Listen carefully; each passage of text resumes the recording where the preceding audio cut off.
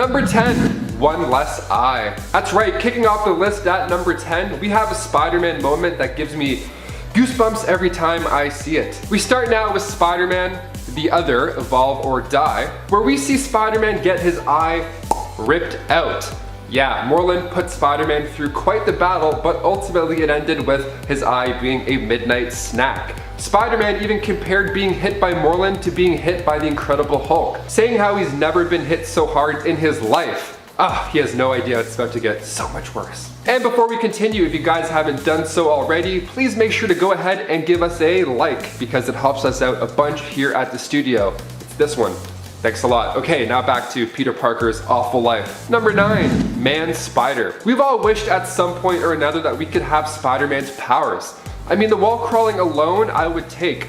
So useful. But what if you got more than you bargained for power-wise? Well, in Spider-Man Disassembled, we see this in a pretty gross way. Peter starts to become an actual spider, starting with growing an extra set of peepers. Yeah, so that's disgusting. But wait, there's more. He ends up becoming an actual spider. Yeah, so after being injected with this goop from the Spider Queen, not only does he grow some extra eyes, but he also gives birth to another Peter Parker. Yeah, you heard me correctly. So out comes Peter, and he's the same Peter Parker as before, but a little stronger, with maybe a hint of PTSD sprinkled in there. But that's not particularly new to Peter. Bonus points to Peter also for attending a wedding with the 2 extra eyes and not being noticed.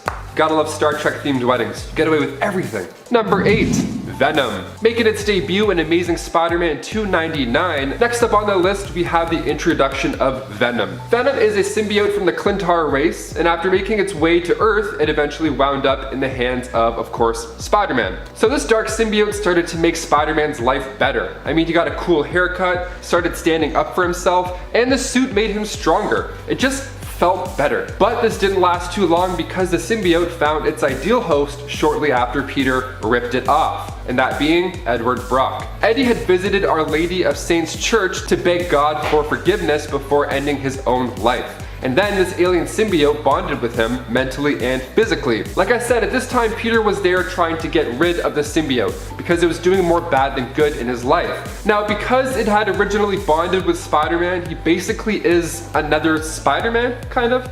He gets the same powers Spidey used and also some of the same memories. It's actually why Eddie Brock knows Peter Parker is Spider-Man. Fun little fact. This ended up creating one of Spider-Man's best villains, and we get to see Tom Hardy reprise the role of Venom in the not so near future. Number 7, Zorn. Okay, so I was actually going to make the title of this point a little more explanatory, but then I realized how long that would actually make the title of this point. Okay, so Zorn was basically a character who showed up in the comics who was a mutant who always needed to wear a mask. Because of this, we never saw Zorn's face, leading many to wonder who was really under the mask. Although I think most people just thought, well, it's probably a new mutant because, you know, we get new mutants added to the comics every day. But no, of course, this is comics, so it had to be someone. In a dramatic twist, it was Magneto.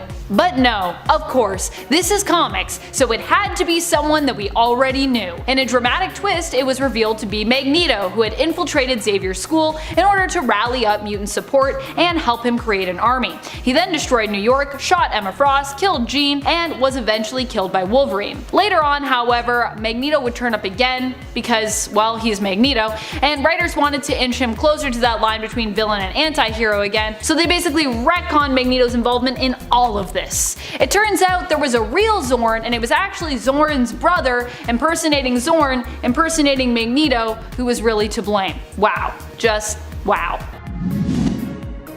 Number 6, Thanos. Number 1 dad? Thanos has never really been known as a caring and kind person. Even the people he keeps close to him are never really fully safe from his wrath. Faithful servants, family members, to Thanos, everyone is pretty much disposable. The same could be said for his adopted daughter Gamora, who he hardened and transformed into a killer until she ended up later rebelling. In the 2019 Thanos series, however, we learn how Gamora's relationship with her father was, well, more complex. How he actually, in his own way, was kind of a good father to her. This series also highlights how much they both cared for each other, despite the fact that an Infinity Gauntlet, which happened in the 90s, pre this series, but in terms of continuity would have taken place after this, Thanos seems to not show any regard for his adopted daughter's life.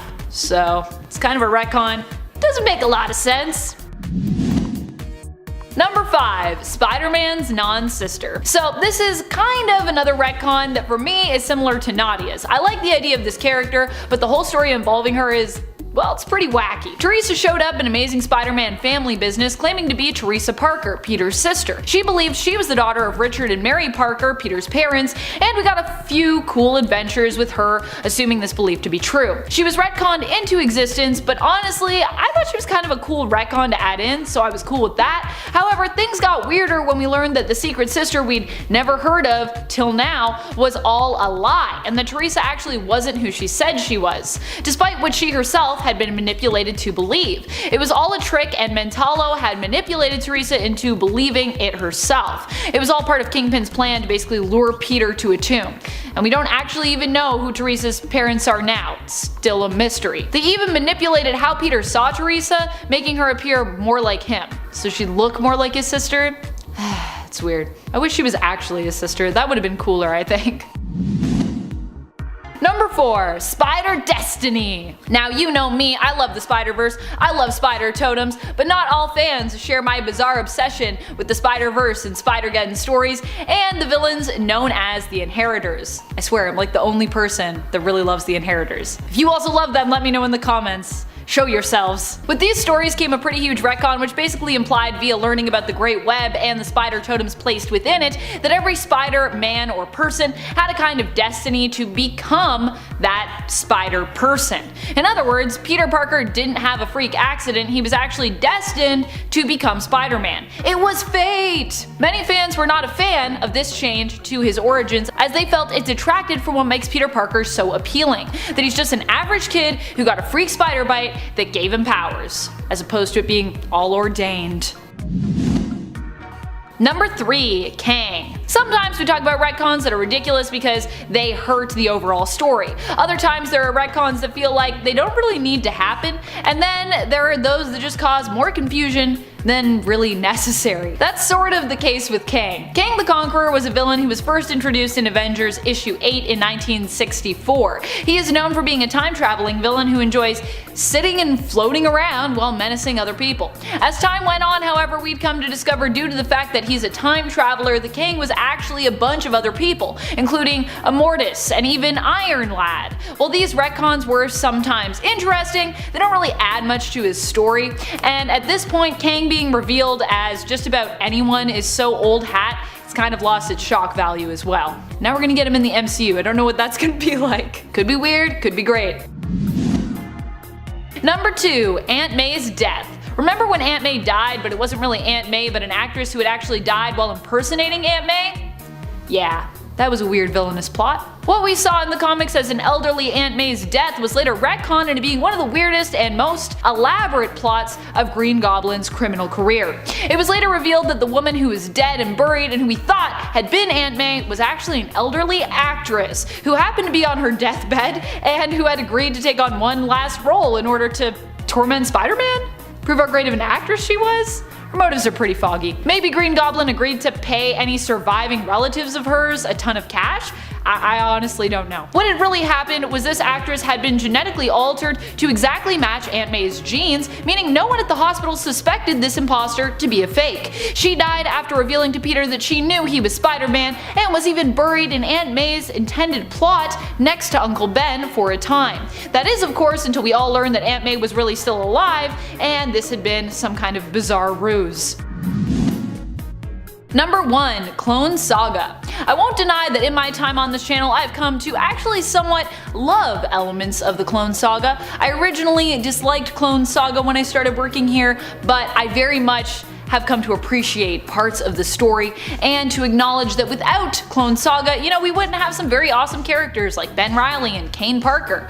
However, one thing I still cannot get over is how long Marvel spent tricking everyone with this story. People spent 20 years thereabouts thinking they were reading Spider-Man, as in Peter Parker, only to find out that all those stories were not his, but actually belonged to a clone. Granted, at least it was a pretty cool clone who we'd all come to love after, but at the time this was a pretty shocking and frustrating revelation after years of stories, and it left a lot of fans feeling betrayed at the time.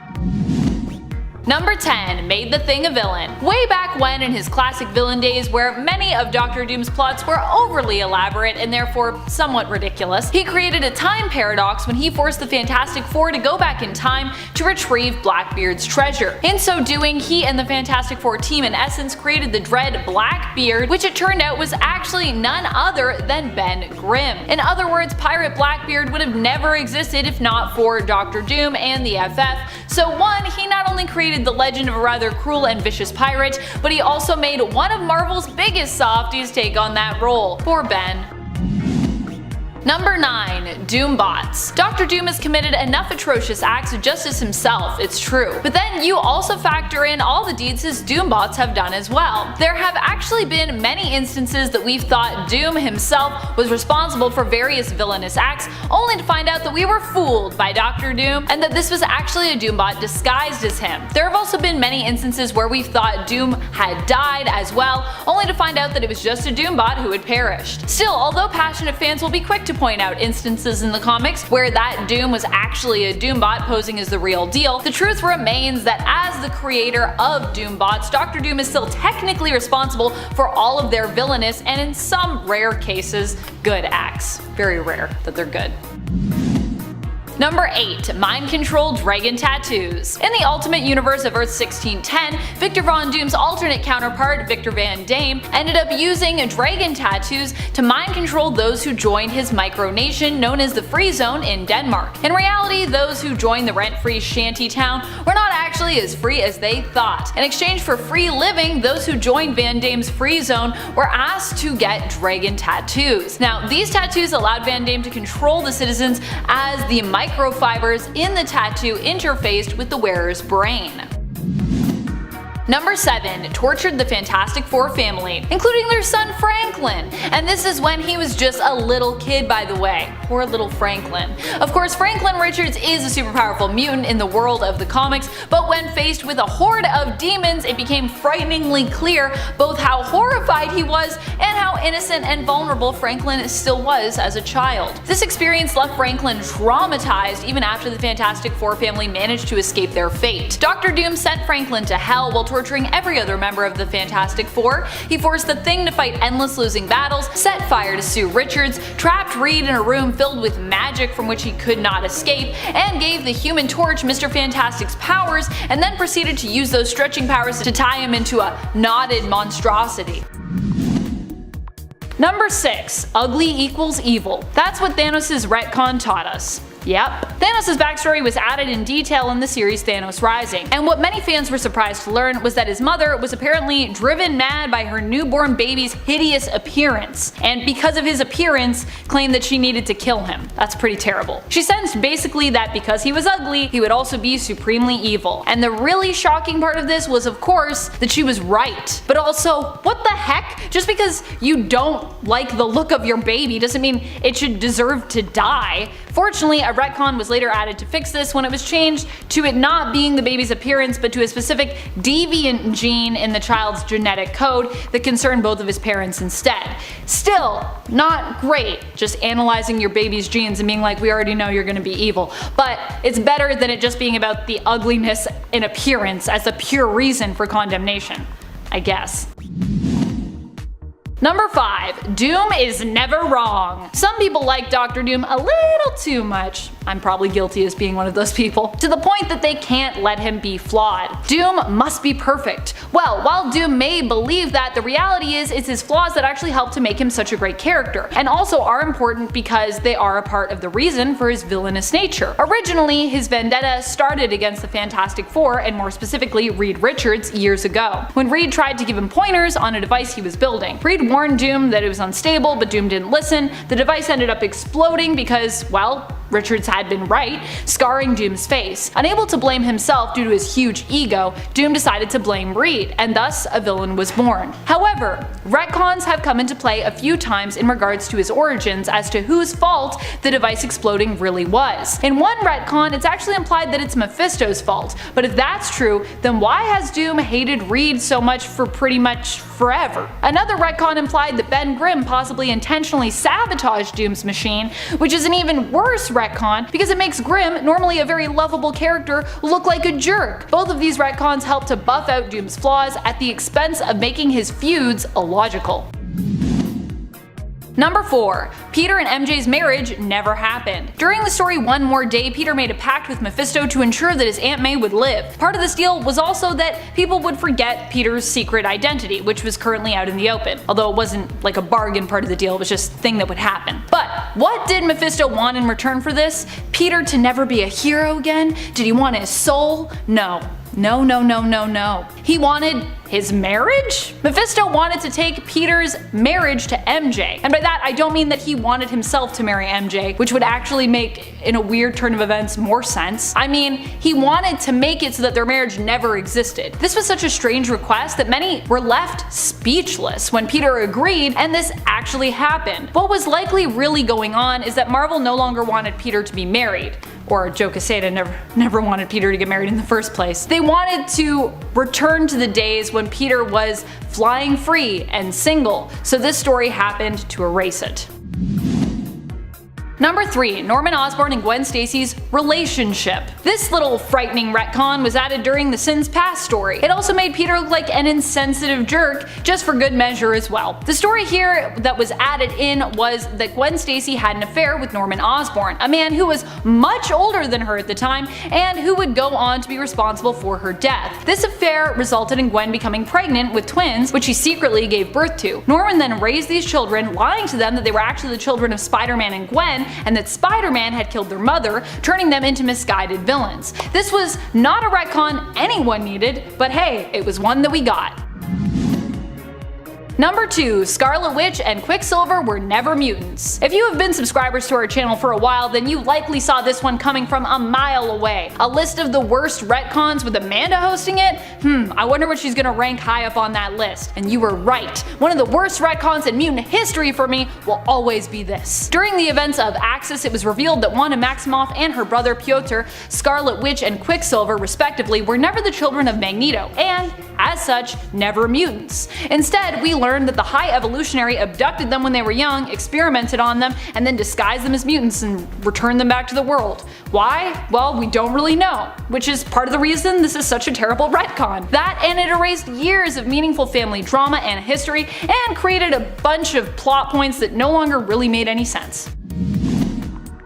Number 1. Snap Wilson. Even worse than my own personal nerd rage towards the retcon of the Maximoff twins, everyone's outrage, my own included, against this retcon. I still can't believe this was a thing that even happened in the comics. Oh my goodness. Sam Wilson in the comics became a good friend of Captain America and was even known as his ally, the superhero Falcon. However, it was revealed that Sam Wilson wasn't actually Sam Wilson, a social worker from New York with falconry skills. This was all a fabrication of the Red Skull, who had used the Cosmic Cube to turn him into the perfect partner for Captain America as part of an insidious plot. The true persona of Wilson was the criminal, thug, and pimp known as Snap Wilson. What? This would be revealed to Cap as being his true persona, which Cap would then save him from. Yikes. Fortunately, years later we would see a retcon that would basically undo this one, turning the fake persona of Sam Wilson into the real persona for him, and the originally retconned real persona of Snap Wilson into the fake, meaning that Sam Wilson was always Sam Wilson and Snap Wilson was the version created and used by Red Skull. Whew, thank goodness. Starting off at number 10, he destroyed Johannesburg. With many comic book stories to pick from, these events can get a little confusing. To start off the list, we go back now to the events of Avengers Age of Ultron, released back in 2015. Now, before Wanda Maximoff was an Avenger, she was getting some dirty work done to help Ultron. Okay, this included playing mind games with the Avengers. So Wanda gets to Banner and he hulks out big time. This time it's very uncontrollable. Now at this point in the MCU, the Hulk has a handle on his Hulk mode, kind of, like he's got it down. After Avengers 1, he was like, I'm always angry, and then he's like standing in the circle with them. He knows what he's doing to some degree, and with the help of Black Widow, she can tippity tap his palm and make him chill out. Black Widow was out of commish this time due to the same mind trick from Wanda, so he ends up going crazy in Johannesburg, and it takes Iron Man and his new Veronica #Hulkbuster armor to come in and knock some sense into him. Literally. Now, of course, Wanda was in his head, but none of the other Avengers reacted this way. They just went to places in their mind that brought them a lot of distraught, and they couldn't even fight anymore. They were leveled. So the Hulk made matters worse, of course, resorting to punching and being, well, a monster. Number 9.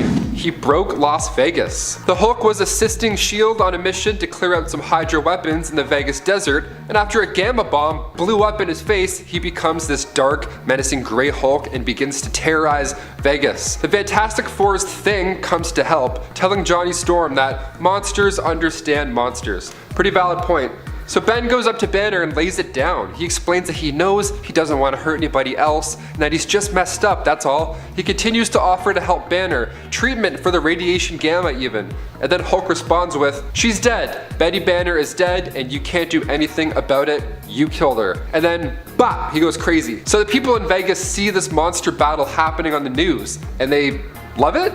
Yeah, they start placing bets. Some guy's like, $50 on the Hulk. Another guy's like, $50,000 on the Hulk. It's wild. Check out Fantastic Four issue 533 for yourself to see how the Green Giant got through that. Number 8. He left the Avengers. Okay, again, we go back to Age of Ultron. So after the final battle on Sokovia, the Hulk decides to just leave. He hops in the Quinjet after tossing Ultron out and decides to just let it keep flying. He ended up going pretty far considering we don't see him at all during the Civil War storyline. It's not until Thor Ragnarok that we meet Banner again, and he has no idea where he is or how long he's been there. Without the help of Black Widow, he can't transform back into his regular, nice Banner body. I have to include this because this is a decision the Hulk made, not Banner. There's a difference. He himself decided that he was just gonna go. Maybe he was done with hurting people. It's actually a massive character arc that people didn't really look into enough. Like everybody came out of the theater like, whoa, Vision and Wanda, can't believe it. Scepter was actually no way, dude.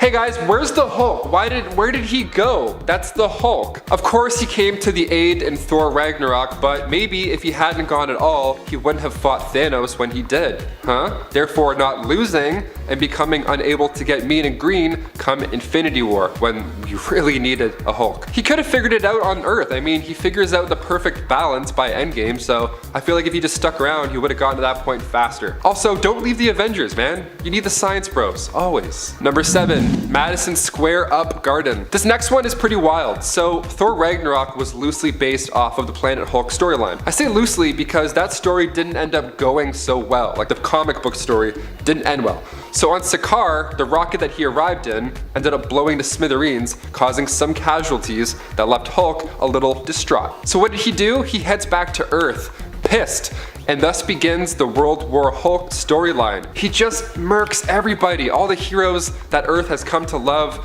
just in the path of this very angry beast. It's not a good situation. He locks the Illuminati in Madison Square Garden and then makes them fight to the death. I mean, once you spend enough time on Sakaar, I guess it becomes second nature to just battle it out. In the first issue of this series, you see Iron Man in his Hulkbuster armor, and he uses repulsors to accelerate his punch, which is something Iron Man can be seen doing in the MCU. I like when they keep small details like that make these series memorable and awesome, especially the artwork. It looks really cool, and then they insert those into the MCU version of that story. See, even Hulk's design on Sakaar, they really wanted to treat the audience with the same elements that we loved already from the comic book. So make sure if you haven't already to grab all 5 issues of the 2007 World War Hulk storyline, because it's actually a treat and you can plow through it in like a Number 6, his relationship with Scarlet Witch. This was just a weird and convoluted story in general, but basically Dr. Doom managed to wipe Wanda Maximoff's memories and then she fell in love with him and they were to be married. She didn't know who she was until Wiccan showed up and reminded her of her origin story and her family. Eventually Wanda put 2 and 2 together and figured out that Doom was manipulating her due to the fact that he seemed so concerned with her actually believing Wiccan's story. What's up with that, Doom? Doom also claimed to be doing everything out of concern for protecting the world from Scarlet Witch's unpredictable and unstoppable reality warping powers, and for his real and true love of Wanda. He really loved her, so he claimed. However, he later revealed himself to be a man obsessed with only power when Wanda transferred her reality warping power of the life force to him, and he went all crazy. He also claimed to be responsible for the death of the Avengers and mass extinction of the mutants. He was like, that wasn't Wanda, that was me. Wait, what? Number 5. Sacrificed his first love for sweet, sweet armor. Dr. Doom's inspiration for the name he gave his goddaughter Sue and Reed Richards' little baby girl Valeria came from his first love, a love that later returned to his life and who he learned was the only woman he had ever really loved. So he claimed. When she did return, however, it was revealed that Dr. Doom had ulterior motives for his oldest and truest love. He didn't want to be with her, not in a traditional sense anyways. He wanted to sacrifice her life and her soul in order to earn himself some powerful mystical armor. Readers watched as Valeria's skin burned away and her flesh was remade into Doom's shiny new armor. Number 4. Battleworld. Following the incursions, Dr. Doom was turned into God Emperor Doom when worlds collided and were destroyed, prompting Doom to use newly acquired reality warping powers and sort of reality mending powers to create his own universe. This universe would become known as Doom's Battleworld, a patched together combination of the broken Marvel realities. Doom himself became a god to all the heroes and citizens who lived there. He had his own army of Thors at his disposal, making Doctor Strange his deputy and turning Sue Storm into his consort. When Reed Richards finally managed to return and find Doom, he made Doom confess that Richards would have actually built a better world, and after fighting, Doom relinquished the power he'd used to Reed, who set out to actually remake the Marvelverse and most of its alternate realities once more, with only a few tweaks for improvements here and there. Number 3. Droit de Seigneur. While some may praise Dr. Doom for being a great ruler who brought prosperity to Latveria, we also need to acknowledge that he also snatches many of his people's rights and freedoms away in being their governing monarch and ruler. This was showcased when Dr. Doom exercised his right of droit de seigneur, marching into one of his faithful peasant Klaus's home on his wedding night, and insisting that he be allowed to sleep with his bride Gretchen. While Klaus seems awkwardly accommodating, Gretchen appears downright shocked, upset, and possibly pissed off, and rightfully so. Also, yeah, Dr. Doom's Latveria still has a peasant class, so it isn't always depicted as being that great, because if it was, why do you have peasants? What's up with that?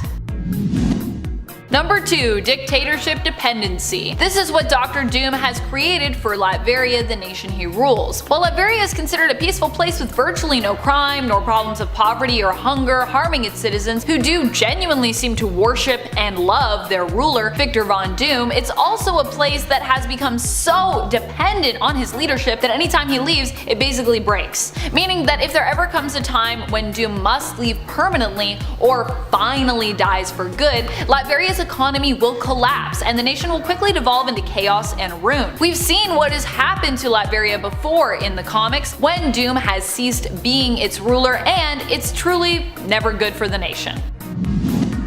Number 1. Got bored of ruling the world. Remember that time Victor Von Doom took control of the Purple Man, aka Zebediah Killgrave, by trapping him in a psychoprism and used his focused powers by putting them in a gem, which he used to control the world? Now, you might think that sounds like the worst part of the story, Doom ruling the world, but in a strange twist, it actually wasn't. Using mind control, of course, is not really a heroic act, but in doing so, Dr. Doom was able to create peace on Earth. All wars ceased, no one went hungry, the global economy prospered under his rule. However, with no one to challenge him, Doom became bored. So he abandoned ruling the world just as the heroes rushed in to stop him, freeing the world, but in doing so also returning it to a state of disorder and chaos, which may have been the real crime in this story. Just Doom being like, I don't want to rule anymore, and we're all like, but wait, you were actually good at it.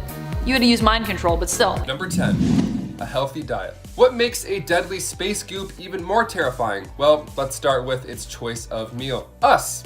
He likes to eat us and our brains. In The Amazing Spider-Man issue 333, Venom said to Spider-Man, "We want to eat your brain." Now, him just saying that to you must be intimidating enough, let alone actually doing it, which we see in Venom the Hunger issue 1. He even surprises himself too when it goes from just being a threat to an actual thing that happens. The symbiote needs to feast on brains, not just because it's yummy and fun, but because of a certain chemical found in the brain instead. Eddie isn't a big fan of this throughout the comics and often prevents it from happening by giving Venom chocolate instead. In my opinion, that's a really good solution. Offer anybody chocolate instead of anything, they'll probably take it. Because chocolate contained the same chemical, so it worked. It was a nice tasty substitute. Until eventually writers just stopped including the need for human brains for a meal altogether, which is great. Let's just do more of that, less eating brains. And before we head over to number 9, if you guys could go ahead and give us a thumbs up down below, that would be great. You guys are the best. Thank you so much for watching.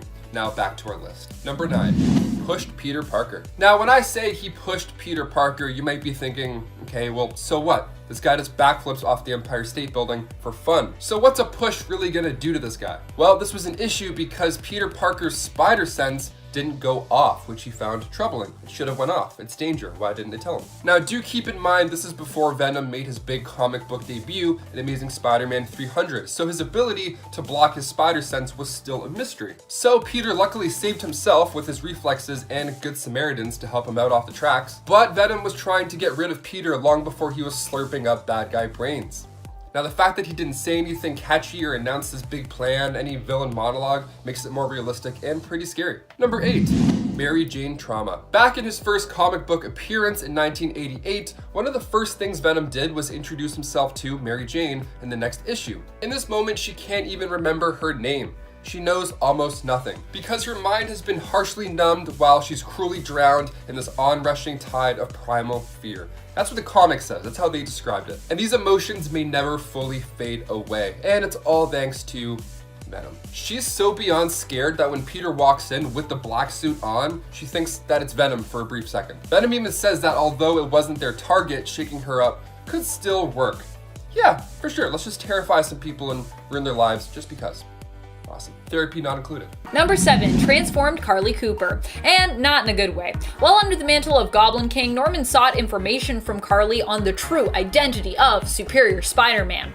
He had her kidnapped, and when she refused to give up the information, she refused. He decided to recruit her into his Goblin army. Exposing her to the Goblin formula, he turned Carly into one of his own deranged minions, and for a time she served him under the mantle of Monster. She would eventually be returned to her former self, but this experience would leave its mark, changing Carly forever. Immediately after her recovery, she also cut Peter Parker and Spider-Man out of her life and moved from New York to New Orleans. Though she would come back. She would get over it, but it was still pretty terrible. Number 6, drove Harry insane. I mean, I don't think we can blame Norman for all of Harry's villainous actions, but we can definitely blame him, I think, for most of them.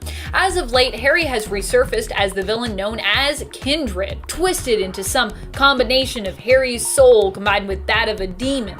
This even darker version of Harry blames both Peter and his father for everything that went wrong in his life, and comes back to hold them both accountable and make them pay. I guess you could also look at it in the way that Norman and Peter share the blame here for Harry's psyche cracking. As in loving both of them and then discovering their true identities, it created great conflict in him, causing him to turn on Spider-Man and later also to resent his father and his role as Green Goblin. And kind of his legacy, really, because he also, kind of gets that crazy from his dad, just saying. Number 5, Zolas Creations. When he first came out as Baron Zemo way back, he originally had worked with Arnim Zola, and in Captain America issue 275, he worked with these ugly creations, these monsters. It was so gross. Yeah, he teamed up with Primus and kidnapped Steve Rogers' friend from his childhood in order to lure Steve into a trap. And then in the next issue, Cap was fighting off all these monsters, which was just a mess, and then to add insult to injury, literally,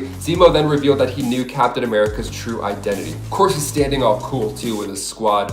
So villainy, so villainy. Number 4, he framed Bucky. So a quick trip to an ex-Hydra member's house, Zemo now has some information, and his next step was to frame the Winter Soldier, Bucky Barnes, by using the book, the Winter Soldier book. He framed him so that the world would think that Bucky is the one responsible for an explosion that ended the life of King T'Chaka. Now, all this just happened to go down during the time of the signing of the Accords, of course, so Zemo made it look like Bucky did the whole thing, and then Bucky got arrested and held at the Joint Counter-Terrorist Center building, where he was set to be evaluated by a doctor. Now, the doctor never showed up, but who really showed up was Baron Zemo. He posed as a psychiatrist named Theo Broussard, then he pulls out this handy little Hydra book, he raps off some karate kick keywords, and Bucky is back into punchy mode, leaving quite the mess in the building. Number 3, Missile Madness. Near the end of World War II, Bucky and Cap were trying to disarm a bomb on a plane, while an attempt to take down none other than Baron Zemo. Now, Steve fell off the wing of the plane, falling into freezing water, where he remained frozen, awaiting his fate as a super soldier out of time. But Bucky, though, a little different than what we saw in the movie. See, Bucky rode the missile out, and then he was thought to have not survived the explosion, but he did. His body also fell into the freezing waters, and just then a Soviet spy submarine just happened to be in the area crossing between the English Channel, so they scooped him up, fixed him up a brand new shiny arm, brainwashed him into becoming this unstoppable assassin. So thanks to Zemo, we got 2 birds in 1 stone, or 1 missile rather. Number 2, the Thunderbolts. So in the time of comics where Onslaught had destroyed the Avengers and the Fantastic Four, Baron Zemo thought that there needs to be a new team out there. So hey, why not rebrand the Masters of Evil to just look like the good guys? Seems pretty easy. They wanted cities to trust them, and after all, who wouldn't trust a group of superpowered beings in tights?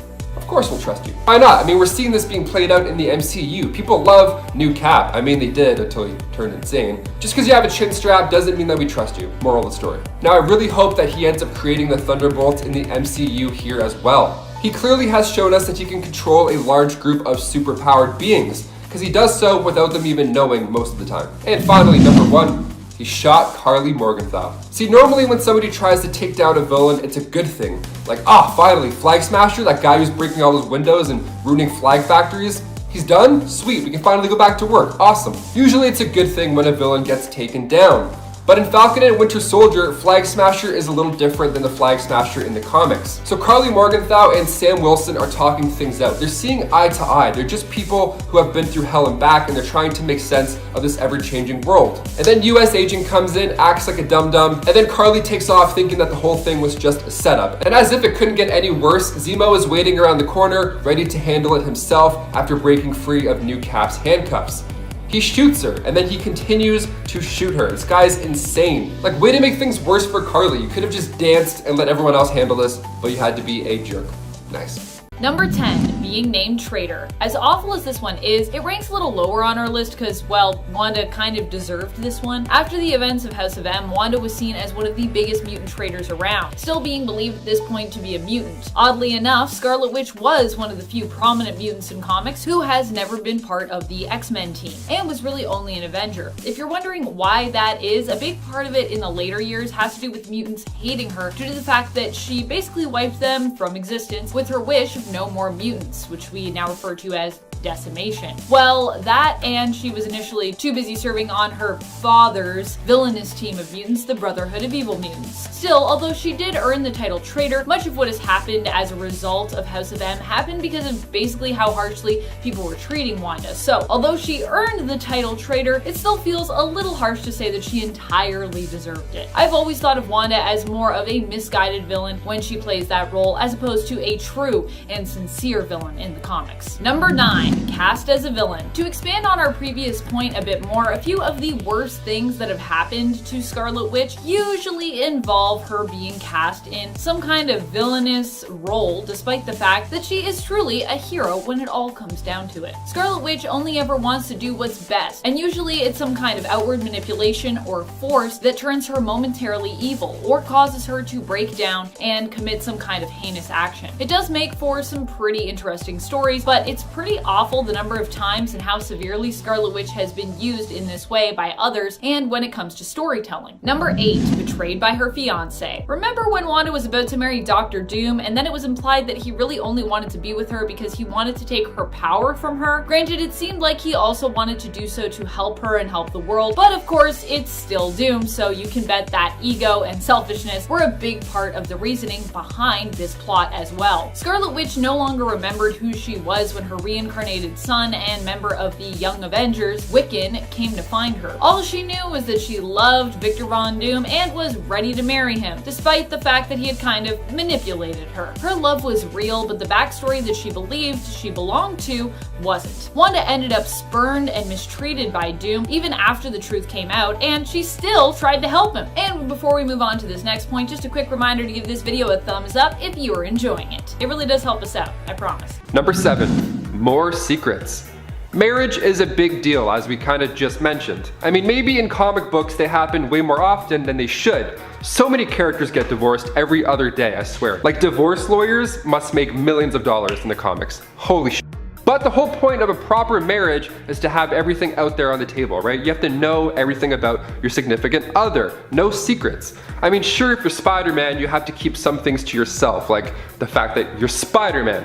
Because maybe your friends will go and say something and then the Green Goblin will hear, and then he'll blow up your house or something, or toss your aunt out of a window. I get it. But MJ already knew about Peter Parker being Spider-Man. Of course she did. So right after he had resumed taking on the mantle of the webhead again, he failed to fill in MJ. Yeah, he told her he'd quit, and then he didn't tell her that he was, not quitting anymore. Like, dude, she already knew before. Stop making up lies. What are you, Walter White? It's very obvious you're up to something. Everybody's onto it. Number 6, Blackmail For A Date. So that One More Day storyline that has been mentioned before in our channel that I'll talk about a little bit more at the end of this list is a pretty pivotal moment in Spider-Man comics.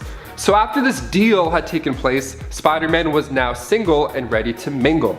So in Miss Marvel issue 34, we see a new Peter bump into Miss Marvel. And she's in the middle of this sketchy and totally unplanned mission, as Peter puts it, with the CIA. And she can't use her powers, and she's currently on the run from Norman Osborn, who turned S.H.I.E.L.D. into Hammer at this point. It's wild.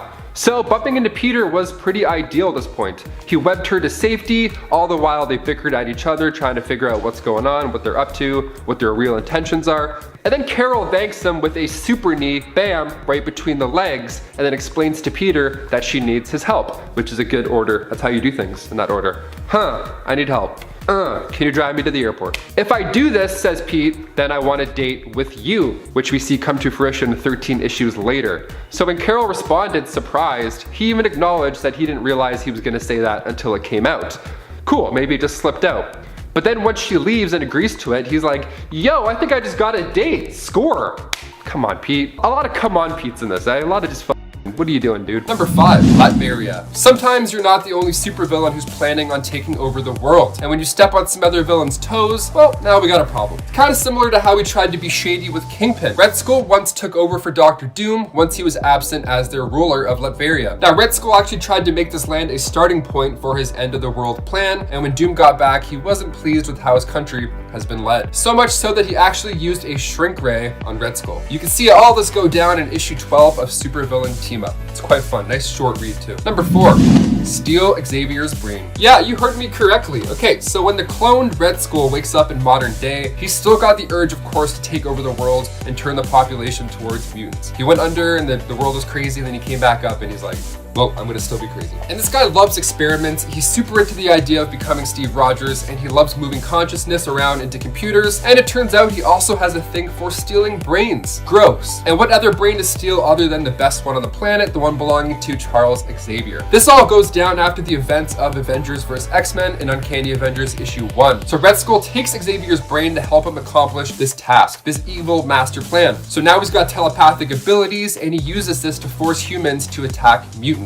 all around the world. Luckily, that part of Xavier's brain was removed, taking away his telepathic powers, because, we don't want any of that. Red Skull's already bad enough. We don't want to give him that kind of brain. Number 3, Genosha. The Red Skull loves turning places into his own, evidently, and Genosha is just another place on that Schmidt list. Now, I talked about how he stole Xavier's brain, but later on in Uncanny Avengers issue 23, he turns Genosha into this camp, this horrible camp where he abducted numerous mutants and Inhumans. Now, the Avengers luckily escaped their captivity and rescued Magneto, and let's just say he wasn't too pleased about this whole event. The Red Skull had made these evil sidekicks that he referred to as the S-Men. Again, great name, makes absolute sense. And after using the mutant growth hormone to enhance his powers, Magneto wiped out these S-Men and then took out the Red Skull. This all seemed fine and dandy at first, but then this led to another, more powerful persona of Johann, the Red Onslaught. Now, luckily, Scarlet Witch and Dr. Doom casted a spell that allowed Professor X to reawaken in his subconscious and took control of the Red Onslaught long enough for our heroes to take him down. But I mean, anything this guy does, no matter where you go, it just ends up in something worse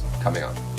It's kind of like how villains work. Number 2, Hail Hydra. This next one resulted in writer Nick Spencer literally getting death threats. Fans were mostly not okay with this one at all. So back in 2016, Captain America said 2 words that would throw every comic book fan for a loop: Hail and Hydra. This all happened in Secret Wars, when Captain America's reality had been rewritten secretly by Kobik, a sentient cosmic cube acting under the influence of said Red Skull. So as a child, Steve was recruited and raised to believe in their ideology, which was, the strong ruling the weak, for the good of all. Now, there's a pleasant nod to this in Avengers Endgame, where the team goes back in time to the first Avengers movie, and then we think Steve is about to lay everybody out in this elevator like he did in Winter Soldier, but a couple well-timed words made him skip the workout and simply walk out of the elevator with the scepter. Honestly, it's one of my favorite moments of Endgame. I mean, when he picks the hammer up, cool, but when he says Hail Hydra, it's just like, it's perfect. And number 1, made Sharon kill Cap. We go back now to the Civil War comic book event where Captain America was killed by Sharon Carter. Yeah, so Crossbones sniped him. Agent 13, who at the time was also Cap's girlfriend, Sharon, she delivered the finishing bullet from a much closer angle. Well, it turns out it wasn't really Sharon who was doing this work. It was the classic brainwashing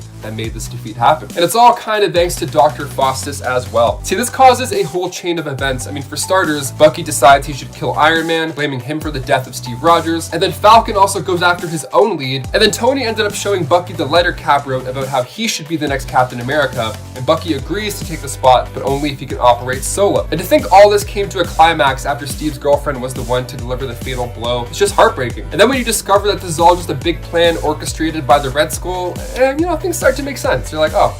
No. Number 10, getting his memories back. I mean, this is one of the worst and best things to happen to Bucky when you think about it. He pursued his memories for a long time after losing them to brainwashing, but at the same time, they gave him a pretty huge amount of guilt, as he also remembered everything he had done, the person he used to be, but also the person he was shaped into becoming, against his will. It would often mean that we'd get a very different version of Bucky when he returned as the Winter Soldier after he remembered who he was, a much moodier version than the bright-eyed youngster who had been Captain America's confidant, pal, and sidekick. It would also mean that Bucky would often feel he wasn't worthy of certain tasks, titles, or even friendships, and that it would be hard for him to move forward and see himself as the hero that he could be. The hero he always had been before he was manipulated into being a villain that really he was not. Number 9, died in the snap. Oh, I didn't snap. Can't snap today. This is terrible. Don't give me the gauntlet today. Admittedly, not that bad, as all the heroes who died were returned to us once more when the Avengers finally managed to discover the secrets of time travel, used it to collect the stones, and managed to reassemble a version of the gauntlet, and undid what Thanos had done. But still, dying is never really a good time, I imagine, and all the death we experienced in Infinity War was still very tragic. Also, for a while, we didn't really know if it would end up being reversed. I mean, we hoped, we guessed, we assumed, but it was still unknown as to if it would end up being possible for our heroes to bring everyone back. So of course, Bucky is now back, and after Steve traveled back in time to settle down with Peggy, live his life out with her, and basically ended up retiring, the Winter Soldier returns to the screen to team up on Disney Plus with his partner and Cap's friend besides, Falcon, aka Sam Wilson. Alright friends, before we move on to this next point, if you are enjoying this video and you want to see more videos like it and hear more cool stuff about Winter Soldier, be sure to show us you like it by giving it a thumbs up. Hey! Number 8, the death of his parents. Not only does Bucky have a tragic life following the events of World War II, but even before then, it was pretty sad. When he was only 10 years old, he found himself an orphan. His mother had died earlier on when he was younger, making Bucky not just an older brother to his sister, but also kind of a stand-in parent for her as well, with his father working most of the time to provide for the family. Later on, Bucky would lose his father too, who died in a tragic accident that took place during his basic training with the military. Bucky and his sister would ultimately be split up, and Bucky would end up convincing Camp Lehigh, where his dad had trained, to take him in as a ward of the state, with him going on to become the camp mascot, inspiring and later on even assisting the troops. Number 7, a man out of time. Like Captain America, Bucky is also considered a man out of time. While he was born in 1925, he now lives in the present day, meaning that many of his friends from his days when he was a camp mascot during the war times and pal of Captain America, or if we're talking the MCU serving in the war, are now all dead. Not only that, but like Steve, he's had to adapt to the progress of the modern day, adapting to living in a very different world from the one that he was born into. Granted, this may have been easier for Bucky considering he was at least around, at least periodically, throughout the passing years, and as such has at least seen some of the changes as they've happened. But of course, this timelessness could also be hard for him to adjust to, especially considering how much of the time in his life he spent being controlled by others and not really experiencing the world from his own point of view, but being manipulated by others to see it how they wanted him to see it. Number 6. Lost a Fight to AntMan. It was a great audition, but it will never happen again. Those are the words Sam Wilson says to Scott Lang when they meet for the second time in Captain America Civil War. The first time they met was when Scott was sent to the New Avengers facility by Hank Pym in the first Ant-Man movie. See, Scott wasn't aware that he was going there, but once he arrived, Sam Wilson was sure aware of his presence. Falcon demanded to know why he was there, and when Ant-Man said he needed to borrow the signal decoy, Falcon just wasn't buying it, and they went at it. And at one point, Sam pulled out guns and shot at Scott. That's how much he thought he was a spy, but Scott won, not by using the higher ground, but by using the smaller one. He shrunk down and got into Sam's jetpack, pulled some plugs, and then Sam fell down to the ground, letting the new Avenger finish his mission. So Sam called into Natasha and made it very clear that Steve never hears about this in the future.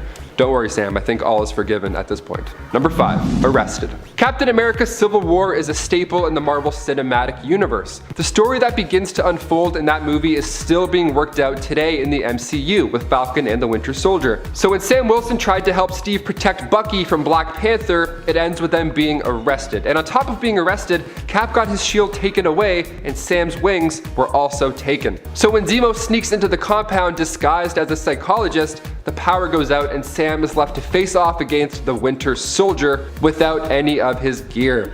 And it doesn't last too long. In fact, none of the Avengers last too long, but Steve was thankfully able to stop him. The whole Sokovia Accords thing made it very hard for them to suit up and start blowing up the whole building. Now, without his wings, the Falcon couldn't fly, and would have to catch a super soldier on feet, regular human feet. Odds are you're not going to succeed. He's actually quite great at being a sleeper agent. And he didn't succeed. Nice try, Sam. Your heart's in the right place at least, so that's cool. Number 4, Marvel Zombies. In Marvel Zombies 3, issue 2, we see Falcon and, well, he's not around for too long, thankfully. I know this sounds weird, but hear me out. So Earth 2149 is a universe I hope to never see with my own eyes because it's terrifying. All of our heroes are zombified, they're zombies. It's gory, it's hopeless, and we're actually gonna get some sort of zombie episode for Disney's What If series coming to Disney+. So maybe we'll see this horrible version of Falcon, but hopefully not, because ooh. So Sam received a call from Nick Fury about this terrible world issue, and at this point heroes and villains have put their past aside because now it's go time. He doesn't last long in human form because when Beast and Reed Richards find a large stash of meat in Latveria, a zombie Falcon swoops in with a horde of other zombies. So Zombie Falcon returned to New York, and then when Machine Man and Jocasta arrived, all these flying zombie supers attacked, Falcon of course being one of them. Now alongside him we also have Beak, Angel, and Vulture. Falcon got a hold of Jocasta's leg, robot leg I might add, and she got payback by blasting his head off with her laser eyes. So not Sam's finest hour, that's for sure. Number 3, chased War Machine. One of the biggest holy shit moments from Captain America Civil War was when Rhodey went down at the end of the airport battle.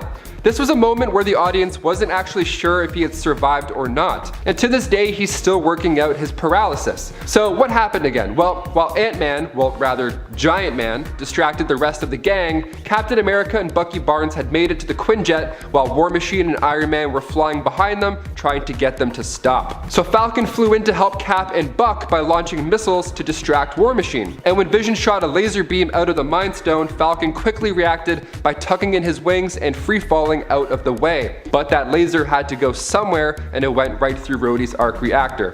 So Sam and Tony flew down as fast as they could to try and catch him, but it was no hope as Rhodey slammed into the ground. Falcon begins to apologize to Tony, but Tony doesn't say a word. He instead hits Sam with a repulsor shot. And the next we see of Sam is when he's locked up with the rest of the Avengers who chose the wrong side on the raft.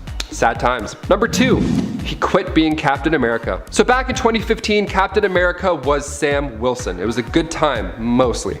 See, Steve had given him the shield, and then in the second issue of Captain America Sam Wilson, Sam got into it with S.H.I.E.L.D. over some leaked information that had S.H.I.E.L.D. creating its own version of the Cosmic Cube. So Sam wasn't on board with this, so he quit working for the government, and he pulled back to just instead being a friendly neighborhood Captain America. Then S.H.I.E.L.D. went ahead and made this new Cosmic Cube, Kobik, which actually made Steve Rogers young again, and his superpowers were topped off as well. So they both were working as Captain America. Now we have 2. 2 is better than 1. Isn't this glorious, this is so good. Which was great for a while, but come issue 21, the world had viewed Sam in a negative way, so he quit. He was like, yeah, f you guys, I'm out of here. He quit until the Secret Empire storyline concluded, you know, with the real Steve Rogers coming back from the cube after he defeated his evil self, all that jazz. But even afterwards, he returned the shield yet again to let Steve inspire the world himself, which is super similar to what I think is currently happening in the MCU with Falcon and the Winter Soldier, because at the end of episode 1,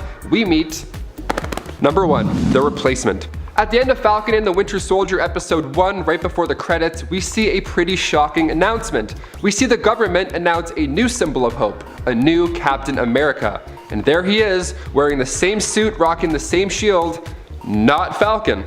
But instead a new guy, this guy named US Agent. Wyatt Russell is playing this character in the MCU. His name is John Walker, and the character first came into comics with Captain America issue 323. He actually started off opposed to Captain America. He was one of those guys who like stage fights, made himself look better, and then he took on the alias Super Patriot, and then finally he went to the new Captain America. This guy isn't the most gentle in the comics, so it may seem like a good choice for the government and how the current state of the world post-blip is, it might get quite ugly. Kicking off the list at number 10, making weapons. Now, of course, we see Tony Stark as the genius billionaire playboy philanthropist, but how exactly did Tony end up with all that cash money? Well, in the MCU, it is shown that Tony is running his father's company, of course being Stark Industries. Founded in 1940 by, of course, Howard Stark, the company is the best at what it does, that being selling innovative weapons to the United States Armed Forces. Ooh, now after being kidnapped by the Ten Rings and seen the damage that his weapons cause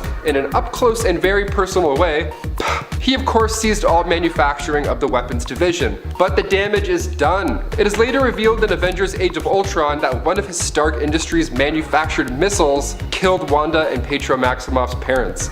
Not cool, Stark, not cool. Number 9, Hulk's field trip. In the MCU, the Hulk leaves the Avengers and the planet for that matter. See, after tossing Ultron out of the Quinjet, the Hulk lets himself fly away on autopilot, perhaps feeling that he's done too much damage and that his presence is causing more chaos than comfort. Well, in the comics, that basically happens, but it's done with haste. And it's done by none other than our very own Iron Man. So the Incredible Hulk issue 92, titled Planet Hulk, starts off with Reed Richards and Tony Stark talking to a monitor, and that monitor is sending footage to the Hulk in the ship. They explain to the Hulk their trick, which was to send the Hulk away while he was already in space for a previous mission with Fury. They say they've picked his destination very carefully, which is this lush planet full of vegetation and game, no intelligent life forms. Sounds pretty easy breezy for a creature like that, only of course he ends up on Sakaar, which is not that planet. It's very different. He's actually forced to become a gladiator and fight for his life. Now, the Hulk is out of the picture, right? Mission accomplished, we did it. Pew, gone, get that guy out of here. Wrong. Sakaar ends up being destroyed, and the Hulk, well, he's got some names to scratch off his get even list. So he heads back to Earth to find the Illuminati and seek revenge, including on Tony Stark. Number 8, he faked his own death. Iron Man issue 284 has quite an interesting cover. It shows Tony Stark wearing a suit, but like a boring kind of suit, in a casket. Ooh. And the text at the bottom of the page reads, "The death of Anthony Stark." It shows all these superheroes mourning the loss of their friend and fellow Avenger. Even Dr. Doom is like, ah yes, let us drink to the memory of a worthy opponent. Like, you know you're sick if Dr. Doom is like, yeah, cheers, I'll drink to you, that's cool. And to make things even crazier, he writes a note to Rhodey that says, "This keycard will give you full access to the entire complex. Take this CD-ROM disc to my office and play it on the AV system." Wow, nothing says futurist, rich billionaire like, take this CD. It'll help you. Okay, you have to like wipe it off first. Put it in. So he puts it in and clicks play, and it is pretty awesome. It shows Stark explaining that somebody has to carry on for him. The world needs an Iron Man. And bam, you see a suit made just for Rhodey. What a moment. Tony continues to say that Iron Man was the greatest thing that he's ever invented, and he doesn't want it to die with him. Fair. I mean, it's pretty overwhelming for him though. I mean, all that responsibility of being the new Iron Man, plus mourning your best friend, plus figuring out how to run a company, that's a lot of So finally, he suits up and it's epic. Iron Man lives again, but it turns out Tony wasn't actually dead at all, rather just under cryogenic stasis until a scientist sorted out his spinal software problems. Ha! Gotti! And number 7, he created Ultron. Ultron can't see the difference between saving the world and destroying it. Where do you think he gets that? That line is said by Wanda Maximoff in Avengers Age of Ultron. So Tony has created some amazing stuff. All of his suits, his innovative tech. Barf? Barf? That's the greatest thing. This dude knows what he's doing. But what if he created a supervillain? Ooh. So we find Tony and Bruce working on Ultron, right? Or just the idea at this point, rather. See, Tony had this idea since Avengers 1 that if he could create a suit of armor around the world, it would be a safer place, or rather create a robot that kicks ass, essentially. Something that just takes care of threats while the Avengers, I don't know, read a book, relax for once in their lives. Of course, one of the main elements helping them achieve this goal is the return of Loki's scepter. They think by studying the central power unit of the scepter, which ended up being the Mind Stone, one of the 6 Infinity Stones, they can finally solve this puzzle and be safe. Tony ends up accidentally infusing the consciousness from the Mind Stone into this evil, jealous killer bot that mirrors many aspects of Tony Stark. So Ultron immediately starts to learn about what he is and who the Avengers are, and with his brain being the super AI, he decides they've all just gotta go. And by the end of the movie, we have a horribly damaged Sokovia with roughly 177 deaths. One of those deaths being Charles Spencer, a young American engineer killed in the final fight. Charles's mother ends up confronting Stark in Captain America's Civil War, which ultimately leads to, drumroll, number 6, Old Man Logan. Now, we were all delighted to see an R-rated Wolverine story finally on the big screen with the release of Logan back in 2017. This was loosely based on the story Old Man Logan, written by Mark Millar and Steve McNiven. The film had Logan in the spotlight alongside Charles Xavier and Caliban, and is one of my favorite movies ever. Not even superhero movies, like just as a movie in general. Hugh Jackman is chef's kiss, so good. But in the comics, the story has moments that are even darker than what we saw, believe it or not. Like how about a Hulk gang, for starters? That's right, so in this storyline we find the Hulk as one of the few remaining superheroes on Earth. Now at this point, Banner had decided to breed with somebody like him. Maybe just a little bit too much like him. Like, I don't know, say, his cousin? Yeah, his cousin. So him and Jennifer Walters had an offspring and referred to them all as Hulk Gang, which is a sick nickname for your little ones. Now, if you think that's already twisted and wild, the Hulk gang actually killed Logan's family. Why? Well, they were bored, of course. What else do you do when you're bored? Do you watch these videos, or do you just murder Wolverine's family? Today you did the right choice. So Wolverine went to exchange a few words with the man, of course, and Hulk ended up swallowing Wolverine whole. What a jerk. Don't worry though, Wolverine used his claws to get out in a rather messy way, killing Papa Banner in the process. Number 5, Statue of Liability. We go now to the Incredible Hulk issue 299. So after the Avengers and everybody decided, hey, the Hulk can finally control himself, let's all be nice, let's give him a statue, reward the man. He earned it. Earth's mightiest hero, we love this guy. Yeah, he's on lunchboxes, so nice. Then in comes the villain Nightmare to ruin the day for the rest of us. So he taps into Banner's subconscious and makes him resort back to the monstrous, uncontrollable ways that he used to be. Again, kind of like when Wanda was messing with his brain in Age of Ultron. So he grabs the statue that was made for him and then just hucks it at Thor. That's hilarious. Like, hey, happy birthday, thanks. Ugh. The Hulk even beats up Banner's girlfriend named Kate Waynesboro, not to be confused with the Waynes brothers. So next time you give your friend with anger problems a statue, just make sure they can't throw it at you. And number 4, train problems. Have you ever been commuting to work and you think, oh, what's taking so damn long? Why isn't this train going anywhere? Well, in a world where these beasts exist in real life, the usual traffic jam would have most civilians' palms sweating. Like if the Avengers were real today, like in our world, I'd be afraid all the time. There's so many villains, so many problems all the time. Like if I heard a balloon pop in the other room, I'd be like, is it Loki? Are we good? Am I dust? What's going on? Is it happening again? Please? So in the Incredible Hulk 122, Hulk has a moment where he kind of ruins an entire locomotive, yeah. He was annoyed by the sound of a passing train and does his version of a rope workout, you know, when those like guys get in the thing and they flick it? He does that, but with a train track. Causes all the cars to fly in the air, like that tablecloth trick, except when your like nephew does it and he doesn't know how to do it yet, so they all just fly off. No passengers were on the train, sure, but I mean, making it rain sidecars, I'm sure that's not the Easiest thing to clean up. Number 3, Joe Not Fix-It. The Grey Hulk, aka Joe Fix-It, is one of my favorite versions of the Hulk. He's like this bouncer in Vegas, and he reminds me of a security guard that I actually used to work with in a bar. His name's Tony. He was awesome. He was like this big, old guy. He's amazing. So naturally, I like this Hulk a lot. The next point made me like him even more. He's a savage. A savage! So he sees his ex-girlfriend, Marlo Chandler, being attacked by a werewolf. So what does this giant, unstoppable monster do upon seeing this? He just stares and considers letting her get mauled. I mean, maybe he's jealous, maybe he's a little bit, I don't know. But I mean, Joe Fix-It is this tough, I don't give a shit kind of guy. I mean, come on, this is a pretty dark character arc. A little bit too much, Mr. Joe Fix-It. And number 2, Killed Tigra. Okay, yeah, this one goes pretty dark. We go now to the 1995 comic titled The Last Avengers Story. Now at this point, most of our loved heroes have gotten old and retired. Either that or they've died in battle. Not much is happening in terms of super support. So in the first issue, we find the Hulk in, of course, a fit of rage. Classic.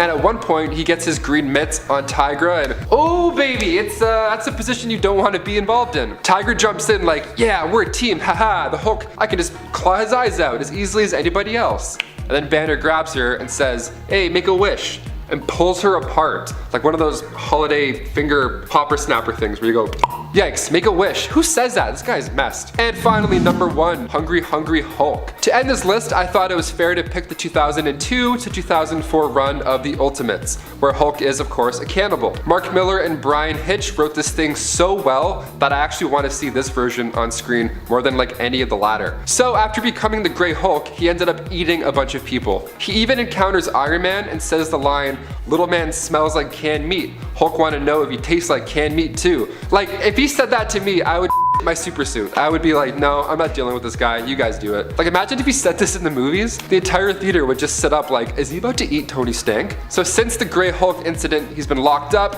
rightfully so. But after Magneto attacks the Ultimates base, they lose power for a little. So during that time, Hulk decides the 6 nursing staff members near him served as a tasty treat. And down the hatch they went. Yum yum. Number 10, rendered Eros powerless. It's got to be hard being the brother to Thanos. Just ask Eros, aka Star Fox, about it, and I'm sure he'll tell you as much. Star Fox is often presented as being a hero in the comics, and yet despite his own reputation trying to do good at least, he has to live in Thanos' shadow. Of course, Eros has done some questionable things in the past as well, but I still can't help but feel a little bad for him. During the 1991 Infinity Gauntlet miniseries, while Thanos threatens Marvel's greatest heroes, Star Fox is taken prisoner by his brother, who basically rendered him powerless and makes him watch as he torments his fellow superhero colleagues and friends, eventually killing many of them. Though of course, they would return. That is what it's like to be the brother to the Mad Titan though. He takes the phrase of sibling rivalry to a whole new level. Number 9, kills his own servants. Thanos is not even above killing those who serve him. He has obviously without much remorse killed his own adopted daughter Gamora before in the comics, and in the Marvel Cinematic Universe, although it pained him, he also chose to sacrifice Gamora to get his way and complete his plan. The Black Order, however, are not usually people who betray Thanos, unlike his traitorous daughter.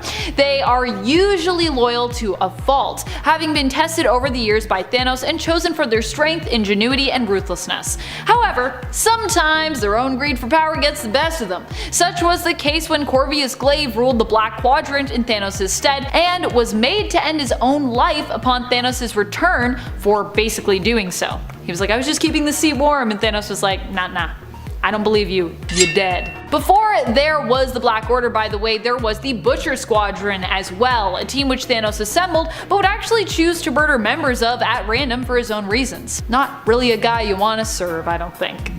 Number 8, killed his father.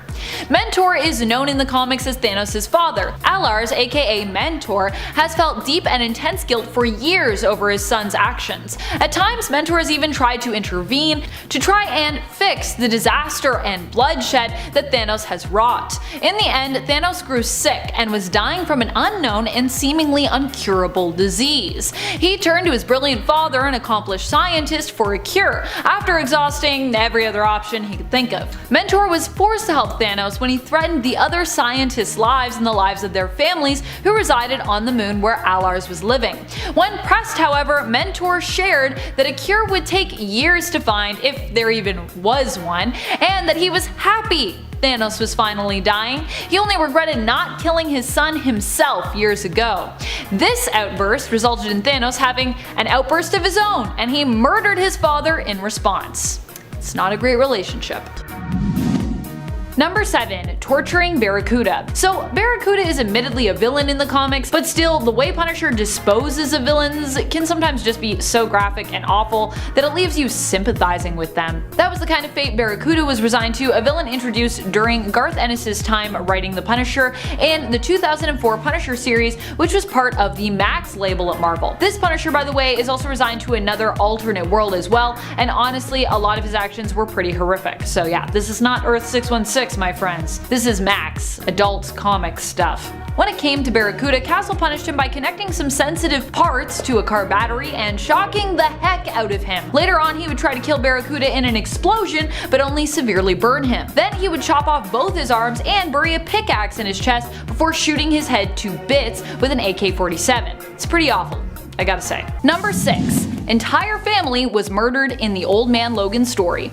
Logan actually manages to settle down and start a family with a woman named Maureen in the Apocalypse. Together they have 2 children, Jade and Scotty, likely named after Logan's old friend and sometimes rival, Cyclops aka Scott Summers. Unfortunately, when Logan is forced to go on a mission to earn rent sooner and in a higher sum than expected by the Hulk gang, he returns on time, in fact earlier than that, only to find that the Hulk gang got bored and murdered his entire family anyways. His 2 kids and Maureen are all dead. Logan gets his revenge, of course. Tragically though, it does nothing to bring back that which he has lost. Number 5. Forced to kill Jean Grey.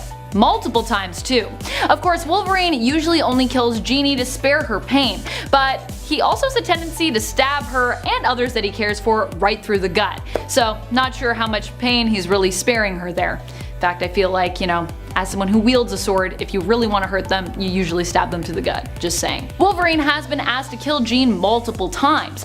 One time he was asked to kill her an innumerable amount of times all in one go, when she believed her deaths would weaken the Phoenix Force, and so asked Logan to kill her on repeat for goodness knows how long. Of course, as we've seen in the newest Wolverine series, when once again Logan kills Jean, this time not on purpose, it hurts Wolverine to have to do this. He doesn't like to hurt the ones he loves, yet he often feels as though this is a cycle that will never end, which is also why he tends to keep to himself more often than not, because he doesn't want to risk hurting those who get close to him.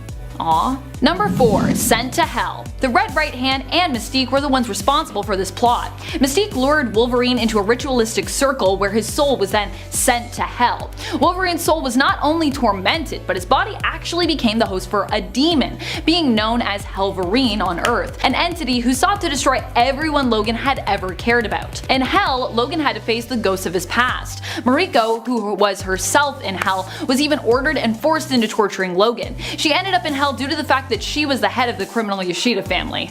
Yikes. Number 3. Forced to kill Daken. While Daken has definitely earned his father's ire, the truth is Wolverine has never wanted to kill his son.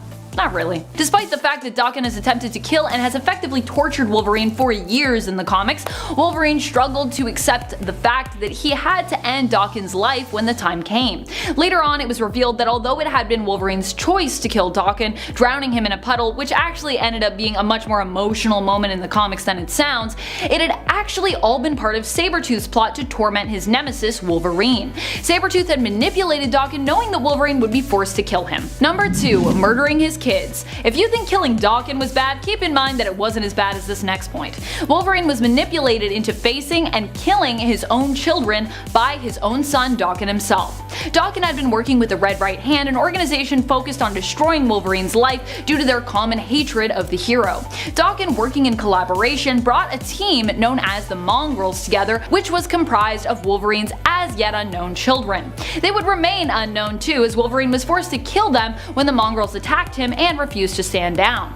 It was only after they were all dead that it was revealed to him that the team was entirely made up of his own flesh and blood. His own kids! Shocked and traumatized at this discovery, Logan knew he could never make amends, but took it upon himself to at least give them a decent burial. Number 1. Manipulated into murdering all of the X-Men. In the alternate future belonging to the Old Man Logan universe of Earth 807128, Wolverine has seen and experienced some of the worst things ever. This alternate version of Logan no longer goes by the name Wolverine, Wolverine in that future. That's because he was the one responsible for murdering the entire X-Men team, and all the students residing at the X-Mansion. But it wasn't his fault. Wolverine at the time was manipulated into doing so by Mysterio, who created an illusion that made Wolverine see everyone in the mansion as a villain and an intruder. The illusion faded away only after Logan had killed everyone, with it being revealed that his last opponent, whom he thought was Bullseye, had really been one of his closest allies, Mutant Jubilee. Sad. Number 10. Lost his nose. After Wolverine lost his adamantium from Magneto ripping it out of him, which was also a pretty terrible thing he suffered through, he also lost his nose along with it.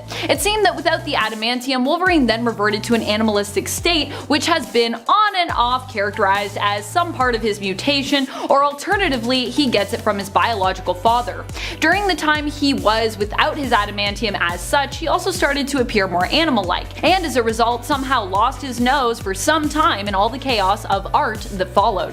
Though thankfully Logan would eventually get his nose and his adamantium returned him once again. Number 9. Possessed by the Black Blade. The Black Blade was forged by a man named Muramasa himself, a legendary sword master who built the blade using a part of his soul. Known for being a madman, the fragment of his soul would live on and possess whosoever wielded it, making them also mad and in essence bloodthirsty. We saw this happen to Jessica Drew in the 1989 Wolverine series, and then saw Wolverine manage to save Jessica when he himself took the blade from her. He thought this would kill her, but instead the soul of Muramasa within the Black Blade merged with Wolverine's, seeing him as a kind of kindred spirit of sorts. Wolverine then found himself possessed, and during this time almost killed Jessica Drew and the Silver Samurai as a result. Fortunately, he managed to assert his own will and reject the Black Blade's influence in the end, but being possessed is of course never fun, although I don't think he would have been too beat up if he had ended up killing the Silver Samurai while possessed. Number 8. His wolf family getting murdered. Wolverine has more origins than I have fingers. One such origin tale for him allows us to see him living with wolves, retreating to the wilderness after suffering a great trauma. The pack he lives with has become his family, and he takes great pride in taking care of his family and their newest cubs. However, Wolverine's curiosity one day gets the better of him when he and his pack run into the White Bear, a mysterious and uncommon sight for them. Wolverine senses the bear is out of place and tries to help it by leaving it gifts of food. Unfortunately, he seems to be unable to help it, until the bear one day manages to follow the scent of Wolverine's pack, tracking them down and slaughtering them. Wolverine returns home to find his family killed and devoured by the bear. With a mix of emotion, Logan himself strikes out and kills the bear, falling himself but recovering after a short while.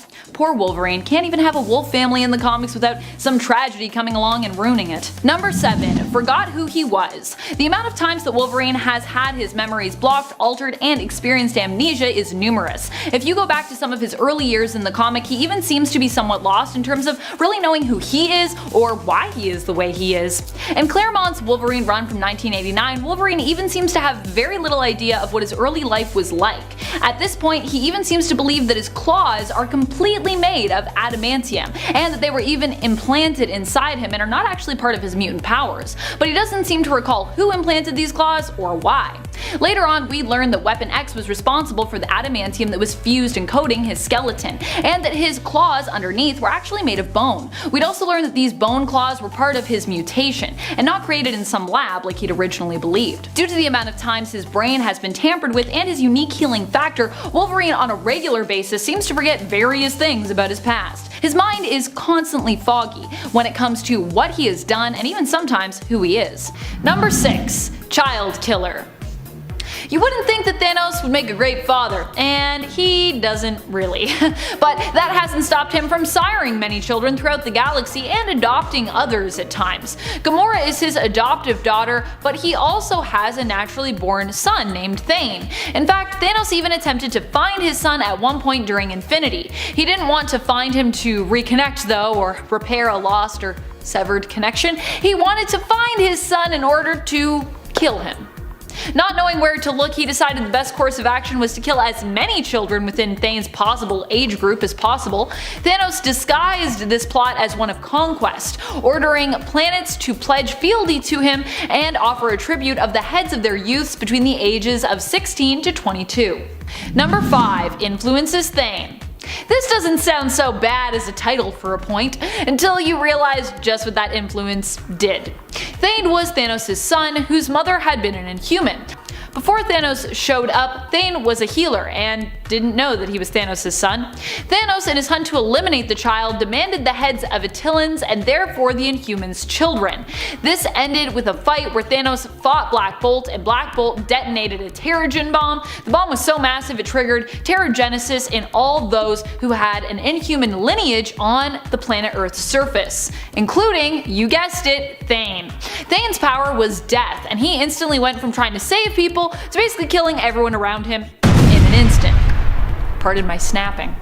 Completely unaware of what was happening. He later learned of his legacy and Thanos promised he would kill him. However, Ebony Maw betrayed his master and instead set Thane free and influenced him to accept his destiny and fight his father. Thane did this and won, trapping Thanos. Learning of his heritage and with the influence of the evil Ebony Maw, who was only there due to the fact that he was originally a member of Thanos' Black Order and was originally loyal to him, Thane became a deadly and dangerous villain over time, with power initially rivaling his father's.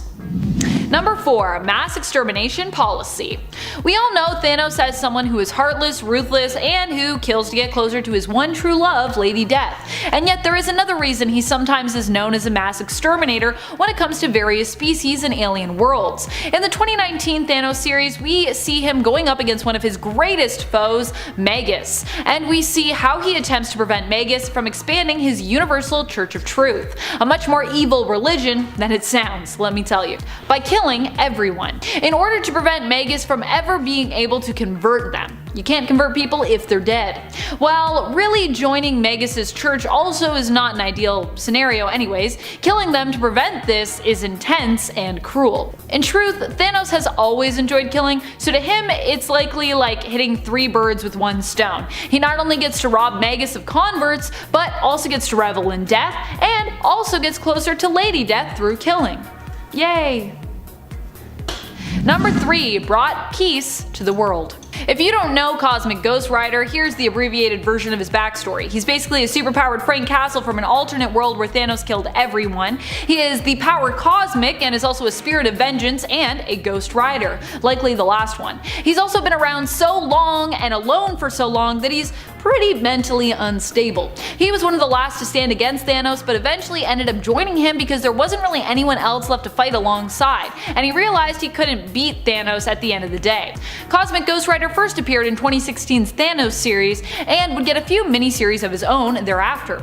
His self-titled series shows him stealing baby Thanos so that he might raise him to be better, thereby preventing all the death and destruction we've come to know Thanos for. But even with Cosmic Ghost Rider's insane but well-meaning influence, we learn Thanos cannot be fixed. At first, CGR thinks he succeeded, but he later learns when he runs into Thanos from the future that his Punisher Thanos of a son has somehow grown up to be an even worse tyrant than without his influence, proving that even when people try to raise Thanos right and try to prevent him from becoming some crazy tyrant, it will still always end badly. Thanos forcefully brought peace to the world, and when others resisted his rule, he killed those who opposed him and created internment camps to keep the rebels in. Number 2. Sacrifices millions for the love of a lady.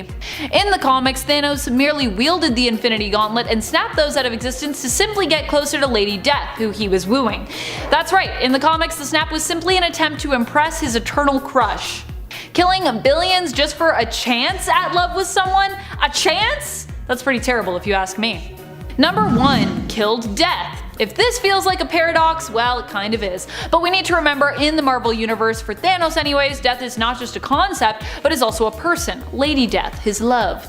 In an alternate universe, however, Death and Thanos have a different relationship, less of an unrequited love story, as Death is posing as Thanos' mother, until Thanos realizes that Death actually has been lying to him, and takes revenge on her by killing her. This doesn't sound so terrible until you realize the ramification of this action, as Thanos does in the story. Basically, killing Death messes with the whole balance of the universe and everything, which, as we've seen in other alternate worlds like the Cancerverse, can be very, very bad. Of course, this doesn't go as terribly as the Cancerverse, as this happens in Earth X, an alternate world known as Earth 9997, and we at least don't have the influence of the many angled ones in this alternate world to worry about.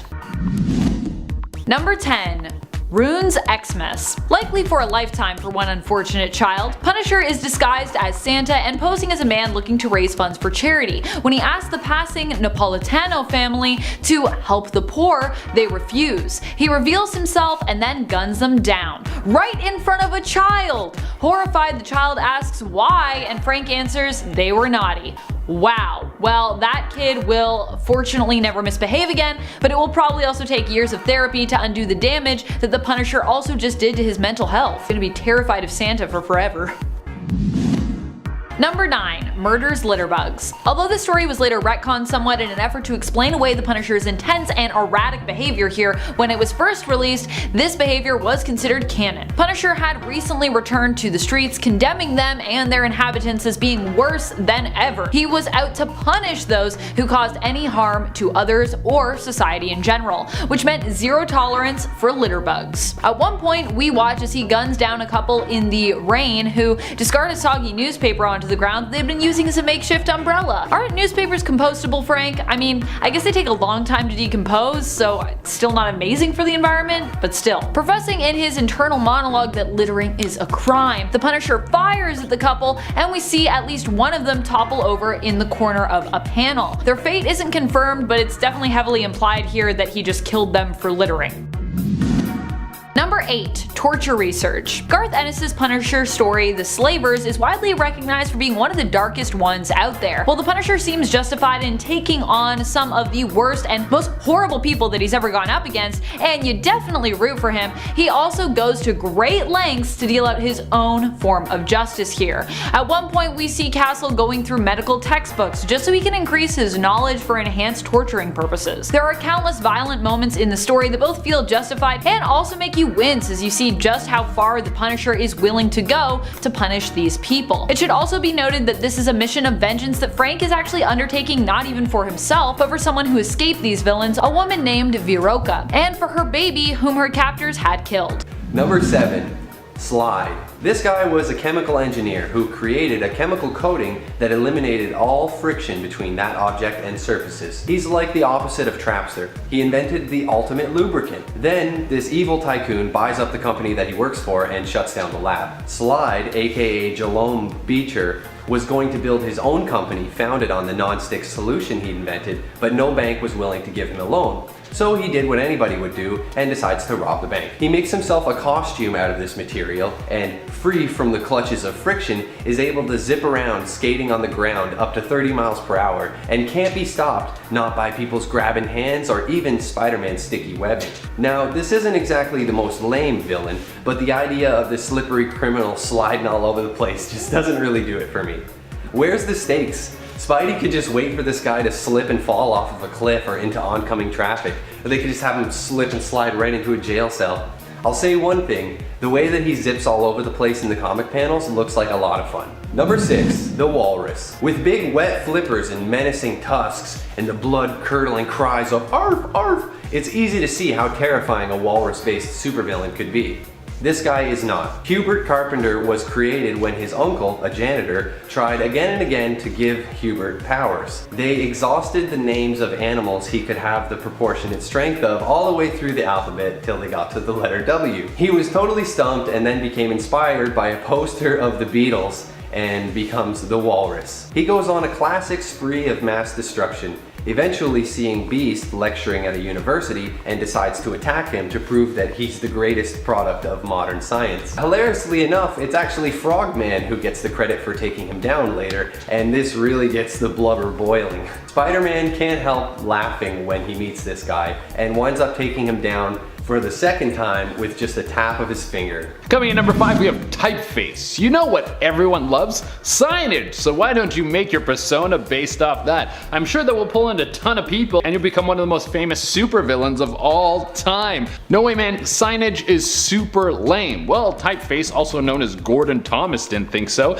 and he had a pretty good foundation. He was a Vietnam War vet who was skilled in hand-to-hand combat, military tactics, and all sorts of weapons. He even beat Spider-Man in their first encounter. If this guy changed his theme to anything other than signage, he probably would have been pretty cool. But the reason that he did this was because when Thomas came back from war, his life fell apart and he ended up getting a job at a sign shop, and it was the only time in his life where he ever felt happy. When the place was bought out, he lost his job, and this was his inspiration to become a villain. Luckily, he eventually switched sides and becomes a hero. If you're gonna get an F on your character, you might as well be on the side of good.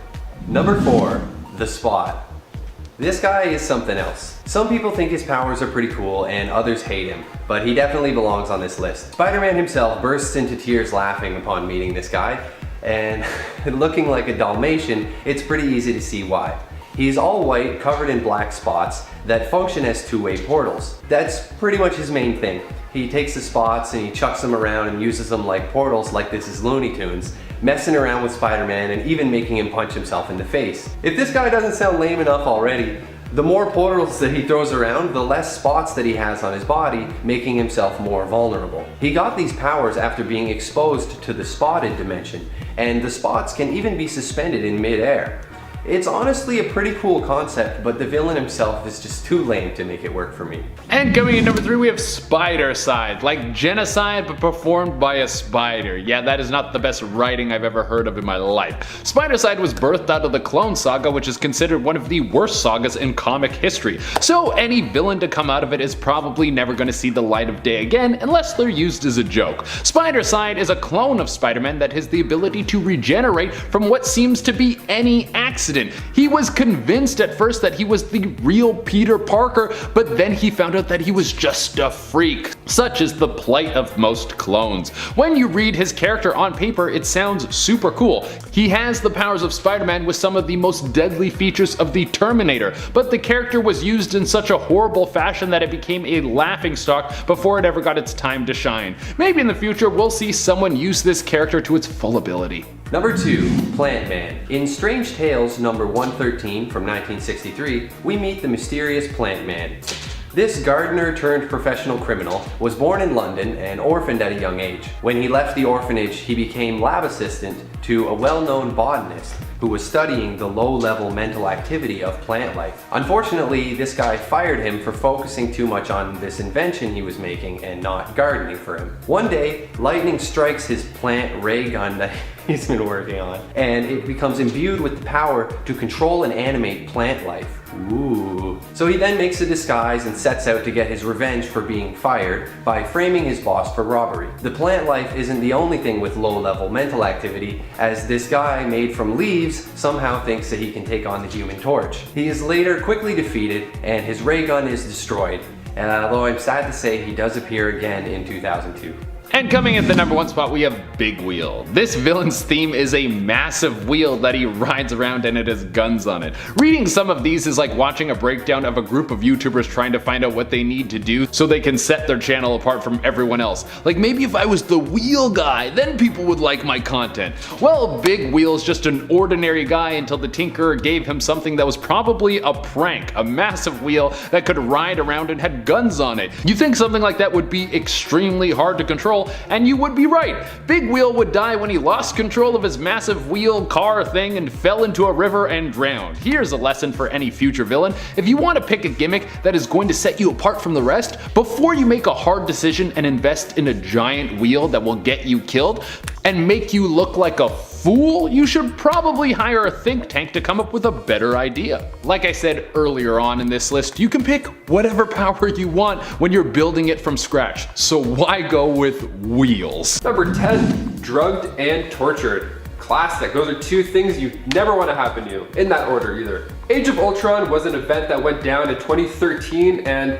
I gotta tell you, nothing is worse than waking up and realizing you slept past your alarm. You feel panicked, you feel all hot in your chest, you feel stupid, and you still feel tired. And worst of all, you don't even get any more rest. It's just stress and anxiety all in one ball. But how about sleeping through the end of the world? Yeah, that's right. That's exactly where Peter Parker's story begins in all of this Ultron madness. He wakes up and the world is in ruins. Desperate to help and find answers, he hits the streets, only to be drugged and kidnapped by Ultron's goons. He then waited, badly beaten, to be sold to Ultron. So it's bad, it's getting worse and worse. So after a daring rescue from Hawkeye, the team actually is frustrated with Hawkeye and Peter. Tony walks over to use some tech just to make sure he's alright, but in doing so could potentially compromise their secret location.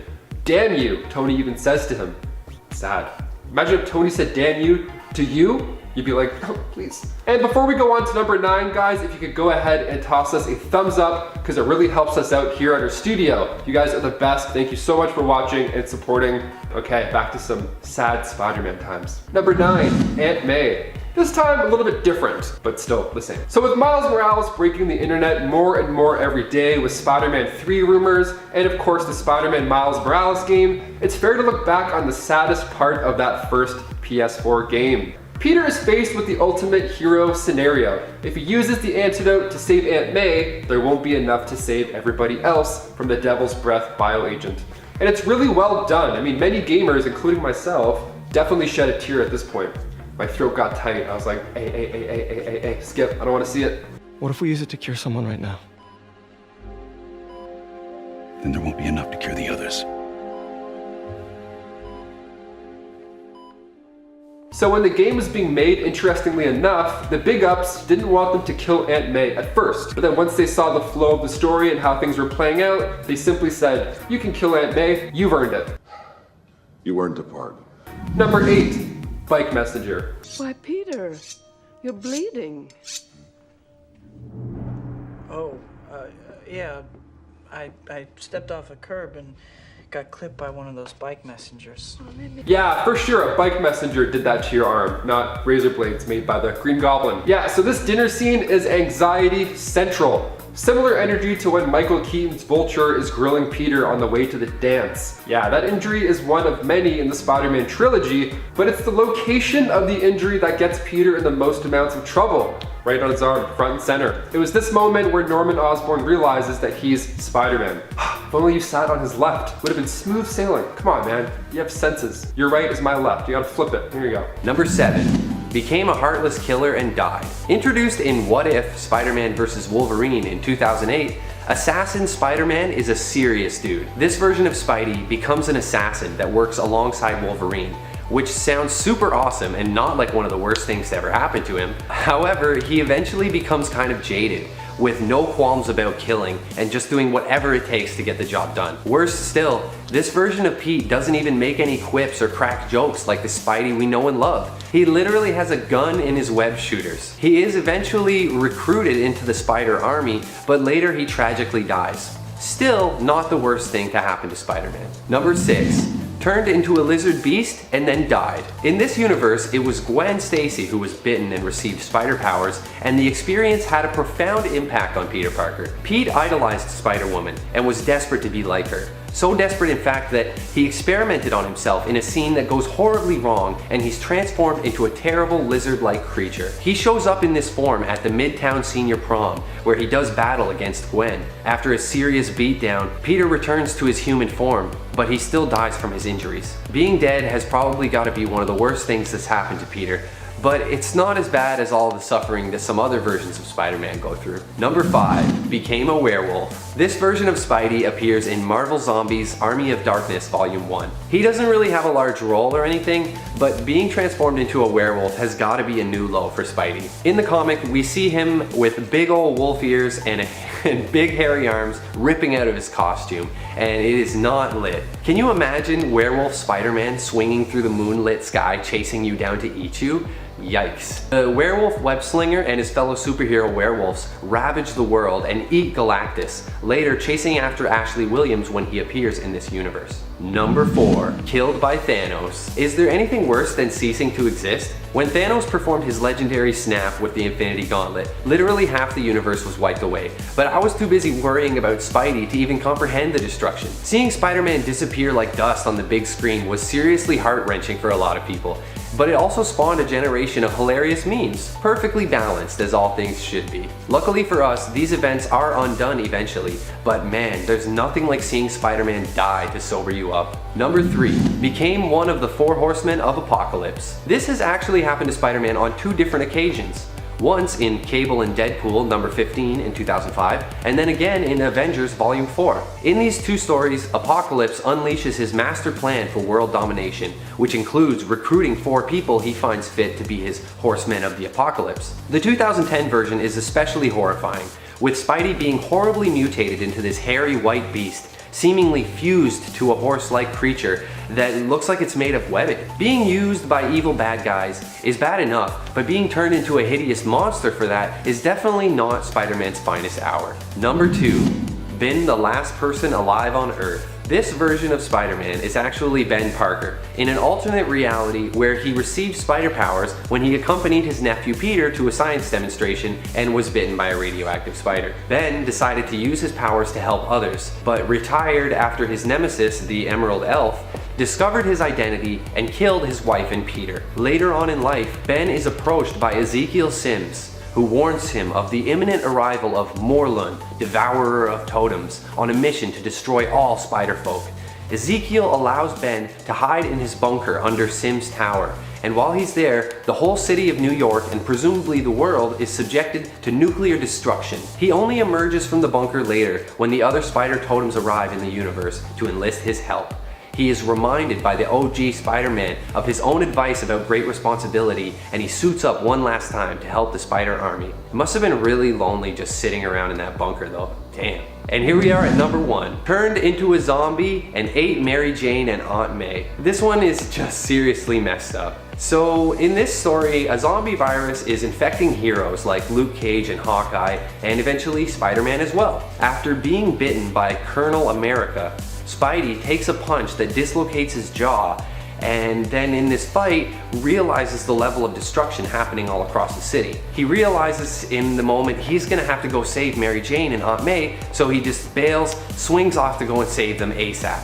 Unfortunately, he does show up a little too late, and the zombie virus is already working its way through his body. When MJ approaches, he lashes out and bites her, and as she turns into a zombie, Pete sets to work on Aunt May. Ultimately, we are treated to this horrifying scene in which Spidey holds up Aunt May's severed head and screams at it. Yeesh. Kicking off the list at number 10, Buried by Kraven. In the storyline Kraven's Last Hunt, published in 1987, it has quite an interesting illustration on its front page. We see a dark Spider-Man crawling out of a grave with the tombstone reading, "Here lies Spider-Man." Weird, what's going on? This 5-part series, of course, as you would guess, centers around the death of Spider-Man. So Kraven is frustrated after his failed attempts to catch Spider-Man, so he comes up with his plan and seemingly shoots him dead. So Kraven buries him, and even worse, he takes Spider-Man's suit and takes his place. So now, Kraven's roaming New York and brutally attacking criminals, including a group that was assaulting Mary Jane. So then 2 weeks later, Peter wakes up from the effects of the tranquilizer and digs himself out to freedom. Then when Spider-Man confronted Kraven, Kraven was like, "No way buddy, I'm the real deal. I'm doing this hero gig now, not you. Get out of town. Beat it, mister." And Kraven releases Vermin, which is just a great character. So he attacks Peter thinking he was the same Spider-Man that had given him a beatdown before. So then Peter has to now convince Vermin otherwise. Vermin is actually about to kill Peter until Kraven intervenes. Talk about a bad couple of weeks. Yeesh. And before we continue this list, guys, if you haven't already, make sure you toss this video a thumbs up because it really helps us out here at the studio. You guys are the best. Thank you so much. Now back to Spider-Man's horrible life. Number 9. Clones. The Clone Saga wasn't loved by fans. I mean, for starters, it actually lasted way too long. The Clone Saga began in 1994 and lasted until 1996, and it carried out through every single Spider-Man comic. So that entire time you were reading the issues, you were also forced to keep up with this dreadful clone plot that just wouldn't stop. And on top of that, there were these new characters and plots that were coming in every issue that it became almost a chore to retain interest. The story was set to end in Amazing Spider-Man Spider-Man 400 in 1995, but those early issues of the Clone Saga did so well with sales, so they decided to drag it on. One of the worst parts about all this was that fans had to find out that Ben Reilly was intended on being the real Spider-Man after all of this, and the Peter Parker we've been following for years was actually the clone. So naturally fans weren't having it, and they ended up retconning this again so that Peter was Spider-Man and Ben was still the clone. I mean, what a headache to explain, let alone be forced to read for years. And the worst part of the bunch being maximum clonage. This issue, that's when it goes the worst. So check it out, or don't. Number 8, best friend problems. It's always incredible to me when a superhero has a bully. Like, it always happens. And I mean, sure, it's a nice message to audience members not to be a bully. You know, you never know what battle somebody else is fighting at home. And it's usually a nice reveal. Like, Flash Thompson is more of a lighthearted bully in the new Spider-Man movies. He kind of looks up to Spider-Man, but he doesn't look to Peter Parker. It's a fun dynamic to play with. So when we meet Harry Osborn and see his arc, it's pretty wild. Harry initially wasn't a fan of Peter Parker in the first place. He thought he was a snob. But then he realized Peter's distance was actually due to his aunt's health problems, and the two of them ended up becoming good friends. In the 2002 Spider-Man film, we see the beginning of a best friend becoming the villain, and this time propelled by jealousy. And it was a nice relationship to see on screen. It added a lot to the film. We have James Franco playing Harry Osborn in the original trilogy, and by the time the third one rolls around, Harry is a full-on villain, sporting the new alter ego, the Green Goblin, taking the place, of course, of his father, Norman. Harry and his father's relationship was never easy breezy, even before Norman became a supervillain. So Peter was helping Harry get through problems with his father, and Spider-Man was fighting the Green Goblin. So we were treated to these layers of who knows what, and all these dynamic relationships playing in with each other. And it's what made the first Spider-Man movie so good. In the comics, when Peter and Norman finally figured out who each other really was, Norman suffered from amnesia after the fight. So Peter made up the story about how Norman was actually injured while he was helping Spider-Man fight the Green Goblin. Not a bad save. So Peter went to the hospital to check up on him, you know, see how things were going. And then Harry saw this as a sign that the two of them were friends. So sometimes your bestie gets close to you, sometimes they try and kill you with their dad's glider. You get what you got. Number 7, suffered Peter Parker's hostility. There are multiple times that Mary Jane has suffered being emotionally mistreated by Peter, but this moment in retrospect for me is one of the worst. Just after Gwen died, Peter was caught tearfully mourning her by MJ, who had been waiting in Harry and Pete's apartment. She was in a lot of pain at the time, having just heard of Gwen's death and mourning her basically best friend, Gwen, herself. Peter, however, did not want to hear it and insisted his pain was actually greater than hers, and that she couldn't possibly understand how hurt he was. Wow, what a cruel and immature way to respond. Like, I know Peter was hurting, but ouch. MJ did not deserve this. He also goes on to say, "Don't make me laugh, Mary Jane. You wouldn't be sorry if your own mother died." Whew. This stings quite a bit given what we now know of MJ's past, that Mary Jane's mother did die, and that it was extremely painful for her. Granted, Peter might not have known this yet, in fact I'm pretty sure he didn't in terms of continuity, but still, ouch. I'm sure when he found out about that later, he thought back to those words and was like, oh, I was pretty terrible, that was bad. I hope he apologized to her later. Number 6, fan hate. The fan hate that we see by some is actually seen as being created somewhat by Marvel's hate for her character, depending on who we talk to. So what's really going on here? Why do people hate MJ? Well, there are Spider-Man fans who blame Mary Jane almost exclusively for Gwen's death. Not like a conspiracy theory like, you know, Mary Jane was secretly the Green Goblin or anything weird like that. It's more just that MJ basically caused Gwen to be killed because writers wanted MJ and Peter to be together, and many fans actually would have rather that he stayed with Gwen, who they think is a more suitable fit. So the way they see it, if MJ wasn't around, Gwen would still be around today. Then there are those who criticize her fancy-free lifestyle and just how she's kinda all about having fun. People didn't think that she was serious enough, though really with the context of her history, it's kinda hard to see how people felt this was like a problem. Like, that's kinda just part of Mary Jane's characterization, and it makes sense if you know her history. Then there are those who feel she simply isn't well enough written, that she's basically an underdeveloped character without really much depth. Regardless, there is a lot of hate that gets thrown MJ's way that I think in most cases is very undeserved. Let me know what you folks think of this hate in the comments. Number 5. Had her marriage retconned. While this is pretty bad, her relationship with Peter Parker hasn't been all that great, which is why I'm ranking this one so low. Given all that MJ has gone through during her marriage, it might be better honestly if it never happened. Although I'm sure Mary Jane's love of Peter would prevent her from ever agreeing with me. Because yeah, that love is pretty strong, Tiger.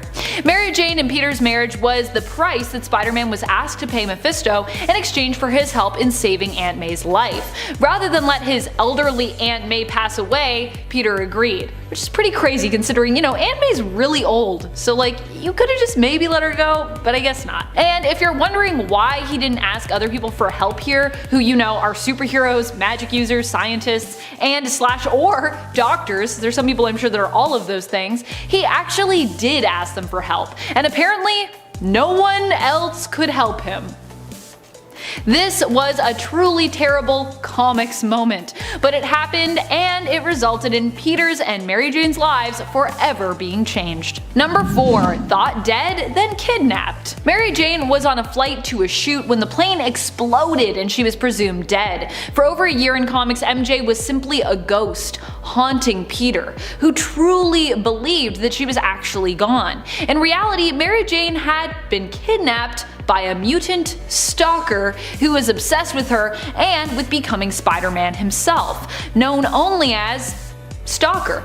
It was revealed that this villain was a mutant who planned to use their telepathic powers to, in essence, become Peter and take over his life. Mary Jane was kept locked away and kidnapped by this villain for months before Spider-Man finally came to rescue her. In the end, she and Peter got away after she managed to knock out her captor using a chair to basically hit Spidey, which, because Stalker was psychically linked to him, hurt him more than it did Peter, who obviously is much more resilient, I'm sure, than Stalker. The whole thing, I feel like, should have really taken more of a toll on just about everyone involved, but hey, comics, so I feel like we never really talk about it again. Number 3. Terrorized by Venom. One of the moments that caused a lot of grief and trauma for MJ took place when she was completely terrified by Venom's appearance and presence. Not only was MJ left almost broken by the experience, almost perpetually and severely afraid of the villain, but this wouldn't be the last that she'd see of Venom either. Venom has not only terrified MJ in the main continuity, but he has also done so in alternate universes too, where he has targeted both her and other members of Peter's and generally also MJ's family together. Due to her intensely negative relationship with the symbiote, fans even were initially triggered at the sight of the black suit when we were given a variant cover featuring MJ bonded with the symbiote in place of Eddie Brock. This was intended to celebrate MJ, but it definitely stirred up some mixed feelings for many of her fans. Although it is a cool variant, it does look cool, I will say. Number 2. Assassination attempts. We all talk about when Peter hit Mary Jane in the midst of a fight between him and Ben, but few people seem to recall that Peter also tried to kill Mary Jane during the events of the Clone Saga. So it wasn't necessarily his fault here, as he was programmed, brainwashed into doing so by the Jackal, but it still makes for a horrific experience for Mary Jane either way, who at the time was also pregnant with their child. Terrified, she was forced to flee from Peter, running for her life and seeking help from anyone she could find, any of Spider-Man's hopefully superpowered allies. Basically, the Clone Saga was just a really hard time for MJ and pretty much everyone else. It was just a hard time. Number 1. Baby was taken. One of the worst things to ever happen to MJ was when she was tricked into believing that her and Peter's baby was born stillborn. Mary Jane had a complicated and challenging pregnancy, and it was even implied that her baby would be born with powers, or develop them over time, possibly even being born a mutant. While out at a restaurant, Allison Mongrain, working for Norman Osborn, slipped something into Mary Jane's food, which resulted in her going into labor. She was then told the baby that she gave birth to was actually stillborn, when in reality the baby was not dead but lived and was kidnapped by Mongrain and delivered to Osborn, who paid her to take the baby away to Europe, never to be seen or heard from again. It's later suggested the child perished, but there isn't really much explanation as to why Osborn did this, especially so secretly, without MJ and Peter really ever learning of what truly happened till much, much later. It more feels like this was part of an unresolved plot that someone was writing, and the writers just really didn't want the young couple to start a family, so they were like, I guess we'll just leave this, and their baby's gone. The end. Coming in at number 10, we have Frogman. I mean, if you don't have any powers, you don't have to commit to a super lame animal. Frogman is Eugene Patilio. There was a time when he took his frog suit and he tried to take on some of the hardest hitting street level Marvel heroes. More than once did he come face to face with Spidey, and every time he was taken into the dirt almost immediately. And it's not hard to figure out why. The guy built a suit where the only power was how high he could jump. Like, if you're going to get your powers from some sort of accident or you're born with them, then you don't have a choice. You have to stick with whatever your weird power is. That's your life. But if you're building a power, then you can be whoever you want. Why would you choose frogs? There are so many other creatures you could go with. Like the Falcon. Even though he's not the coolest hero of all time, he's a million times cooler than the dude who hops around and tries to cause some havoc. On the bright side, Eugene's son eventually takes on the mantle of the frog suit and tries to be a hero, but on the downside, Eugene's son sucks at being a hero as much as his dad sucks at being a villain. So in the end, the family was doomed to be on the sidelines. I would like to see one of those what if comics where Frogman becomes the greatest hero of all time. Hey guys, if you like these videos and you want to see some more, make sure you hit that like button. Number 9, the Trapster. His name is Peter Petruski, and I can't believe how long he's been around. Marvel has him come back again and again, despite the fact that he's got no powers other than this weird paste gun. He invented a super adhesive liquid paste, and loves using it for evil. He's redesigned his costume multiple times, always ridiculous and far too proud of himself, but he has definitely been around. He appears in multiple stories and has gone up against the likes of Daredevil, Fantastic Four, and of course Spider-Man. All with just a goo gun. He is hired by Red Skull at one point and even has a run-in with Ghost Rider. His paste was once confused for Spider-Man's webbing, and Trapster was furious to see Spidey getting credit in the newspaper for his crimes. Trapster is undeniably lame, but he's obviously got some fans because he's been around so long, so we'll leave him here at number 9. Lame, but not the worst. And coming in at number 8, we have Stegron, the Dinosaur Man. Once again, if you get to pick your powers, maybe you should shoot a little higher than being a species that already went extinct. They already lost the battle with nature. You think they will be able to take down superheroes? Stegron was originally Dr. Vincent Stegron. He was a scientist who took a liking to the serum which turned Kirk Connors into the Lizard Man, and he decided he would up the ante a little bit. He mixed the formula with dinosaur DNA and then shot it all up inside his body and turned into a dinosaur-human hybrid. He then went on to try and make an army of dinosaurs to try and take over the world, but was taken down by a force he didn't expect. It was winter. Dinosaurs are cold-blooded apparently, so when winter came around, they all went to sleep, including Stegron. If you're picking your superpower, you should go with something that can handle temperatures below 10 degrees Celsius.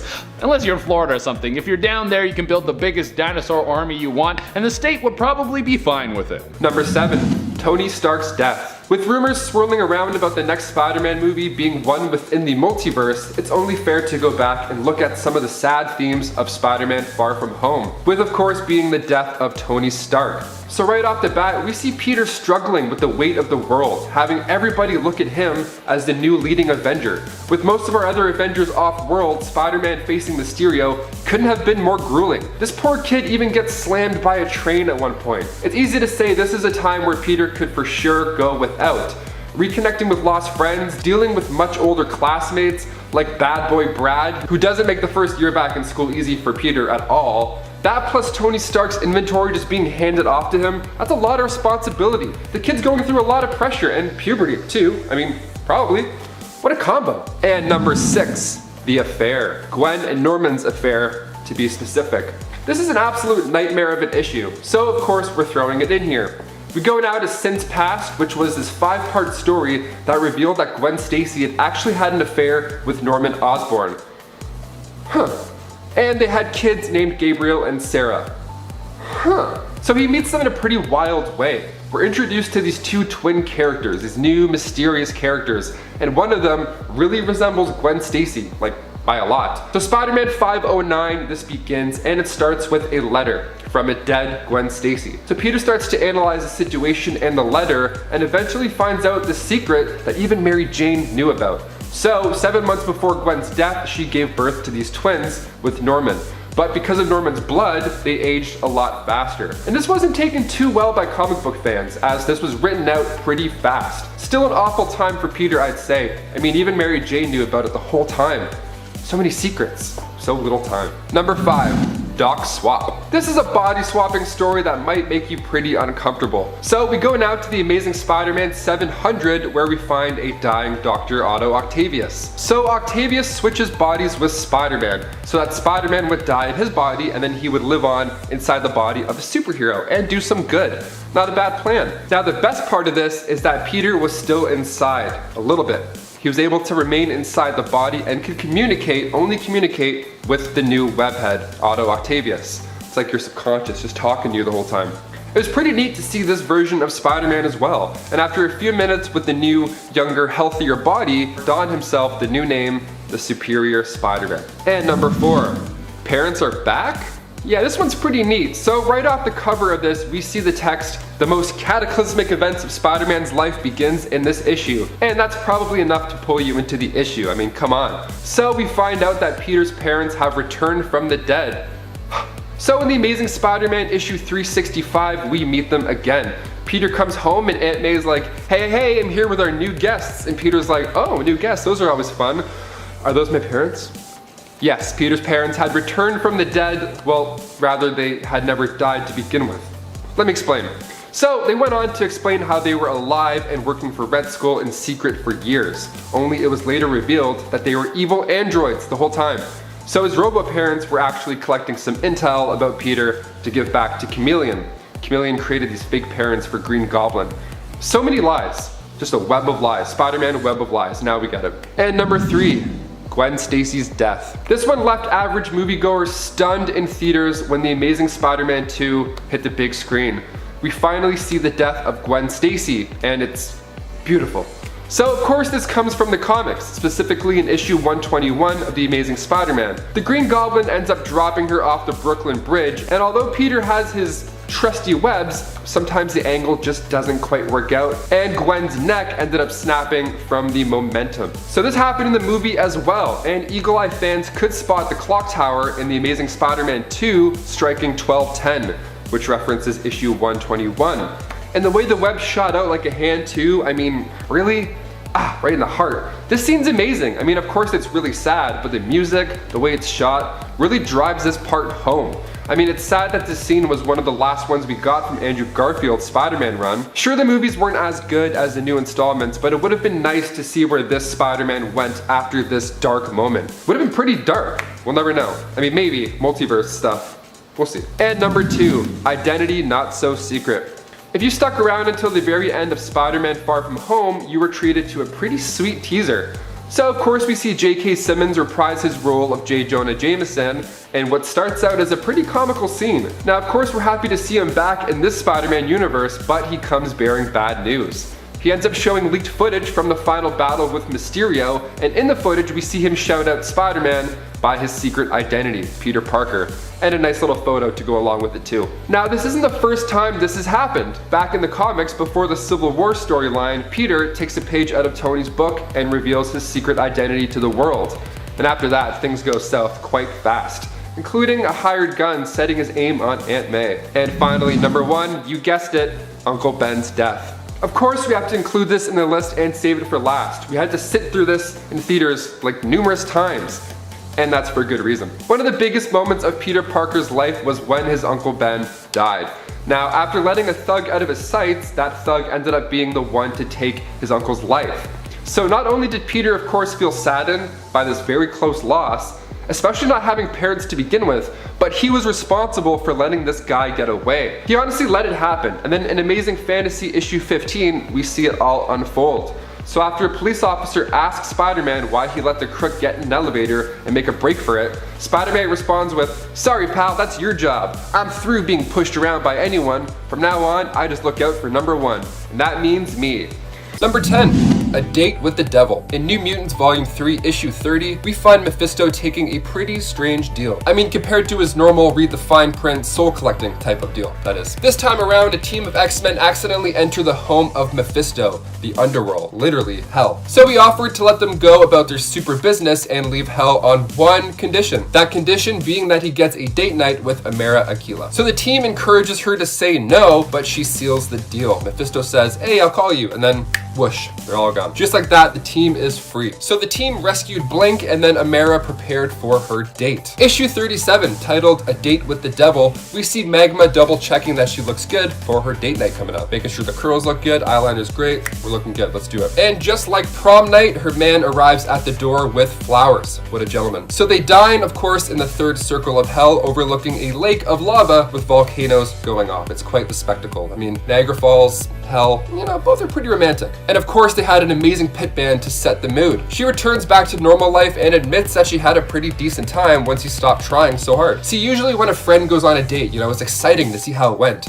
Now, imagine if your roommate went on a date with the devil. Oh my god. The amount of tea I would make them spill, we'd never sleep. We'd talk all night. I'd also be worried sick. I'd be like, hey, how was your night? He was the devil, so are you good? Is your soul good? Awesome. As far as force deals go, this one wasn't too bad. But there's plenty more on this list. And before we get to number 9, guys, if you could go ahead and give this video a thumbs up, because it really helps out our studio quite a bit. Thank you so much for watching. Now back to this crazy list. Number 9, closing time. If you've worked at a bar, you know it's the worst when people stay right until the very end, right until closing time. Or even worse, they'll show up minutes before you're about to get out of there. Like 3 minutes before last call, someone will walk in, grab a drink, and then they'll just chill and unwind the entire night, which is fine, but sometimes you're like, hey man, I've been here for 10 hours, I gotta go home. Now imagine if one of those late night visits was from Mephisto. See, in Journey into Mystery issue 627, we see another hobby of the devil's besides taking souls that bartenders will tell stories of. What he would do is show up every night to a random bar or a pub, and then he tells a story. He vents, he lets things off his chest. And if you listen and survive, he'll give you a really nice tip. And I'm talking like a really nice tip. You don't have to work anymore at a bar after that point. But if you slip up, things can go pretty south pretty fast. Now this amuses Mephisto. He enjoys playing along and chatting it up with the poor soul who offered to pick up that shift that night. I wonder if I'm gonna see him one night, hopefully.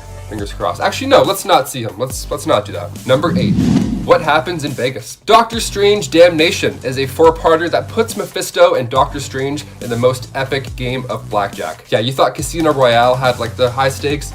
No devil involved, no way, just Daniel Craig. So following the destruction of Las Vegas after Hydra's short-lived empire, Doctor Strange tried putting the city back to normal using his magic. But in doing so, it resulted in this hotel emerging from the ground, and that hotel just happened to be Hotel Inferno. And of course, inside that hotel is Mephisto. Yeah, it turns out when the city went down, Mephisto claimed all of their souls in hell. So in order to come to an agreement to save the city and the people inhabiting it, a game of brimstone blackjack was in order. I mean, being forced on a date is one thing, but a game of blackjack with the devil? I mean, what a better way to start an adventure. Number 7. Master Pandemonium. Martin Preston made his comic book appearance in West Coast Avengers Volume 2, Issue 4. He was a student at Juilliard and a big-time Hollywood star. I mean, the guy was killing it. He had money, fame, he was in his 50s, but the guy looked like he was early 40s. Just killing it, just killing the game. Then he thought it would be a cool idea to drink and drive. Not a cool idea, never do that. So of course, after the crash, he was approached by Mephisto, and Mephisto had repaired his arm by calling forward a demon. Imagine if Bucky had his arm replaced by a demon. God, it would be a mess. Leaving a 5-point shaped hole in his chest, Mephisto had lied to Martin and said that it's because he had separated his soul into 5 different places among Earth's dimension. That was in fact a lie. In actuality, Mephisto had replaced his other limbs with demons as well. So now he's a walking, talking Trojan horse for the devil. Number 6.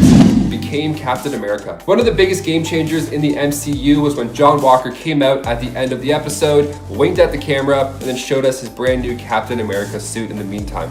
This happened, of course, in the comics as well, when Steve Rogers had to abandon his identity due to the Red Skull's manipulation of the Commission on Superhuman Activities. So now somebody has to suit up, somebody has to take his spot. The government needed a new figure. So in issue 333 of Captain America, it was titled The Replacement. The government's weighing their options on who should be the next to lead the nation, so they go with the guy who just launched a dude off of a building. Awesome, John Walker just got the promotion of a lifetime. And now we're all screwed. Number 5. Buck upgrade. So now he's got a brand new suit, he's got the best frisbee of all time, but what else does John Walker need? Well, how about some backup for starters? He brings back the bold urban commandos who I mentioned earlier. The Buckies, as they're referred to, wore Captain America masks, boots, pants, but they were topless for some reason. I don't know, maybe they were into wrestling growing up. John's right-hand man, Lamar Hoskins, has been by John's side since the military, so he was obviously asked to be the main sidekick, who we also got to meet in Falcon and the Winter Soldier. And he stood tall on the front cover of Captain America issue 334, and now he goes by the name Battlestar. The other two guys also got a cool upgrade. Now they're referred to as left and right winger. They were cool until they revealed John's identity to the public, and then they were kind of not cool. Left winger and right winger tried to use John's old Super Patriot tech against him, but they were eventually beaten down and arrested. So now with his identity out and about, it was only time for John to take on another super alias. This time, number 4, becoming US agent. He's back again. One of his more stylish looks, if you ask me, but John Walker returns, this time with a blacked out Captain America suit, and the shield is also less spangly. He comes back and he's put to the test. He's forced to battle an Ironmonger, and when he goes to take it down alone, the shield actually seems to work out pretty well for him. Because in the comics, it was actually Taskmaster who trained him how to use that shield in the first place. And judging by the trailers for Black Widow, because we still have to watch those until it's released, it looks like Taskmaster can throw a frisbee quite well. Number 3, he joined the Avengers. In West Coast Avengers issue 45, when Hawkeye sets up a team, well, on the West Coast, the government wanted an official in there to make sure all was going well. So funny enough, at this time in the comics, Vision was also trying to get government clearance again, so they sent in US agent. This led to John rescuing his former partner, Battlestar, from the power broker, so now this guy has his buddy back, and he's part of the Avengers. That's a pretty risky spot to put John Walker. I hope we never see him join the Avengers on the big screen, but seeing White Vision in the mix now kind of makes me nervous. Maybe the West Coast Avengers will happen, maybe, just maybe. Number 2, he joined the Force Works. After the West Coast Avengers fell apart, because naturally that's what happens when John Walker is part of the team, the costume and the shield were tossed to the side. So Tony Stark put together an all-new team known as Force Works. Scarlet Witch talked John Walker into joining the team because she honestly believed that John was the backbone to the entire squad. She kind of liked how he would run things. So he planned on running the team on tight military lines and the values of strength and dedication. So John joined the team and he wore a fancy new suit with an upgraded shield. This time it was an energy shield. John remained a member and went against the Kree, the Scatter, and the Mandarin. He was doing an alright job until he reverted back to his old ways. One mission had Force Works team up with the Avengers, and that wasn't a pleasant reunion. John Walker went into conflict with War Machine and Hawkeye, so he had to quit the Force Works as well. God, you can't put this guy anywhere. And last but not least, number 1, he took the serum. In the emotional ending of episode 4 of Falcon and the Winter Soldier, we find out what John Walker did to the remaining vial of the Super Soldier serum. He took it. Yeah. Zemo broke most of them except for one. John talked it over with Lamar Hoskins about if he would take the serum if presented the opportunity. So when Walker he does in fact take it, and it's shown to us in a pretty brutal way. While looking for Lamar, Walker reunited with Sam, and then they were all ambushed by the Flag Smashers, Nico and Dovik included. Now, Nico held back Walker for a moment, just long enough that Carly Morgenthau would attack Walker. Now, luckily, Lamar got in the way, and then that's when Carly accidentally delivered a fatal blow to Lamar. And this caused John Walker to lash out, and it's pretty bad. He can't control himself at this point. The serum has made him powerful and even more insane. And when he's attacking Nico in the heat of the moment, he goes a little bit too far. Poor Nico. This was the same episode where he told Carly that he was actually a Captain America fan growing up, so double. Kicking off the list at number 10, Del Rusk. Once upon a time, the Red Skull actually weaseled his way into the position of US Secretary of Defense, except this time he was using the identity of Del Rusk. This begins in Avengers Volume 3, issue 65, so Del Rusk decided to develop and test this biological weapon at Mount Rushmore. It's this horrible dust that really does a lot of damage to all the hikers. Everybody just out there enjoying their day. I mean, it's midday, one of the most beautiful places in the world, and Del Rusk just destroys this entire area. Kids are coughing in cars, people can't see where they're driving. It's honestly madness. Now, this dust was actually a flesh-eating virus that left burns all over your skin. It got so bad that the Avengers had to suit up in hazmat suits. And then in the next issue, in the Red Zone Part 2, 2, Black Panther beat him up so badly that he broke Red Skull's jaw right in half. That's more than fair considering the hysteria you've caused. And before we go on to number 9, if you guys could go ahead and give us a thumbs up on this video, it does magical wonders for our page. It's really helpful. You guys are the best. Thank you so much for supporting. Now back to the list on Red Skull. Number 9, Ultimate Red Skull. Making his debut in the Ultimate Comics Avengers 1 back in 2009, Ultimate Red Skull is a little different than the Red Skull we know from our main continuity. He's actually the son of Steve Rogers and Gail Richards. They even hid him and trained him to become the next Captain America. It's wild. The Ultimates are insane. So he always feared that he would never live up to his father's expectations. I mean, fair. And then at just age 17, he took out all these doctors and soldiers around him in the military, and now he was in charge, and now his new goal was planning a way out. He then got the haunting look by using a kitchen knife and carving his head, which is just lovely. Here you go. That's a nice image for you all on this lovely day. Number 8, Streets of Poison. This next one goes down during Captain America issue 376 to 378, when Red Skull had initially offered up an alliance with Kingpin.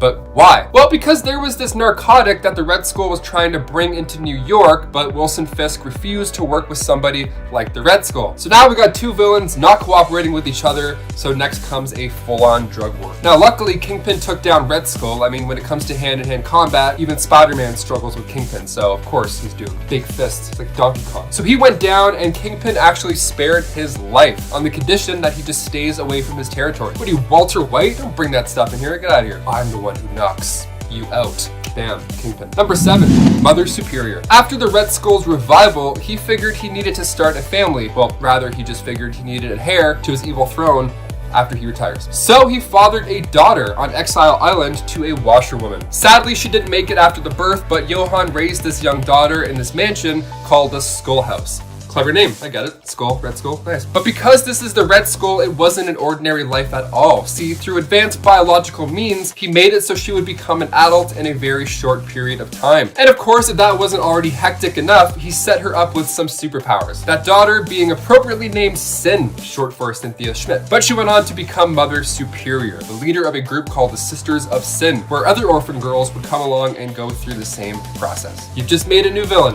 Way to go. Number 6, he broke up the band. When Thanos finally decided to get out of that big old chair and start hunting down the Infinity Stones, he took out the Avengers group by group. He punched the Hulk so hard in the neck that the Hulk retired. But when you think about why our heroes were so divided in the first place, you have to give Zemo props for making it a hell of a lot easier for the Mad Titan. An empire toppled by its enemies can rise again, but one which crumbles from within, that's dead forever. Waited in a bunker for Steve, Bucky, and Stark to show up in Captain America Civil War, and when they did, the 5 Winter Soldiers each were already taken out by Zemo. Yeah, it turns out he never meant to actually wake the other Winter Soldiers up at all. No, instead it was revealed to Stark that Bucky was actually the cause of his parents' untimely death all those years ago. It was a mission to retrieve other Winter Soldier serums, and because the Winter Soldier was the one to take them, there can't be any survivors or witnesses. Sorry, Tony. This, of course, sent Tony and Steve into one of the most heartbreaking battles in the MCU, and it ended with Tony taking off Bucky's arm and Cap dropping the shield, walking away. The two didn't meet back up until after Thanos had snapped away half of all the life in the universe, all because Zemo and his perfectly timed viewing party. Good work. Coming in at number 5, we have Kangaroo. I brought this up in the first video. If you're a villain or a hero and you're choosing your power, you don't have to pick something lame. It seems like some of these villains focus way too much on the branding of their super persona rather than the powers. With Kangaroo, it seemed that the villain was set on theming themselves after kangaroos rather than having a cool power. He has implants in his legs that allow him to jump very far, and he's also a skilled boxer. Like, not the worst combination of things, but when you're hell-bent on taking out Spidey by stomping on him, you're probably going to lose a lot. There was this weird time in the 70s and 80s where Australia was this thing that the media was trying to push. It was foreign, it was interesting, no one really knew how to sell it. The closest that we got was Crocodile Dundee. But this villain seems like the big wigs at Marvel wanted to make an Australian-themed villain because they thought kids would like it, rather than thinking of a good character first. Coming in at number 4, we have the Swarm. Have you guys seen that episode of South Park where they make a joke that the writers from Family Guy are just manatees in a tank and they all pull out 3 random topics to base an episode around? Well, that's what the Swarm feels like. They were like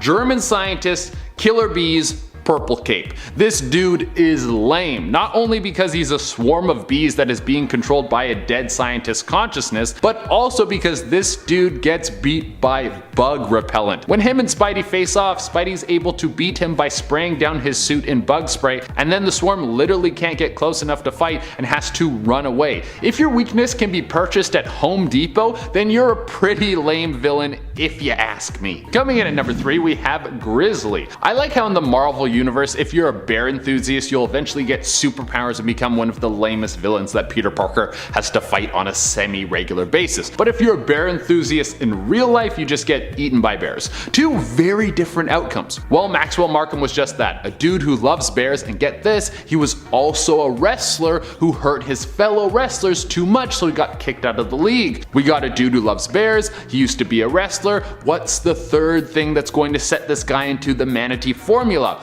Oh, he was also given a bear suit that would hook him up with some superpowers. Where did he get this suit? Well, he got it from the Jackal, who's one of Spider-Man's best villains, but that dude has a lot of dud moves. I feel like the Jackal just wakes up some days and is like, what if I gave a dude a bear suit so he thought he was a real villain and then Spider-Man would have to deal with it? That would be jokes. Some of his plots sound more like pranks than actual schemes to cause mayhem. Coming in at number 2, we have Hypno Hustler. Next, we have a villain that not only has a lame weakness, but their powers were used to such a small scale that doesn't really make any sense why this character was ever made. Hypno Hustler is Anthony Del Soen, and he has music that can take over your mind. His songs allow him to control people around him and then they do his bidding. But the thing is, if he hears his own music, he will also become hypnotized. He can't even handle his own groovy music, which seems strange. I've never heard of a hypnotist hypnotizing themselves. But when we first see Hypno Hustler, he's shaking people down for just their pocket change at a show. I feel like this guy should have had bigger dreams. If he got one of his songs on the radio, he could have taken over the world. And coming at the number 1 spot, we have Humbug.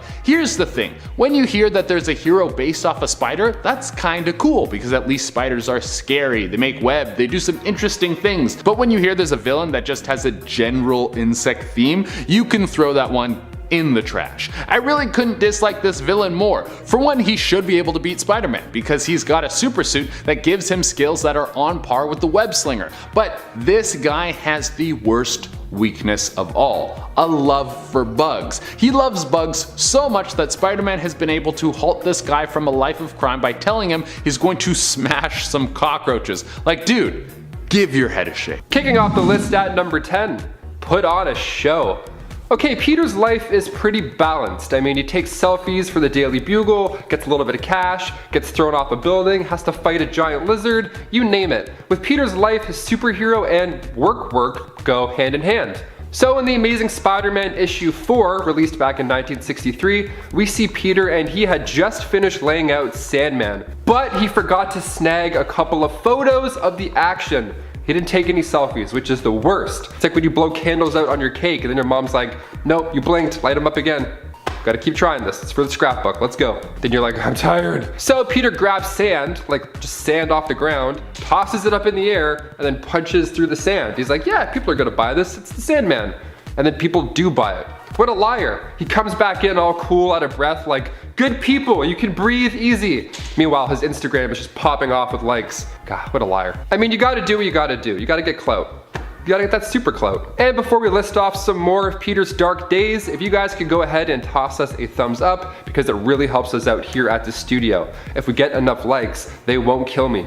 Number 9. Giving away Edith. Following the events of Avengers Endgame, aka the Snappening, we see Peter Parker trying to move on in a very new world, while mourning the loss of a co-worker and father figure that is Tony Stark. He wants to just live a normal life. He wants to go away on a trip with his friends and not have any moons hucked at him from any Titans. So after trying to ghost Nick Fury in the process, he's handed down Edith, Tony's sweet AI glasses. After a mix-up that almost had his classmate executed by one of Tony's drones, he decides that the handsome, caped, random Jake Gyllenhaal that just came out of nowhere as Mysterio is a safe bet for the tech. I mean, he looks great in the glasses, but like, it's Jake Gyllenhaal, he's gonna look great in anything. But come on, Peter, you think after toying with Stark's suit years before that maybe it's a little bit too much responsibility? I'll get into that later. Number 8, the Betty Brant affair. Hey, Betty. So Betty is a staff member at the Daily Bugle. She's been played by Elizabeth Banks in the Tobey Maguire trilogy, and Angourie Rice plays a younger version of her in the new MCU Tom Holland version. Believe it or not though, Betty was actually the first woman that Peter was attracted to when he first started selling photos to the Daily Bugle. So they dated for a bit, but ultimately it didn't work out. No biggie, it happens. Cut 2 years down the road, Peter's marriage proposal didn't work out too well. She said no, and Betty's marriage to Ned at this point was also not working out. She was having a bit of a rough patch. So she went to Peter for some comfort, and then the obvious happened. She's still married, Pete. Don't do it. Your shots are so good. I'd love to shoot you sometime. Peter Parker. Peter. Number 7 was defeated? But how can this be the worst? Well, because it put Loki in a position of great power, and he would have gotten away with it too if it wasn't for his meddling brother Thor.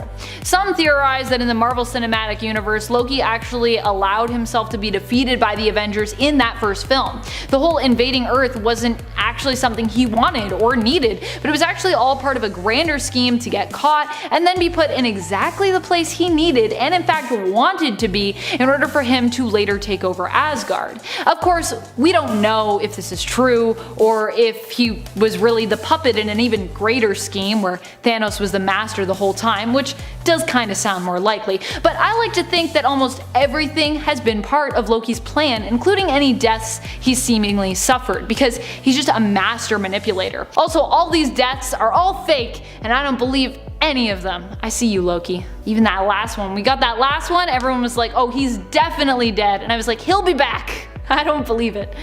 And he is back now. Granted, it's a different version of him, but still, I'm gonna take it and I'm gonna say, don't believe any of it. Don't believe any deaths. They're all lies. Number 6, impersonated Scarlet Witch. And while impersonating her, also kinda made out with Clint Barton, who was Ronin at the time.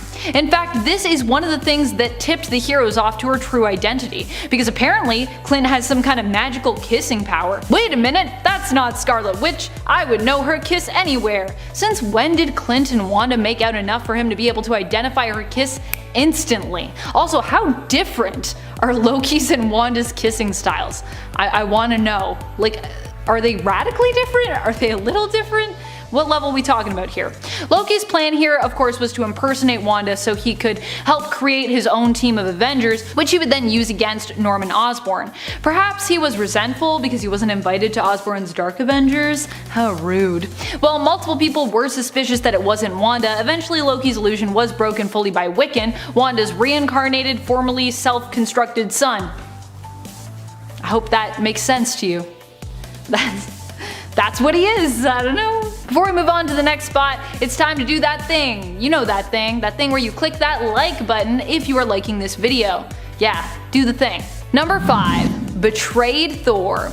Was anyone surprised? No, not even Thor was surprised on this one, but it didn't make it any less awful. This moment comes to us from the Marvel Cinematic Universe. In Thor Ragnarok, after Loki and Thor finally seem to be willing to put the past behind them and work together for once to save Asgard, Loki decides to betray his brother yet again. He plans to alert the authorities and have Thor captured in exchange for a hefty reward, meaning that Thor would be likely eternally imprisoned and trapped on Sakaar, which would also leave Asgard eternally doomed with Hela in charge. Easier to let it burn, Loki says, before Thor reveals he was expecting the betrayal and tases him remotely. Number 4, tried to fool the X-Men and almost succeeded. During the 80s, Alpha Flight and X-Men had a team-up 2-part story, which of course started with both teams fighting one another, but all due to a greater misunderstanding. And yeah, actually Alpha Flight during the 80s was a big thing. It was huge. We don't talk about Alpha Flight much anymore, but they were a big deal back then. Loki was up to some sneaky business here where he was trying to convince the northern gods that he was,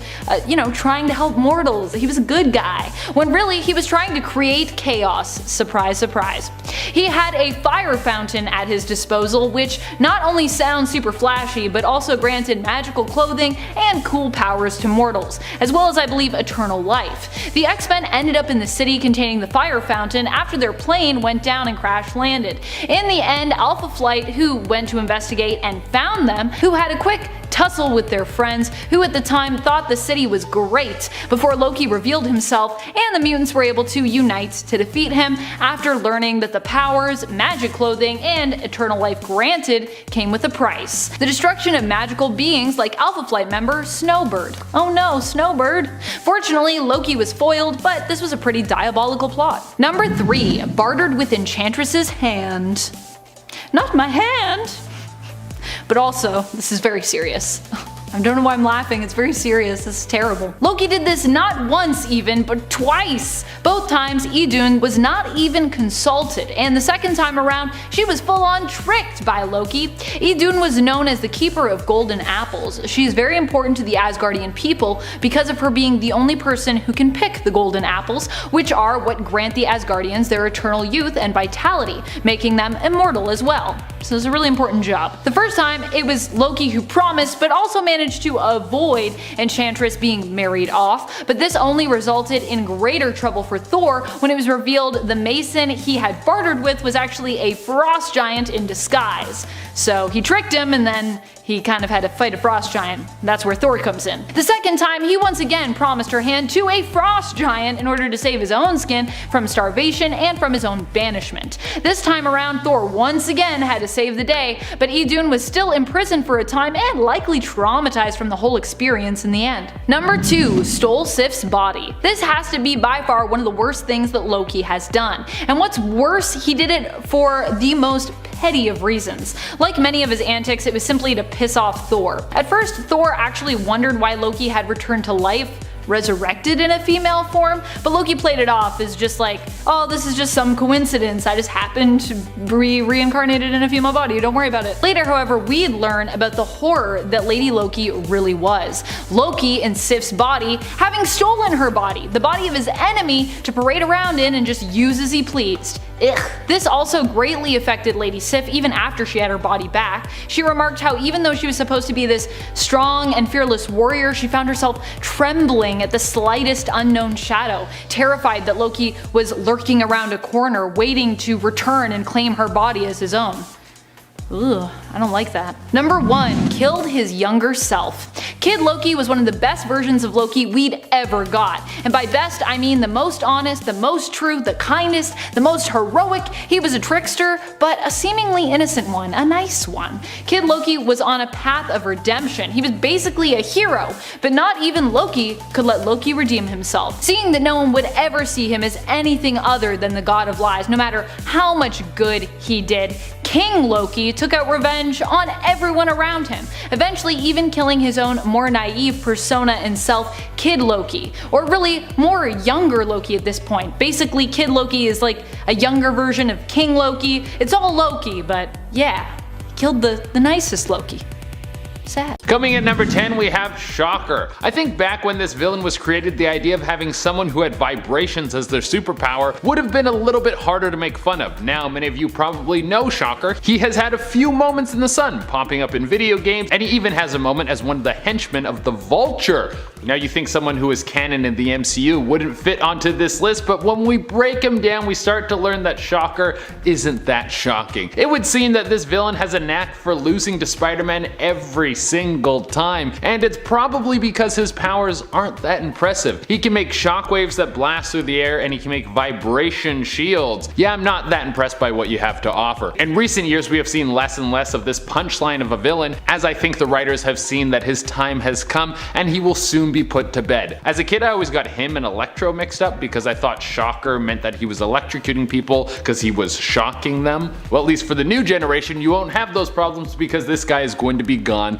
pretty soon. Coming at number 9, we have White Rabbit. I mean, right when we start breaking down this villain, you will learn why she is on this list. It's one thing to be a down and out loser who's had enough of the cruel world and now wants to dive into a world of crime because everything else has let them down. But when you come from a rich family and you turn to crime just for the sake of being angsty, then I don't really have much compassion for you, and your character isn't really relatable. The White Rabbit, also known as Laria Dodson built her persona off the Alice in Wonderland book. She thought that would be a cool and edgy way to get into the world of crime. I think she just indulged in too many psychedelics and maybe went off the deep end. I wouldn't be surprised if this character was inspired by the rise of LSD in the 80s when this character was birthed. In terms of powers, she has zero. All she has is a bad attitude and a general understanding of martial arts. She's not a villain that any of us are clamoring for. Coming in at number 8, we have Mindworm. You know, for some of these villains, it seems that the writers went to so much work to really come up with someone who was interesting and had motivations for evil, but then they just throw them in the toilet, and that's what really happens with Mindworm. Mindworm starts off great. He has powers from birth. He's some sort of mutant kid with a huge head. Of course he's weird and kids don't like him, but at least his parents love his huge cranium. But what Mindworm doesn't know is that he's feeding off the psionic energy of his parents, draining their brain. Eventually he gets too greedy with this and he kills his own mother and father. He didn't mean to do this. He was just a young mutant kid who didn't know any better, and now he was an orphan. From there he was bullied in the orphanage and he learns how to use his powers. Eventually he grows up and is living in a New York apartment where he's feeding off all the people in the building and getting pretty strong off this. But Spider-Man moves in and he senses that someone's trying to suck out his brain energy. The two have a clash and Mindworm is killed by some gang members. Like, all of that work into building up who this guy is, and he was gone just like that. What a waste. Number 7. Broke Black Cat's nose and heart. Venom wanted everything to do with Spider-Man. He wanted to take away everything, starting of course with his love life. So in Amazing Spider-Man 3:16, he goes after another close acquaintance. This time it's Black Cat. We see her in a train of thought, wondering where Spider-Man had moved to. How peculiar indeed, I wonder. So she's come to realize that her and the Spider should be together, and then now Venom comes in just to ruin her entire day. Venom attacks and figures she must know where he is, although she legitimately doesn't. So before Venom heads out, he casually mentions that Parker's wife didn't know where he was either, adding insult to injury, literally.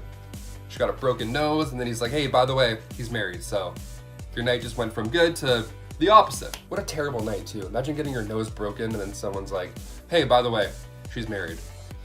Number 6, leave a trail. When Eddie Brock was doing time at Rikers Island, his cellmate just happened to be Cletus Cassidy, who was in there for, let's just say, some horrible things. So when Venom came and reunited there with Eddie, part of the symbiote was left behind as they were breaking out, taking over Cletus Cassidy. This guy was horrible beforehand. I mean, he was in there because he took out tons of guys and he bragged about it the entire time. He's sick. So that plus the symbiote equals Carnage, making its first debut in Amazing Spider-Man 361, Carnage Part 1. He's one of the biggest, baddest villains in the comic, and I'm actually looking forward to seeing Woody Harrelson play him in the live-action Venom sequel. Now, while most of this can be pinned on Cletus being the main problem here, we have to add it to the list. Always make sure you don't leave any space goop behind, especially not in prison. Come on, Venom, who do you think's gonna grab it? Number 5, ditch the gear. Sometimes when you don't need something anymore, you drop it like it's hot. Like that scene from Forrest Gump, where Forrest runs out of his leg braces. But now sometimes when you realize you don't need something and you get rid of it, sometimes you just happen to be Venom, and sometimes that thing you no longer need is Angelo Fortunato. So back in 2005, Marvel wanted to reboot Venom. So the new Venom host was Don Fortunato, after he won the symbiote in an auction. What a great win, by the way. I would definitely bet on that. He gave the suit to his son Angelo to make him more tough. Okay, sure, it works. Hey, trust me, man, it works. Eddie warned him about the risks, but Angelo didn't listen. Angelo attacked Spider-Man and ripped out his heart, only to discover that it was just an imposter. And then after a fight with Spider-Man, Angelo just left out of fear. He was getting his butt kicked, he wanted nothing to do with it. And Venom wasn't a fan of that, so he left the host mid-air.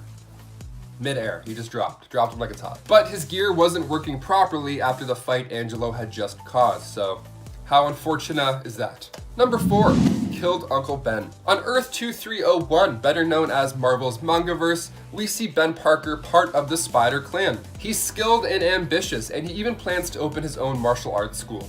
How badass is that? So during this time, he was teaching a young Peter Parker the ways of the Spider Clan. When one day Peter was rushing to avoid being late to the dojo, he was surprised to see all the lights were off. Huh, weird. I wonder if there's like a surprise party or something, or maybe Venom's here. Let's hope it's the first one. With his last words being, "With great power comes great responsibility," he died at the hands of Venom. There's a nice scene later on where the two talk again and Uncle Ben gives the advice needed to Peter in this dreamlike sequence. It's beautiful, but the damage Venom did on this Earth was permanent. And sad too, quite sad. Number 3, Lee Price. When Venom bonds to a host, depending on who that person is, things could be manageable. Like Eddie Brock, for example, things are manageable, it's kind of workable. But sometimes they can be even worse than before. Like in the case of Lee Price. Lee had a pretty rough time growing up. He was bullied, and his father wasn't the best role model by any way, and he treated his mother in an awful way as well. Just not a great guy, not a great house. So in order to escape this horrid living situation, Lee thought it best to burn down the apartment, all while his parents were still in there. Like I said, not a nice guy. And to get away with it, he blamed it all on a mutant with pyrokinesis, who at the time was his friend. So Lee suppressed this for years, and he grew up actually believing that the boy had actually done this. And he also thought that his dad had abandoned him the whole time. That's how far his brain has gone believing this. Later in life, he spent 5 years as a ward of the state before joining the army, until an explosion resulted in the loss of a couple squad members and a couple of fingers. Already a tough life, now enter Venom. You know it's bad when even Venom is trying to unbond with you. That's how you know. Lee used the symbiote for awful things, so much so that Venom was actually relieved once Lee had left the picture. Number 2, Anne Weying. Anne first met Eddie Brock at Empire State University. She made her comic book debut back in Amazing Spider-Man issue 375. She reflects on how once upon a time her and Eddie were in love. That's right, he was smart, witty, with a boyish charm that swept her off her feet. So what happened? Well, while they were married, Eddie became a journalist for the Daily Globe, and she was a lawyer. So far sounds great. Sounds like a lovely household with people doing great work. After she divorced him, things only got worse for her. Like for example, I don't know, she was shot by the villain Sin Eater. Yeah. And then after that, Eddie figured it's a good idea to loan her some of the symbiote to heal her up. Now it worked, but the only downside is now we have a she-Venom for a bit. She ended up ending the lives of 2 men who attacked her, so once the symbiote was returned to Eddie, she had to live with all of those memories. Unlike Lee, who had time to kind of erase and forget and just trick his mind into believing he didn't do these horrible things. Anne had this for like a hot minute, and then it went away while she was an adult. She's like, I know what happened. And it doesn't work out well for her. She was traumatized until the end of her life. She couldn't even leave her own apartment. Even for such a short amount of time, Venom can cause quite stress levels. Number 1, planetary attack. In Venom Space Knight issue 8, the symbiote teaches Flash Thompson a lesson about its past. Back to where it all began. Back to where the first host was born. Yeah, so after the two had bonded, he went back to his homeworld and took out everybody. Now all that remains are just graves of the dead. Venom describes this first host as a cruel and twisted soul, one who showed Venom the cruelty and twistedness of his own soul. He killed everybody on this planet, so naturally I have to put him at number 1. Number 10, formed the Avengers. If you thought Nick Fury brought the Avengers together, then you might be surprised to hear this. In the comics, however, it was not Fury's plot that brought all of Earth's mightiest heroes together, but Loki's. Granted, Loki hadn't planned on doing so, and in the end it actually resulted in way more trouble for him and many other villains in the Marvel-verse besides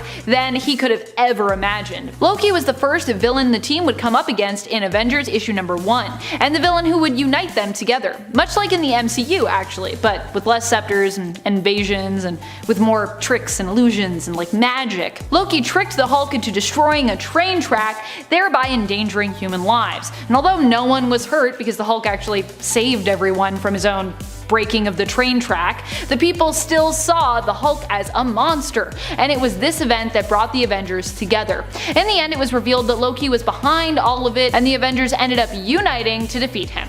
So yeah, this was one of the worst things Loki kinda did to himself even. That's super tricksy. Number 9, united villains. It almost felt like Loki was trying to make up for doing something really good for the heroes in the world, and for, you know, causing a bunch of harmful things for himself when he brought the Avengers together with this plot. During the Acts of Vengeance crossover, Loki, under the guise of a businessman, used his skills as a master manipulator to bring together the Prime Movers, a very contradictory team of powerful villains who all hated the Avengers and heroes in general, and sought to destroy them by attacking them with less conventional villains. The team was made up of Dr. Doom, Kingpin, Mandarin, Wizard, Magneto, and Red Skull, and their plan was actually pretty solid. It sounds like it wouldn't work, but it actually worked pretty well. However, even Loki couldn't manage to keep the group together, and they ended up breaking up, mostly due to everyone's mutual hatred of Red Skull. Which, yeah, I get it. Also, when you put Magneto and Red Skull on a team together, I mean, what do you expect to happen? They're obviously gonna break up. It's a terrible match. Number 8.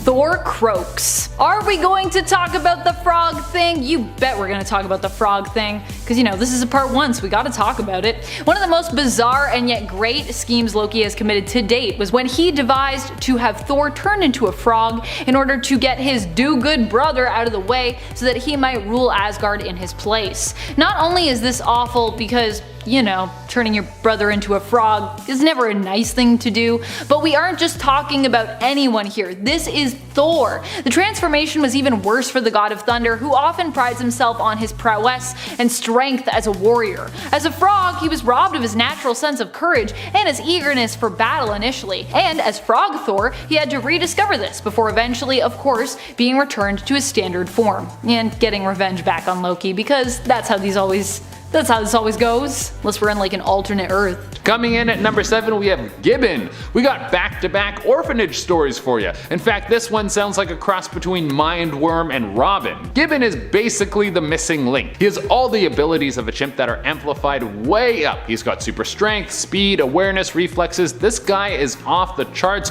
when you're talking about his Madden stats. But because of his monkey-like ways, the kids didn't really like him in the orphanage, and he was never adopted. Now, this ended with him growing up and leaving like a regular dude, but now he was just a freak with no money, so he decided he could use his mutations to make some cash. And what's the best way for an oddity to make a quick buck? Well, the circus, of course. There you would think he would be among his people, but he was rejected once again, and now he turned to a life of villainy. When we first see Gibbon, he's just a dude that has some monkey skills, but in later renditions of his character, he looks like a full-on ape man. And even though he has the abilities to take down Spidey, the clashes between the two always end up with Gibbon on his butt. Coming in at number 6, we have the Answer. Now this guy is actually pretty cool. He's just used in a very lame way, and his name sucks. The Answer was already a skilled assassin. He was working for the mob boss of all mob bosses, Wilson Fisk. Anyone Fisk wanted taken down, he was all over it. And part of why he was so good at his job was because the Answer, at this time he was known as Aaron Nichols, is extremely intelligent. He showcases genius level problem solving skills, and he can come up with the answer to any problem. And this is all before he ever gets any sort of superpowers. There was a time in comics when the Kingpin was just handing out superpowers, but you don't give the first powers to someone you can't trust, so he of course gave his first dose of super juice to his buddy Aaron. But at first glance, nothing happened, which is probably a relief and a bummer, because if you take some sort of experimental drug to give yourself powers, you want to get the superpowers, but you also don't want to come out a freak. But later, the Answer learns that he has one of the most powerful superpowers I have ever heard of. No matter what the situation, when he is faced with a conflict, his body will supply him with the powers to counter who or whatever he's fighting. So normally he's just a guy, but when the time calls for it, he can fly or create force fields or get super strength. But after a run-in with Spidey that he wins, the character just kind of disappears and we don't see him that much. This guy fits on this list because of the wasted potential. Number 5. Used as a pawn in the Civil War. This is more exclusive to the movies, as Bucky didn't play quite as active a role in the first Civil War itself in the comics, but Winter Soldier was a huge part of the reason Iron Man and Captain America came to blows in the MCU's Civil War. Winter Soldier was revealed to be an assassin who was actually Captain America's brainwashed former BFF, James Buchanan Barnes. Gasp! Barnes was framed for the explosive attack on the Vienna International Center during the signing of the Sokovia Accords by Helmut Zemo to create a rift between the supers. Barnes was free and was seeking to learn more of his true past, but Zemo also reactivated his programming to take hold of the Winter Soldier once more so that he could use him to tear apart the Avengers and turn them against one another, especially after he revealed that the Winter Soldier was actually the one responsible for killing Tony's parents. Number 4. Frozen. Like Cap, Bucky Barnes was also frozen, being plunged into frozen waters and later retrieved by a Soviet submarine. Being frozen not only doesn't sound pleasant, because, you know, it's cold and uncomfortable and it hurts, but also it sounds pretty deadly. Bucky was lucky he survived, actually. In fact, the scientists that were to study him weren't even sure that it would be possible to revive him, and after studying him for 2 weeks without finding any traces of the super soldier serum that they had been looking for and hoping to find in his blood, they decided to put him back on ice. Bucky was put into stasis mode for 9 years before he would be revived again so that he could be transformed and weaponized. Number 3. Brainwashed. Bucky was believed dead after he went missing in action. In reality, we later learned that while he had lost his arm in the incident that people believed had killed him, Bucky himself had actually survived. Unfortunately, it was the Soviet Union who had found him and took him in. Keeping his discovery a secret, they brainwashed Barnes, making him loathe the West, turning him into a cyborg, giving him a cybernetic arm in place of the one that he'd lost, and began training him to turn him into their very own weapon and assassin. Number 2. Recaptured. The Winter Soldier, it should be noted, has escaped his captors in the past, but sadly, due to having his brains kinda scrambled, was never able to free himself fully due to the fact that he found himself confused without his handlers and lost. After the assassination of Senator Harry Baxter, the Winter Soldier missed making his extraction point and instead disappeared, going off the grid. Unfortunately for him, without his puppet masters controlling him, he didn't really know where to turn or what to do, and he ended up being recaptured by them shortly thereafter, eventually being located in New York and then taken back in. They decided that his return to America must have triggered something in him, wiped his brain, and were careful to note in his file that missions that would take him to the USA should be avoided in the future. Number 1. Used as a deadly weapon. In the MCU and in the comics, the Winter Soldier is brainwashed and programmed to be an assassin and a weapon, which is probably why he and Black Widow get along so well in the comics and even end up together romantically now and then. They both understand what it's like to be made into a monster, to be manipulated into doing evil deeds that they probably ordinarily wouldn't have done otherwise, but that they still obviously carry a lot of guilt about. The Winter Soldier was used to take out a ton of targets over the years, including Howard Stark and Maria Stark in the MCU, and in the comics, Nomad, Wolverine's love Itsu Akihiro, and President John F. Kennedy, to name a few. Number 10. Mind wiped. While in current continuity this might not make as much sense given many people believe that Emma is in fact more powerful than Charles, and I've actually seen her kick his butt before, regardless of your opinions on who would win in a telepathic battle, this happened before Emma was as developed when it came to her skill set. Professor X and Moira McTaggart came to visit Emma when she was working as a dancer at the Hellfire Club. Being Emma, she didn't have any shame in what she was doing and used her powers to get more money out of the gentlemen who came to the club to watch her dance. She tried to use this trick on Charles, who offered a different path for her, a place at his school. When Emma refused his offer, he ultimately decided to wipe her mind of their ever meeting. Whether this was for better or worse remains to be seen. Charles thought it was for the best, but I would argue having your mind wiped against your will is never really a good thing. Number 9. Was lied to. I mean, everyone was pretty much lied to about this, but you'd think at least Scott would share his plans with the woman that he loved. He didn't though, because he knew what Emma's answer would be, so rather than open up, he kept his mouth shut and kept it from her. What am I talking about? Cyclops and Wolverine's creation of the X-Force. While Emma is all for moral ambiguity, even X-Force for her and many others was seen as a general bad idea and taking things a little too far. The other thing, of course, was that neither she nor any of the other X-Men were even consulted on this decision, which of course made the whole revelation a lot worse. And before we move on to our number 8 spot, just a quick reminder to give that like a click if you haven't already. Seriously, if you click like, it makes your day better. It is statistically proven. Number 8. Choked by Medusa. I mean, this whole event was not necessarily great in my opinion for Emma or the X-Men or the Inhumans. Not a high moment overall. At the very least, just the outfit that Emma is wearing here is something else. Super protective shoulder pads and a giant belt buckle. It's definitely a statement. I'm just not sure it's a good one, especially when I'm used to Emma being such a fashionable character. That belt buckle is the thing that really bothers me in this outfit. Why is the belt buckle so big? It's like as big as her almost her entire midsection. Who made that belt? Is it made for giants? Anyways, it's fine. It just really bothers me when belt buckles are that big. What happened to Emma in Inhumans vs. X-Men that was really so terrible though, was how she ended up getting her butt kicked by Medusa, who used her hair powers to choke Emma. Emma was unable to use her telepathy while in her diamond form, and despite being in her diamond form, actually could have potentially been crushed by Medusa's hair if not for the intervention of Havoc, who saved her here. She was already beginning to break actually under the pressure when he showed up. Whew, that was a close one. You can see a piece of her fall. I don't know what piece that was, but hopefully nothing too valuable. Number 7. Being named Pretender. What could be worse than being referred to as a traitor? Well, how about when Scarlet Witch was referred to as an imposter? This was the new label she was given after it was revealed that she was not actually a mutant, but had been led to believe that she was one for most of her life, due to the High Evolutionary disguising her and her twin brother as both mutants after experimenting on them, and apparently giving them powers himself. During the Dawn of X relaunch in an issue of X-Men, we actually see stories being told of Scarlet Witch where young mutants are taught to refer to her as a pretender, someone who posed as a mutant but was not one and could not be trusted. Seems a little unfair considering that Wanda herself did not know her true origin until much later in life. She wasn't lying, she had been manipulated into believing she was truly a mutant and Magneto's daughter. Number 6. Death of her family. Even in the MCU, Wanda has a tragic origin story. In the cinematic universe, she and her brother Pietro were orphaned at a young age after they managed to survive an attack that collapsed their apartment.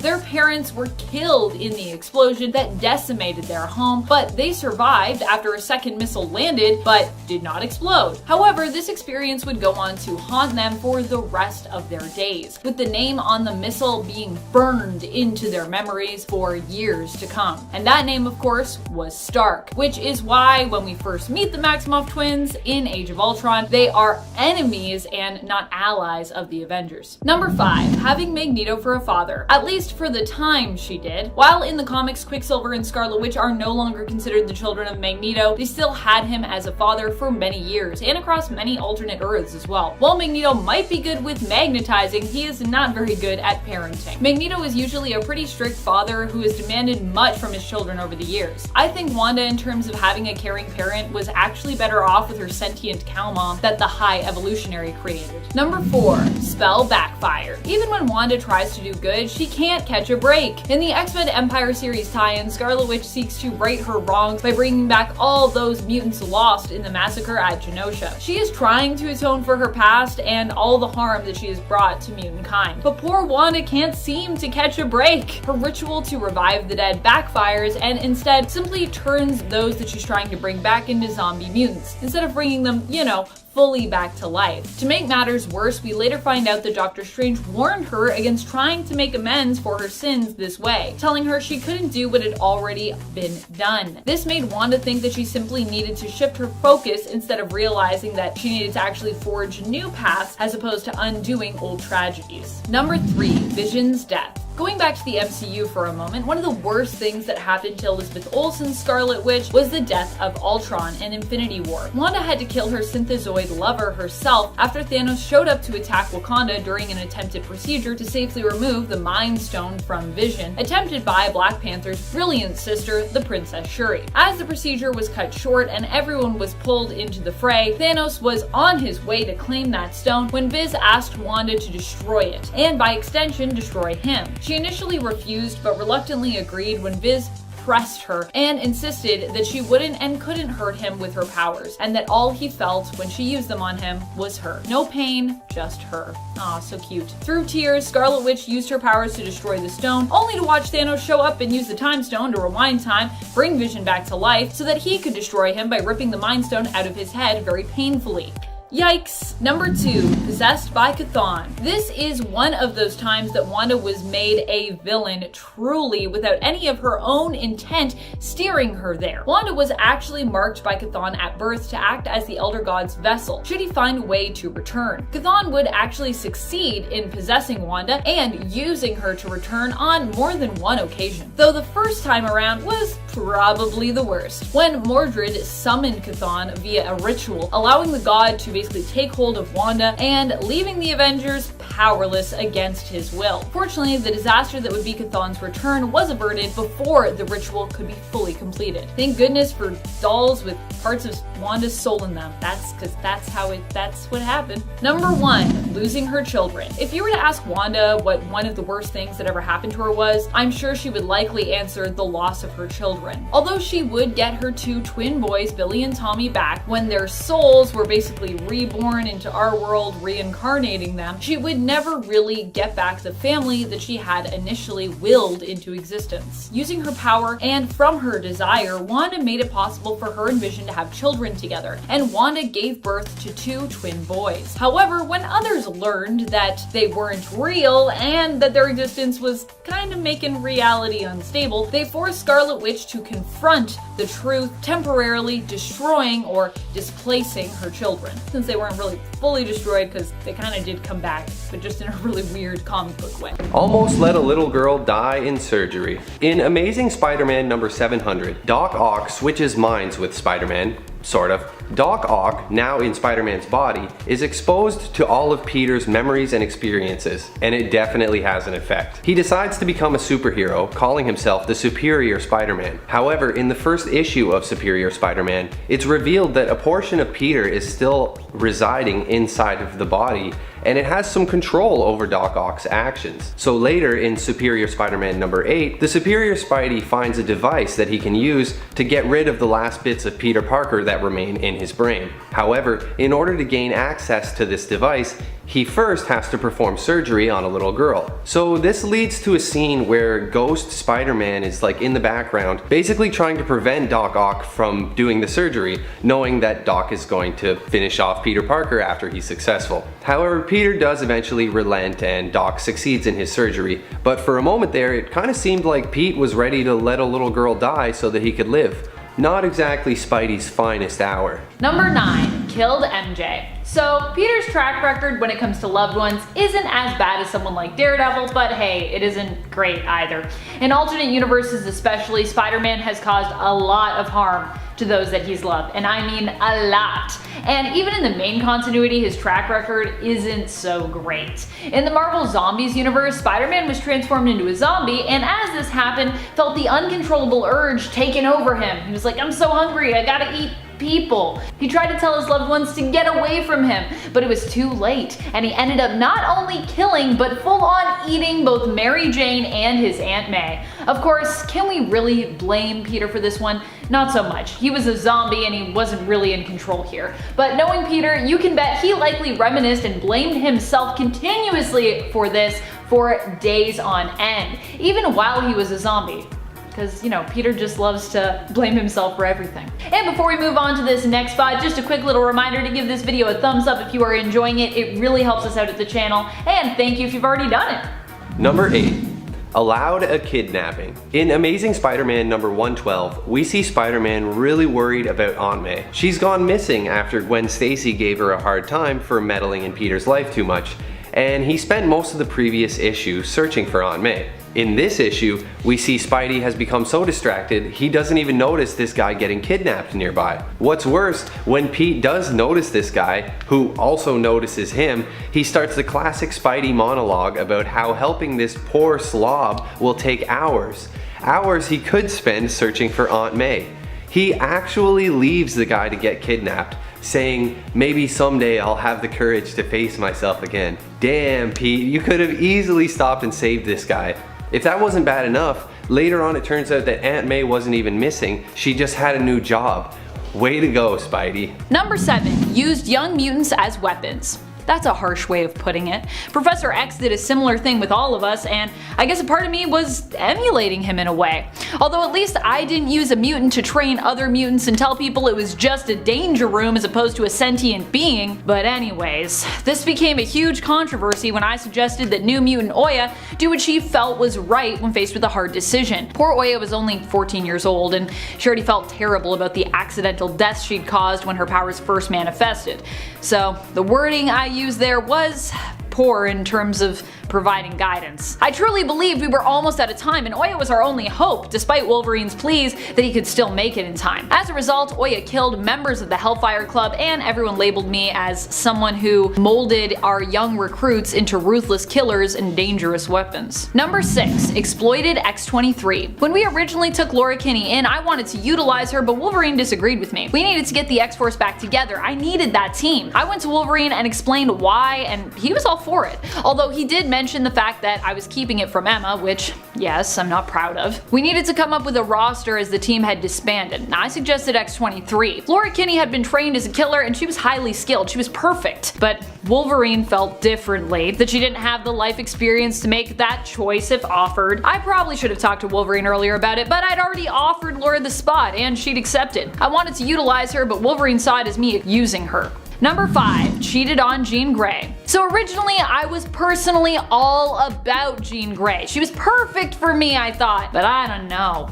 Even I have come to see that Emma, might actually be a better fit for me in the long run. Still, with that being said, it was pretty terrible how that whole thing started. Emma and I were having a psychic affair behind Jean's back. What's worse, I also may have had Emma dress up and emulate Jean within our minds. I mean, she was more the one who offered that, but still, she even changed her hair color. Yeah, it was not good. And what's worse, I knew it was wrong and yet I still went along with it. Eventually, Jean found out, telepathically walking in on Emma and I together. Definitely not a moment I'm proud of. Number 4. Almost made the Skrulls extinct. This one made the cut? Really? I feel like I was at least a little justified here, but I guess I could see how this might seem pretty bad, especially as, yes, not all Skrulls are evil. During Secret Invasion, however, I was desperate. I wasn't sure we'd make it, and so I had to take some pretty severe action there. The plan I came up with was to use the Legacy virus as a template to create basically a Skrull version of that virus. A version that targeted and wiped out Skrulls. Now, this worked well, but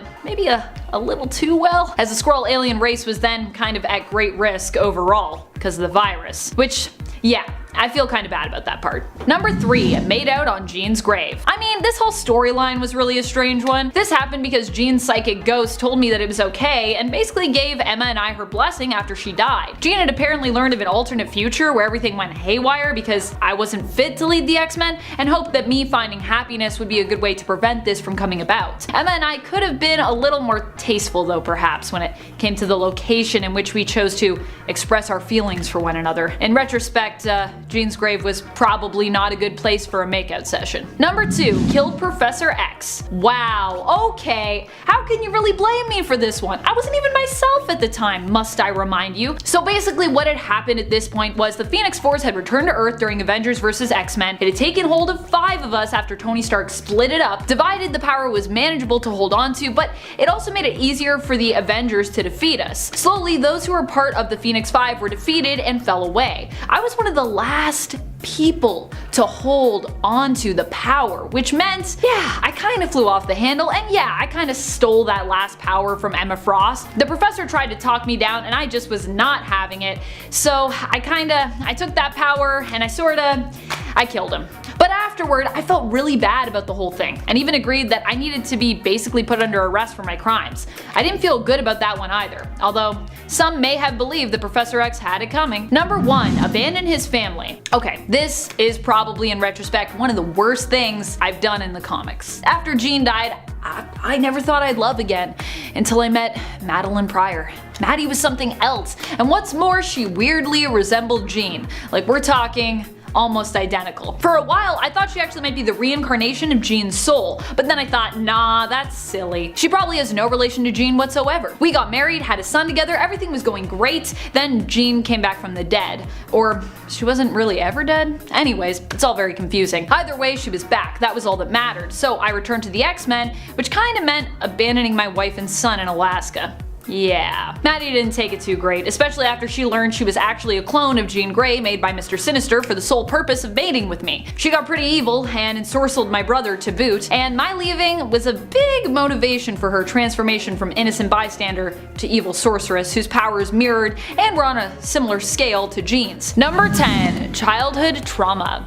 You might think Peter has some pretty intense childhood trauma himself, and he does, but he's not alone here. MJ also had a rough childhood. childhood. She grew up in a home where her family was constantly forced to move because her dad, a professor, always felt the need to take on new jobs and move to new schools. Maybe because he had an anger problem, or as MJ speculated, because he was looking for some kind of satisfaction that he never really could find. This made it hard for MJ to make new friends, but she forced herself to be even more outgoing and charismatic, entertaining her classmates and making everyone fall in love with her. That classic MJ charm. However, what her friends didn't know was at home she and her sister Gail and her mom were suffering. Her father mistreated them and even at one point attacked Gail in front of Mary Jane.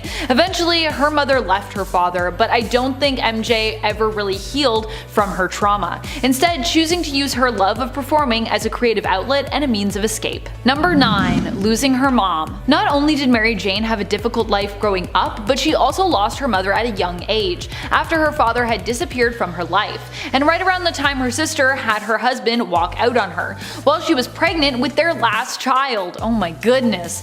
The death of her mom took a toll on MJ and served as a wake-up call. Feeling her mother and her sister had both wasted their lives, giving up on their passions to become mothers, she left her sister, moving in with her Aunt Anna in Brooklyn, and decided to pursue her own dreams of becoming a professional actress. And before we move on to our next spot, just a quick little reminder to give that like a little click. It really helps us out on the channel, and thank you so much if you've already done so. Number 8. Killed by Love. This one only ranks lower because it is technically from an alternate future, but it's still pretty terrible. In Spider-Man Reign, Mary Jane dies young after getting cancer, which despite it also being implied with her mom to run in her family in terms of her medical history, it is in this case caused by her closeness to Peter Parker himself and all his radioactive fluids. In the end, Peter's radioactivity is the one to blame for Mary Jane's death, and she lives on in his memories, haunting him.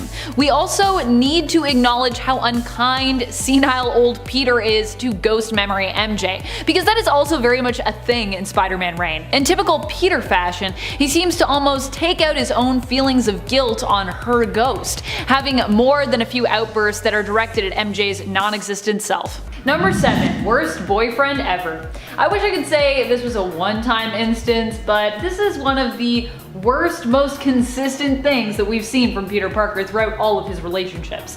He's not only super awkward around the ladies, but also has a tendency to behave badly with his romantic partners as well. For one, Peter very rarely lets people in on his secret of being Spider-Man, which causes a lot of problems early on in relationships that usually end up causing a breakup before things get super serious. And you might be thinking to yourself, but wait a minute, Amanda, hasn't Peter Parker told Mary Jane before that he's Spider-Man? Yes, but she also apparently knew from like day one that he was Spider-Man, so I don't know if that even counts because she knew the whole time. But beyond that, he also says, thinks, and does kind of things that are just in general awful. He snapped at his partners, lied to them, gotten them into all kinds of danger, blamed them for things that weren't their fault, and even at times physically hit them. Like when Mary Jane tried to break up a fight between Peter Parker and his clone Ben Reilly, and in a mindless rage he slammed her back, causing her to go flying into a wall. Also, Spider-Man is super strong, so even if he like flicked Mary Jane, I imagine that would be terribly painful. Oh, and she was also pregnant at the time with their child, which just makes it even worse. Number 6. He almost robbed a jewelry store. Okay, I know this isn't supposed to be top 10 things Spider-Man almost did, but I have to mention another really weird out of character Spider-Man moment. In Amazing Spider-Man number 87, Spidey has been suffering from an illness that he determines to be the radioactivity in his blood slowly killing him. He's been feeling delirious for a while and having a hard time using his powers properly, and he's swinging around the city, monologuing, wondering what it means for his future. Suddenly, he remembers it's Gwen Stacy's birthday, classic Peter, and he doesn't have a gift. So in a bizarre moment, we see Spider-Man randomly decide to break into a jewelry store and he steals a necklace for her. He realizes what he's doing before it's too late and he kind of like puts it back, but he's already caused property damage and like, you know, thank God they don't have cameras because Jameson would just have a field day with that. The whole thing is just a really weird moment. Spider-Man starting to wonder if he's losing his mind. And the whole thing was really surprising to me, and he almost went through with it. Number 5. Killed MJ. Again! Yeah, for someone who claims to love her so much, Peter is not very good at treating MJ well. This one comes to us from another alternate reality though, so we do have to, you know, asterisk and add that in there, little editor note. Because of course, Peter would never kill Mary Jane in the main continuity, or more, he just hasn't done so yet. In the reality of Spider-Man Reign, we're taken to a potential future reality where Peter killed Mary Jane simply by loving her. Their being intimate, at least that's what's implied, caused Mary Jane to be exposed to Peter's radioactivity at a level where she ended up getting cancer and dying. His radioactive fluids. Yeah, that's pretty intense. In typical Peter fashion, this becomes one of his greatest regrets, giving MJ cancer, and only serves to basically drive him insane and turn him senile, which really doesn't help anyone and makes for a pretty crazy story when he returns as a bizarre and depressed version of Old Man Spider-Man. Old Man Spider-Man is super depressing. Number 4. Worked for the Jackal. The whole clone saga was definitely one of Spidey's lowest points, especially just the way that they totally messed with Peter's character throughout the whole thing. He was calling himself the Spider and just acting generally unpleasant, but when he found out that he wasn't the real Peter Parker but a clone, he really didn't receive that news very well. The Jackal somehow ends up convincing Pete to work with him, and somehow Peter buys it, even though it means working against his friend Ben Reilly. Peter eventually does come to his senses, but man, how could he have ever been convinced to work with a supervillain in the first place? You know, every time I look back on this era, I remember why people hate it so much. Both versions of Spider-Man are pretty decent, but the way that they're pitted against one another as if there can only be one and everything, the whole thing just felt kind of forced. Number 3 was too apathetic. Spider-Man's apathy is something that haunts him to this day and makes him pretty much the one to blame for his Uncle Ben's death. Well, I mean, I personally think Peter is much too hard on himself here, and that being that harsh only leads to more disasters later down the road that his intense sense of responsibility has a hand in causing, but I digress. Peter for sure thinks this is the worst thing he has ever done, allowing the man who would go on to kill his uncle to get past him. At the time when the guard who pursued the criminal asked for help, Peter simply didn't see the point in aiding. That wasn't his job, he thought. He wasn't a hero. However, afterward he learned that with great power comes great responsibility, a lesson that has haunted him and continues to both haunt and inspire him to this day. Number 2. He killed Charlemagne. In the one-shot Spider-Man vs. Wolverine from 1987, we get to witness an epic showdown between these two fan favorites. Peter winds up in Germany investigating a mysterious arms dealer. Charlemagne turns out to be an old associate of Wolverine's, and she's got all kinds of people after her. They track her to East Berlin, where Wolverine plans to kill her, sparing her from being tortured by the KGB. Spider-Man isn't really cool with the whole killing her part of the plan, so the two of them have a bit of a fight about it. However, after a helicopter breaks up the fight for a second, Peter's Spidey sense kicks in, and thinking that Wolverine is behind him, he turns around and delivers a full-powered punch, instantly killing Charlemagne. It's implied that she probably intended for this to happen, as she was wanting to die and stuff, but still, if you had told me that Spider-Man once punched a woman with no superpowers and killed her in one hit, I'd be a little skeptical. But it really happened. Number 1, probably killed Gwen Stacy. Once again, Peter is causing harm to those he loves. What's more, this whole moment where he attempted to save Gwen and we hear her neck snap is made even worse for Peter in terms of his own guilt over the situation by the fact that he never really knows if it was him or if it was Green Goblin who is to blame for her death. Was she dead before he grabbed her, or did she die when his webbing latched on to save her, breaking her neck? We still don't really know for sure, although I think Green Goblin claims that she died while she was falling. He's like, a fall like that, she'd die before she hits the ground. And I'm like, wait, is that how falling works? It's not. Anyways. I mean, either way, Peter Parker is kind of to blame here, as Green Goblin has a tendency to target those that Spider-Man loves. So once again, just loving Gwen was in a way a terrible thing for him to do to her. Number 10. Stopped a train with his body. In the second Spider-Man film starring Tobey Maguire, Spidey goes through some burnout after losing MJ to John Jameson and having his friendship with Harry Osborn fall apart. During this time, he's lost his spider powers, and he gets attacked by Doc Ock. After an intense battle, the Mad Doc leaves Spidey to rescue a rogue train heading off of the rails. Pete, having already taken off his mask, puts himself directly in the line of danger and is stretched to the point of nearly breaking in two as he gives everything he's got to stop the train. The effort leaves him battered, bruised, and barely conscious, and in a touching moment, the citizens of New York move him to safety and return his mask, swearing that they won't tell a soul. It's a touching tribute to Spider-Man's sacrifice, and it definitely looks pretty painful. Hey Nerd Squad, if you like these videos and you want to see more, take a second to hit that like button and ring that notification bell. We really appreciate it. Number 9, got dragged off to fight in another dimension. This version of Peter Parker has it pretty rough. When he was a boy, his parents died in a car crash, and his Uncle Ben was highly abusive. In his anger, he adopts the name Charlie Parker instead of Peter. He's a problem child, and he spends 2 years in a juvenile detention center. By age 13, he's living on his own and using his abilities to steal from drug dealers. If that's not bad enough, he's later recruited into the Superior Spider Army, picked up by Ashley Barton, and dragged off to fight in an alternate universe where the Earth is irradiated, without so much as an introduction or an explanation. They're just like, let's go, no time to explain. This version of Spidey is pretty grumpy, and it's easy to see why. Regular Pete already has a hard time, but this guy got dealt a seriously crappy hand. Still, having spider powers does seem pretty awesome. Number 8. Got beaten to near death by the Phoenix Four. The Avengers vs. X-Men event was epic and mind-blowing, featuring some crazy showdowns between our favorite heroes. In A vs. X Volume 1 Part 7, Spider-Man plays a big role as he trains with Hope Summers, trying to help her learn how to control the Phoenix Force. As she grows frustrated that the fight is escalating and she hasn't been able to help, Spidey tries to reassure her that her time will come. Ironically, it's Spider-Man's time that comes later, as he covers the escape of his fellow Avengers by distracting those who are controlled by the Phoenix Force. Despite him having no chance, Spidey gets up again and again after he's beaten to a pulp, likely suffering multiple broken bones while rescuing his friends.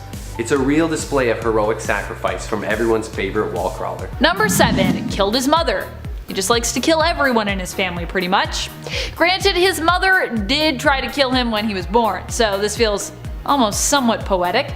In the series Thanos Rising, we saw more into Thanos' origins and backstory as a youngster. Here we see him become more and more obsessed with death, specifically Lady Death, starting out with a weak stomach but growing to enjoy murdering animals, other children his age, and eventually killing his own mother, searching for something that would help him find who he was. Oddly enough, he thought killing his mother Suisan would make him somehow feel like or become less of a monster? As she had threatened him with a scalpel when he was just a baby, driven mad by his appearance, he also attacked her with one, tying her up and gagging her before cutting her open. Also, what's with that sexy position that she's in when all of that's happening? That's weird. Number 6, signing the Accords. Captain America Civil War was one of the most highly anticipated MCU movies, and it's pretty easy to figure out why.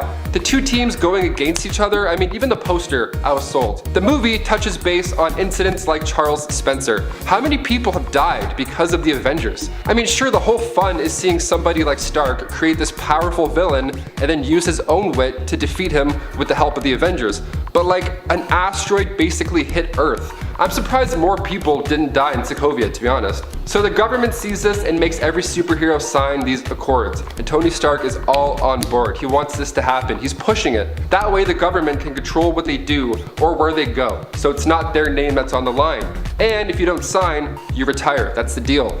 Now, of course, some team members don't agree, like, Captain America, who's all about freedom. Tony basically forced team members to sign up and go against his very own co-worker, Steve Rogers. It's wild because we see both these character arcs changed in this movie for the both of them. We see Cap at the start, who wants to be this team player and do everything by the books, in Captain America, the first Avenger. And now, by his third movie, he's an outlaw. Because Tony Stark didn't listen to him about Bucky. Now Stark, when we first met him, he was cocky, he was rich, he wanted to punch his way through all the problems, even spying on S.H.I.E.L.D. the second he entered the helicarrier. But now, Tony wants everybody to sign and work for the government, all because he feels bad about creating Ultron and blowing it out of the sky. If he had never signed and listened to Cap, the crazy plan of Zemos wouldn't have actually worked. The band would still be together, and when Thanos came to Earth, they all would have smoked him before he even got hands of all the Infinity Stones. Ha! Rant over. Number 5, hashtag engaged. Spider-Man Homecoming was released in 2017 and directed by John Watts. And it's amazing. I mean, this version of Spider-Man, this film version, this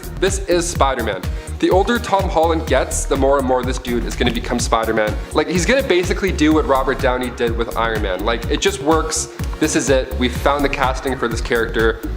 Done. Good luck to anybody else who wants to replace these guys. So one thing I hated about Spider-Man Homecoming was the very end of the movie. So Tony has this plan to introduce the world to Spider-Man, the newest Avenger, even showing him this fancy new Iron Spider suit as part of the pitch. Peter Parker, being all coy and smart, thinks that it's just a test and politely declines the offer. He says he would rather be a friendly neighborhood Spider-Man just to chill out, you know? So Tony reacts in a great way. He's all for it. He's like, yep, protect the little guys, I gotcha. And then after Peter walks away, we see Pepper Potts emerge from behind him, and in the background you can see all of these reporters and spectators. He really was planning on introducing a new Avenger. Also, after the events of Civil War, really?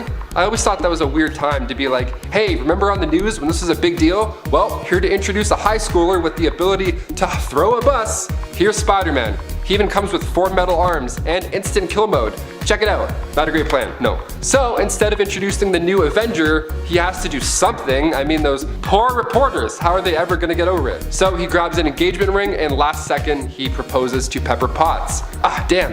That's not a bad trick to have up your sleeve. Like, ah, damn, I forgot my school project. Maybe I'll just propose to somebody in class instead. That'll distract them. Number 4, address shoutout. If there's somebody that wants to kill you, odds are you're just gonna stay away from that person, right? Like, you don't just give your address out to the public, let alone, I don't know, a terrorist. So after Happy gets put in the hospital due to one of the Mandarin's attacks on the Chinese theater, Tony Stark decides he's got a few choice words for the man responsible, the Mandarin. Iron Man 3 of course didn't go so well with fans, given that the villain was just a fake out, and a fake out that people were actually really looking forward to seeing. I mean, the Mandarin's one of the coolest villains ever, and instead we got not the Mandarin. We got like a guy who turns red. But in his message to the Mandarin after visiting Happy in the hospital, Tony says how he's not afraid of the Mandarin, and he in fact should just die.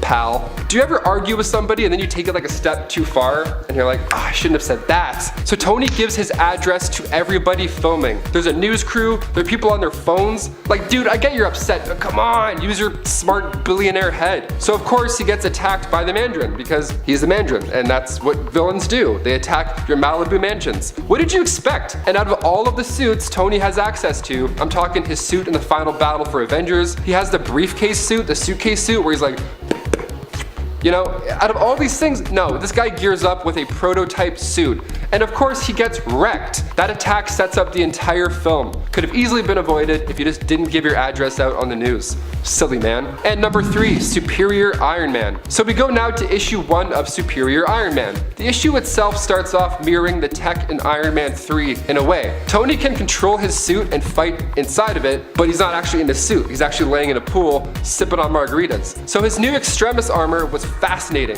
So much so that Tony released it as like the smartphone app. Now this app allowed people to change their bodies using this virus, becoming however they wanted. And it was great, but then Tony does the ultimate power move and says that the app was actually just a free trial, and in order to continue using it, you have to pay 100 smackaroos a day. Honestly, that's not a bad deal. I would pay that to become Iron Man, definitely. I'd be broke. You know what I would do? I would actually pay for the app, and then use the suit to rob banks, and then use that money to pay for the app. I'm a villain. I guess I just realized I'm definitely a villain. Just said it out loud, there we go. Number 2, Bad Armor. In the Age of X limited series released back in 2011, we find Tony Stark in a rather odd predicament. See, at this point in the series, issue 2 I believe this happens, Tony is infected with this virus that is bonding him to his suit. You ever get like a piece of your sweater stuck to an arm hair and you're like, oh god, what's going on? And then you pull it and you're like, whew, that was close. It's kind of like that, except, you know, way worse. He's even going by the name Steel Corpse, which, I mean, as far as names go, it's pretty good. It's pretty fitting.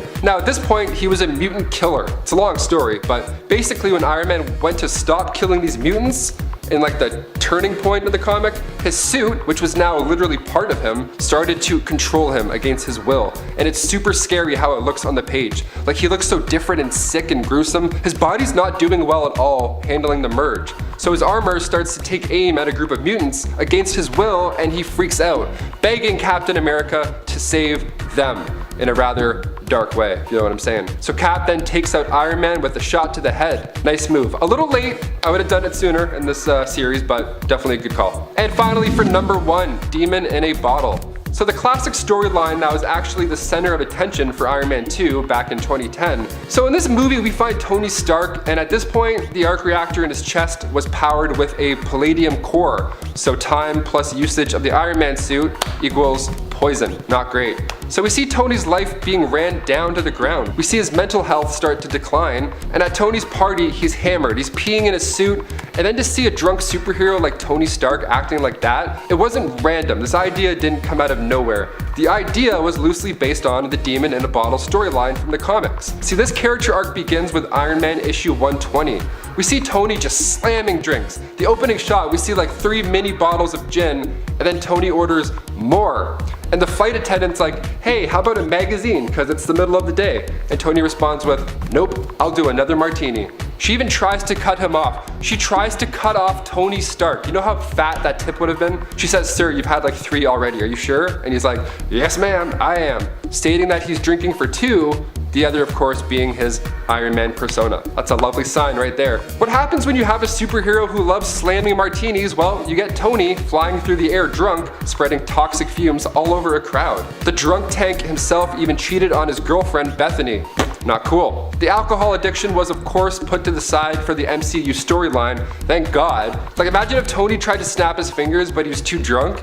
He's like, and I'm so hungry. Can we go home, please? Like, I gotta eat junior chickens right now. Kicking off the list at number 10, we have the Power Broker. John Walker looked up to his older brother Michael quite a bit, especially after he sacrificed his life serving during the Vietnam War. So John decided to follow in his brother's footsteps, and he went into the military service as well. But that still wasn't enough. John felt like he still wasn't the hero that he needed to be. He kept comparing himself to Michael, and what exactly is a hero without a few super abilities on the side, am I right? So he paid a visit to the Power Broker. The Power Broker is being teased throughout Falcon and Winter Soldier right now, but what do? Who are they? Well, they trade their knowledge of technology for high-paying customers who want to undergo this risky process to basically become a superhero. It's like a gamble to get some powers. Half the time, the clients wouldn't even survive. See, it's not that easy to become a superhero. But it worked for John Walker. Unfortunately, it enhanced his strength a hefty amount. So now we have the motivation, we have the superpowers. So what's the next step? And before we continue on with this list, guys, if you want to go ahead and give this video a thumbs up, that would be great. You guys are super helpful. Thank you so much for your support.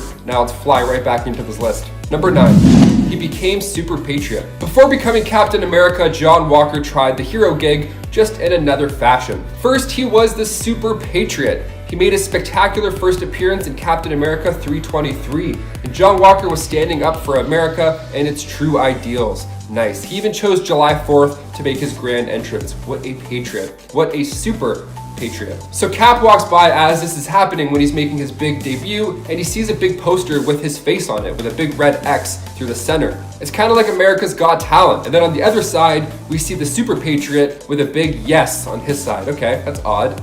So now he's starting to publicly shame Captain America in front of his supporters. He's trying to win over the crowd. And if a cool America monologue wasn't enough to do it, he had his own buck, the Bold Urban Commandos. There were 3 of them, and they staged attacks to make John Walker look better. But you could only look so good until number 8. Fought Captain America. So where John and his 3 Bold Urban Commandos staged another attack, Captain America arrived to save the day. And then readers get treated to a star-spangled battle. And John puts up a pretty good fight as well. He can actually go toe-to-toe with Captain America. Thanks, Power Broker. It worked. They end up battling it out for 27 minutes straight. 27 minutes. That's like a full TV episode of just getting punched in the face. That's terrible. But Super Patriot was never able to really land a blow on Cap, and Cap was never able to keep Super Patriot down. So they're just standing there out of breath for 27 minutes like, now what? So Super Patriot leaves before doing the worst thing ever in all of this. He calls Steve a loser, and then he runs away. Number 7, no rules. Captain America 332, the villain Warhead drops in via parachute with a message. Make war some more. Signed, Warhead. You know, in case we confused him with somebody else falling from the skies. He set up a table on top of the Washington Monument, and then he pulled out a nuclear device. So it's not looking like a good situation at all.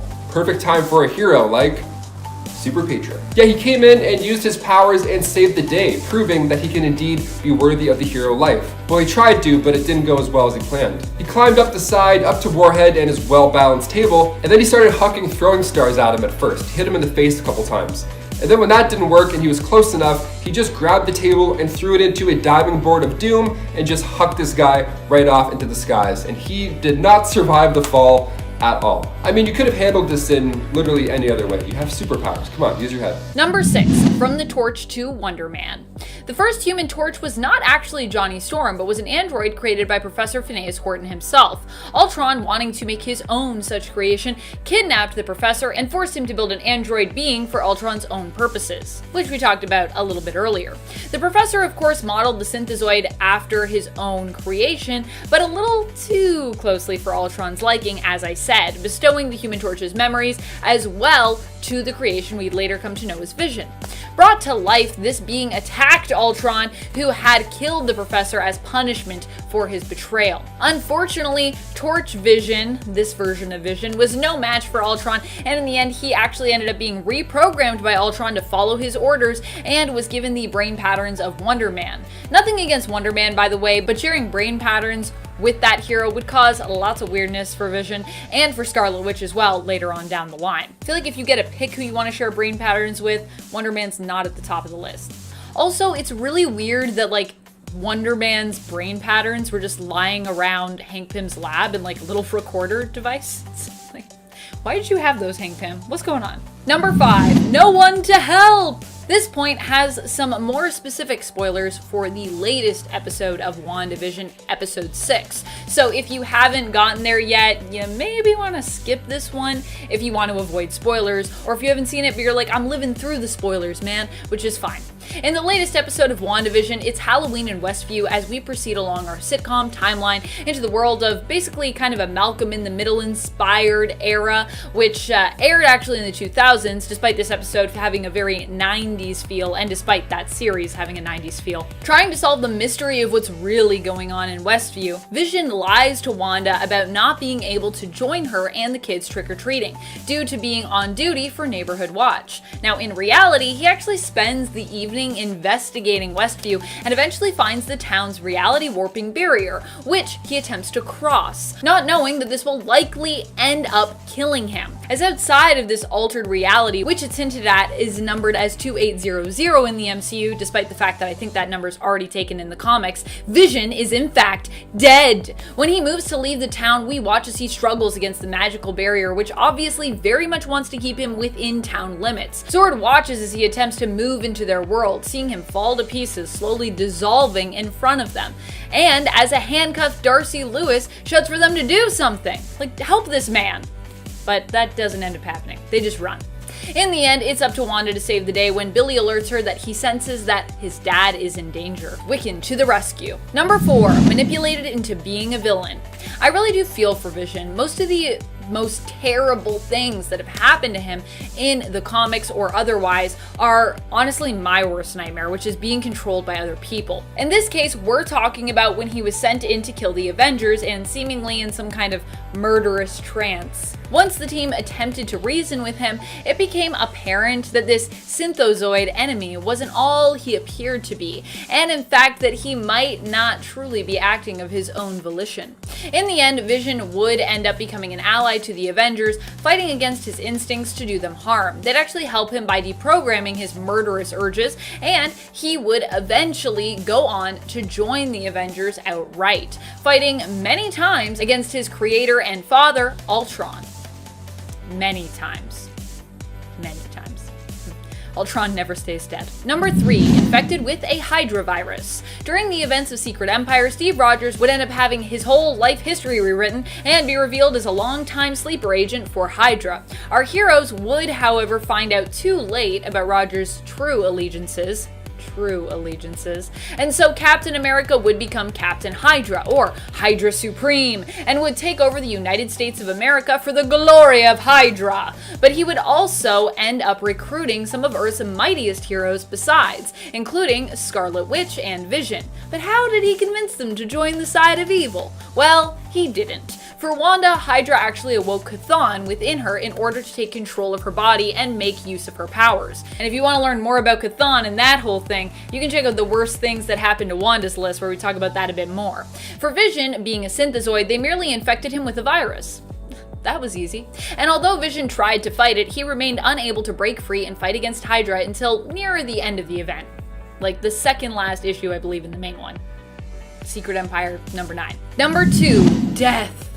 While those who only knew Vision from the MCU might think of his tear-jerking demise in Endgame, comic fans know that a fate worse than being destroyed, at least the first time around, awaited him in the comics. Here, instead of Wanda destroying him at his own request, urging her on with words of affirmation and love, Vision ends up being controlled against his will by her, which leads to him ending up in a direct conflict that he doesn't actually want any part of, which ultimately leads to his very gruesome death. Not only does he melt and vomit up silver pods, which transform into Ultron bots, but overkill comes into play when She-Hulk then decides to go into a rage and ends up tearing him down the middle, which is a pretty epic and permanent kind of on-panel death. Although, of course, even if you get ripped down the middle, that's probably not the end of you, because comics. Vision is still a synthetic being, and he can be recreated. So don't worry, he would be rebuilt, and he would return once more. But what a death to come back from. Number 1, weaponized. During the events of Avengers Disassembled, which led right into House of M, Wanda ended up suffering from a mental break, and as such ended up turning on her fellow Avengers. You'd think Vision, being one of the Avengers who, you know, is married to Wanda, would be safe, but no. Wanda ended up not only getting him killed, but it was the way in which she did it, I think, that just really cut him deep. She didn't just put him in the right places to be torn apart by She-Hulk, but she actually turned him into a weapon to be used against his friends and teammates, the Avengers. Vision actually warned them when he came to them that he was no longer in control of his body before vomiting up those pods, which turned into Ultron robot drones, who then attacked the Avengers after their mansion had already been attacked. This was just a real bad day all around for the whole team. When Vision returned to life and Wanda much later came to ask for forgiveness, it would actually be this memory that would prevent him from being able to forgive his wife, Scarlet Witch. He was like, I can forgive the fact that you had a mental break, but you literally turned me against my friends and made me like hurt them, and some of them died. It's like pretty crazy. Kicking off the list at number 10. The Phoenix. Baron Zemo's whole thing is following in your father's footsteps. I mean, sure, sometimes it's not hard if your father's not a supervillain, but when Baron Zemo was dealing with the passing of his father, he was an engineer at the time and he was quite smart. Add that in with a little bit of grudge towards Captain America and bam, you get very, very desperate. He became this new persona and called himself Phoenix, but this resulted in him just getting whooped, but this time he got whooped in a cool costume. Luckily, Sam Wilson came into the rescue and Phoenix, fell into a vat of adhesive X and it changed his appearance forever. Sometimes you start out as a different hero, fall into some acid, and then you're like, you know what? I'm gonna wear a mask. I think I'm gonna wear a mask forever. Guys, before we go on to this list of not so great times of Baron Zemo, if you wanna go ahead and give this video a like, that would be great. It really does help us out a lot here in our studio.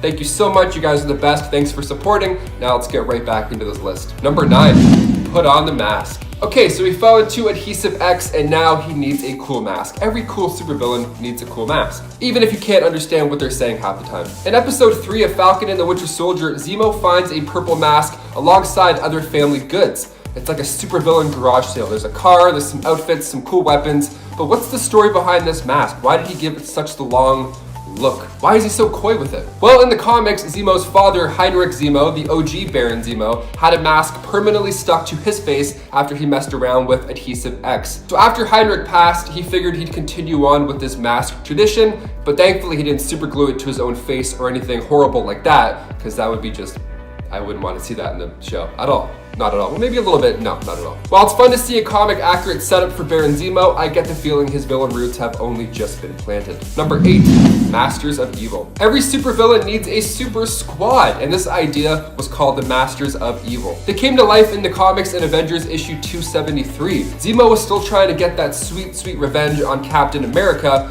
but he was outmanned. So he's already copying his dad enough, he might as well bring back his dad's idea of a super crew. Let's do it. His own personal team of supervillains, and they weren't too shabby off the bat either. Just 2 issues later, the Masters of Evil took on the Avengers and gave them a run for their money. Number 7, the Sad Dad Reunion. This next one takes place from Captain America issue 357 to issue 362. The distance one will go for family, especially Baron Zemo. It can be pretty overwhelming, especially when he tries to bring his father back to life.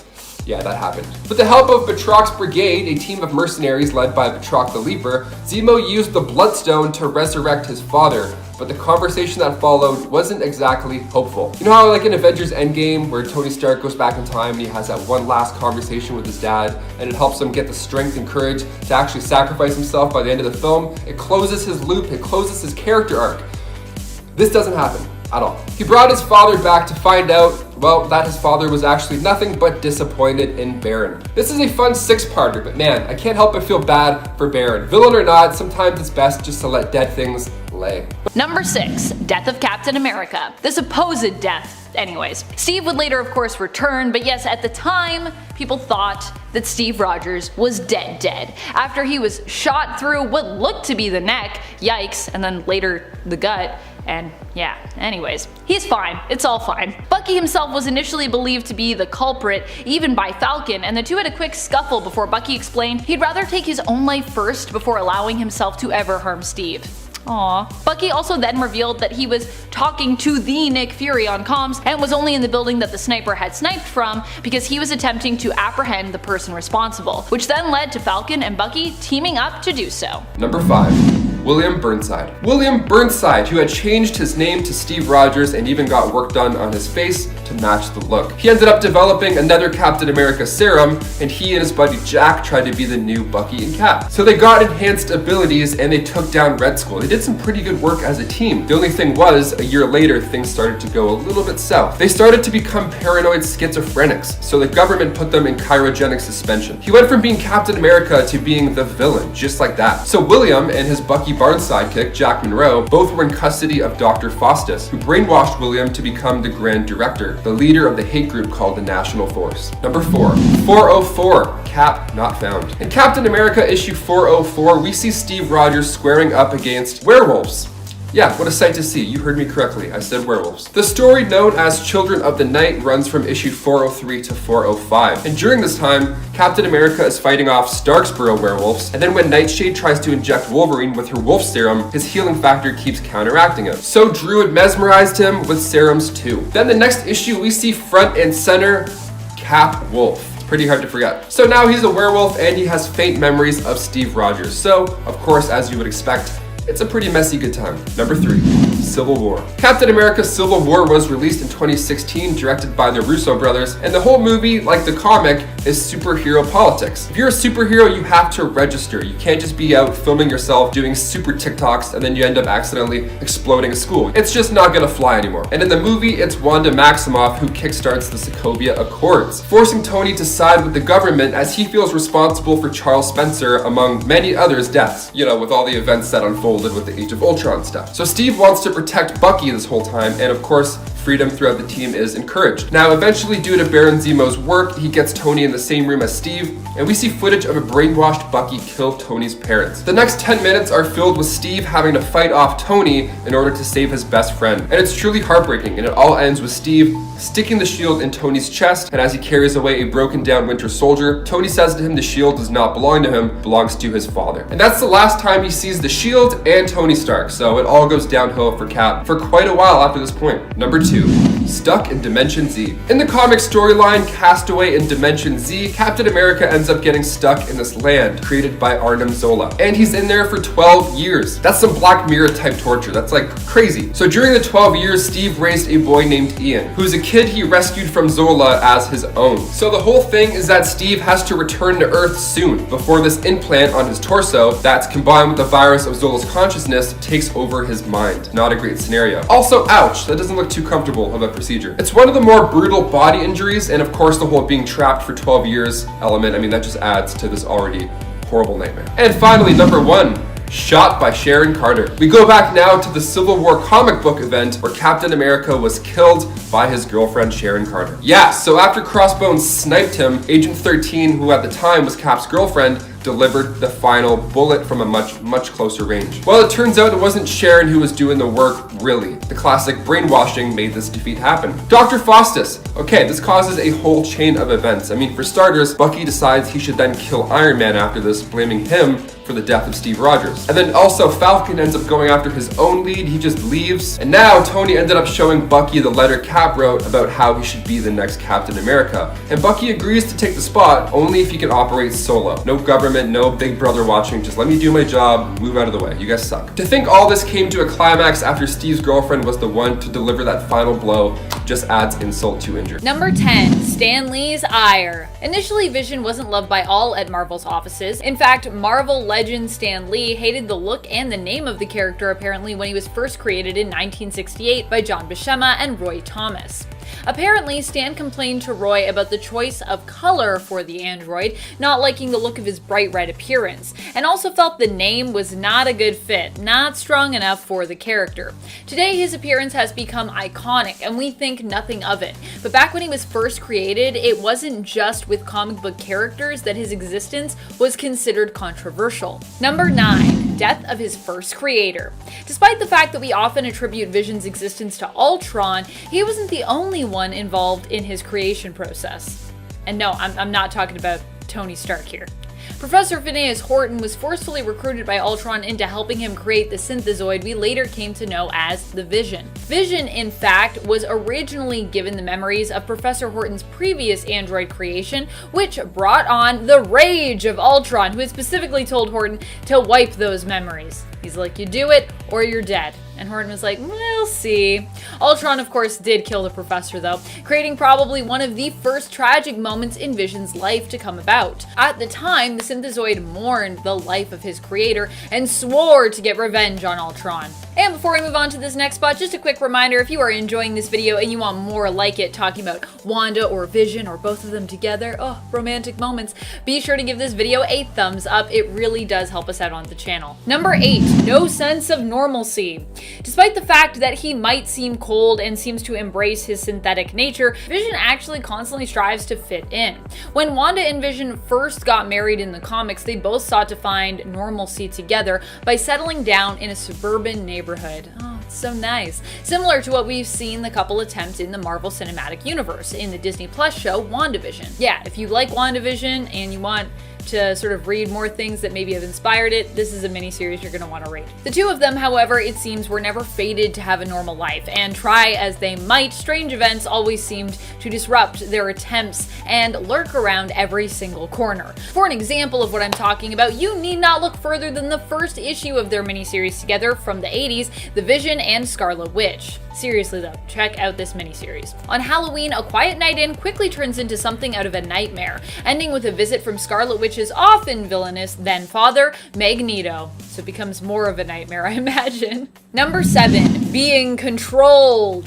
The smallest spoilers ahead for WandaVision if you know nothing about it, but mostly this part is pretty safe as we'll just be focusing kind of on the premise of the show and what we know of it so far based on what has been implied in the episodes. So it's more of like a, if you know the show, you probably know this. In WandaVision, it's implied that Scarlet Witch, Wanda herself, is in complete control of everything going on in Westview, including Vision's appearance and existence there. After all, as we talked about before, Vision's appearance there likely means that Wanda manipulated him and brought him back to life, possibly even reanimating his lifeless corpse. Yikes. As the show unfolds, Vision becomes more suspicious of his life in Westview and Wanda and her involvement not just in it, but in manipulating it as well with her reality-altering powers. Also, I never noticed this before, but Westview's name actually seems to be a reference to the initial of the main characters of the show, and the show title itself. Westview, WV. WandaVision, WV. Interesting. Also, it's weird that it took me so long to notice that, but I just noticed it today, so I was looking for all kinds of other explanations as to what Westview meant. I never thought about, like, the initials. Number 6. William Naslund. He was originally introduced in the comics as the Spirit of 76 in Invaders issue 14. William Asland also held Captain America's mantle for a brief moment. This What If comic turned out to be canon, so back after the apparent death of Steve Rogers and Bucky Barnes at the end of World War II, the United States approached him to be the new Captain America. The first replacement. Wow, how exciting would that be? So much pressure though. So he had the shield for a brief amount of time. He had done a couple of missions and then he died in action. Yeah, he had to fight off these robots and he ended up in the hands of one of them and was crushed to death. But he went down a hero. He activated a flare device that made the robot inactive, and he also summoned the other members of the All Winners to come to the rescue. So he went out a hero. Short but sweet. Number 5. Truce? Question mark? So at some point, it's fair to make a truce, okay? Maybe the conflicts just don't have realistic expectations, and then both parties are like, you know what, this has gone on way too long, let's just call it, no hard feelings. Bam. Like Spider-Man 3, when Pete and Harry teamed up to save the day against Venom and Sandman. That was a great moment. Moviegoers were thrilled to see the end of Bad Boy James Franco and Bad Boy Tobey Maguire. Like, just stop dancing and snapping at people. Just fight. I don't know. But in the comics, he made a pretty questionable truce with Venom. And it all happens in The Amazing Spider-Man 375. Spider-Man's parents get kidnapped by Venom. So he's like, no problem. I'll just roll up with your ex-wife. What's up? Let's make a deal. What do you got? So Spider-Man saved her life, so in return, a truce was to be made. I mean, sure, this was the kickoff to Venom becoming an anti-hero, and then he can have his own run, but also, it's Venom, you know? Christineth, are you stupid or are you deaf? Number 4, the fairy incident. Spider-Man Homecoming. Okay, so after intimidating Aaron Davis with his cool, deep voice, Spider-Man figured out the next move for the arms dealers. So Pete decides to take matters into his own hands and prove that he's worthy of being a suitable Avenger. See, this was right after Tony recruited him to help take down Team Cap in Civil War. So he was warm, he got a taste of the action, and now he wants to do more. That's fair, that's why we love Spider-Man. So the Staten Island Ferry was the next location for the Vulture's arms deal to go down. Let's do it, we got the intel, we're rolling in. So he says some quips, webs a few bad guys up, but the Vulture's Chitauri weapon was just too much for Peter to handle, resulting in the ferry to split in half. Right down the middle too, not even like Titanic. So in a last attempt to keep the civilians safe, he tries to hold on to both sides, which is a sick moment. It's kind of like a homage to other Spider-Man moments. It's great, but people are in danger. People are about to drown. There's like cars that are sinking. It's bad. And thankfully, with Iron Man's surprise arrival, the passengers were saved. Tony was pissed though. He had this whole setup, there was an inside operation, and then Spidey came in and blew it. And he didn't even tell Tony about what he was doing to make matters all the worse. Which resulted in Tony taking back the Spider-Man suit. It's always the worst part, right after a breakup. You're like, fine, here's your nice sweater. God, I'm so cold now. Number 3, Evil Assassin Spider-Man. We go now to Earth 8351, where Spider-Man and Wolverine are training together in Alaska. Nice and cold. So they're trying to go rogue, so they're working on becoming stronger, and they're training, they're having a good time. Now, this Peter Parker, he's a bit more rough around the edges. Even his famous catchphrase is now slightly different. See, in this universe, it is, with great power comes great responsibility and greater enemies, which I like more. It's honest, it's definitely better. Doesn't roll off the tongue, but it's a step in the right direction. And it makes sense why he's going rogue. He's truly trying to protect his friends and family, and saying those few extra words at the end just reaffirms his only goal. So when they're attacked, Spider-Man tells Wolverine just to keep hitting people while he deals with a bad guy wielding not one, but 2 swords. So Spider-Man tries webbing him up, and the swords don't allow that. And Spider-Man even gets laughed at for attempting to do this.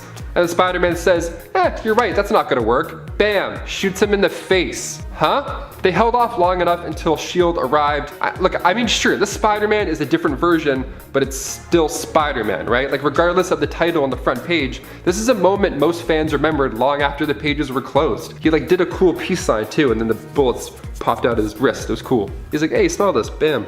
Smell this, why the fuck would he say that? Number 2, hit Mary Jane. Spectacular Spider-Man issue 226, we see Ben Reilly and Peter Parker, and the tension is high. They're trying to prove who the real Spider-Man is. It's during all the clone stuff. And they reach a conclusion that Ben Reilly is in fact the real Spider-Man. He is the real father. He is the father. Peter doesn't respond to this well at all. He's upset, obviously. He's watching his entire life basically get stolen in front of him. And then MJ tries to get in the middle, you know, and cool everything down, and Peter instinctively just brushes her off, yelling to leave him alone. Now, you can't really brush somebody off of you when you can lift, I don't know, a bus. He's strong, he's really strong. So him just doing that in a matter of rage, she went flying. And to make matters somehow worse, she was pregnant. Yeah, she was pregnant. And he quickly knew he had messed up, saying, oh God, what have I done? What kind of man am I? I'll tell you what kind of man you are, Spider-Man. You're a guy who gets on a lot of lists of people getting in trouble. That's what you are. Kidding, you're a gem. Stop hitting people. And finally, number 1, the deal with the devil. I mentioned this earlier, now it's time to get into it. Look, sometimes Peter will try and do the right thing. Well, most of the time he'll do the right thing. But then life just gets even harder for him after that. And then he's presented with a new issue to face, and it's like an over and over again thing. It's just a nightmare. And then in 2007, starting with the Amazing Spider-Man issue 544, the storyline One More Day, it's exactly what might happen if you revealed your identity to the public. Following in the footsteps of Tony Stark in the Civil War II storyline, where Peter revealed his true identity in order to support the Superhero Registration Act. So giving out your last name to supervillains, cool, great idea, awesome, nothing bad's gonna happen at all. This of course resulted in Aunt May getting shot, and in order to save her life, he must make a deal with the devil, literally Mephisto. And in doing so, the world will also forget about Peter's true identity. Not a bad deal. The only catch is that Mephisto takes away the marriage of Peter and Mary Jane.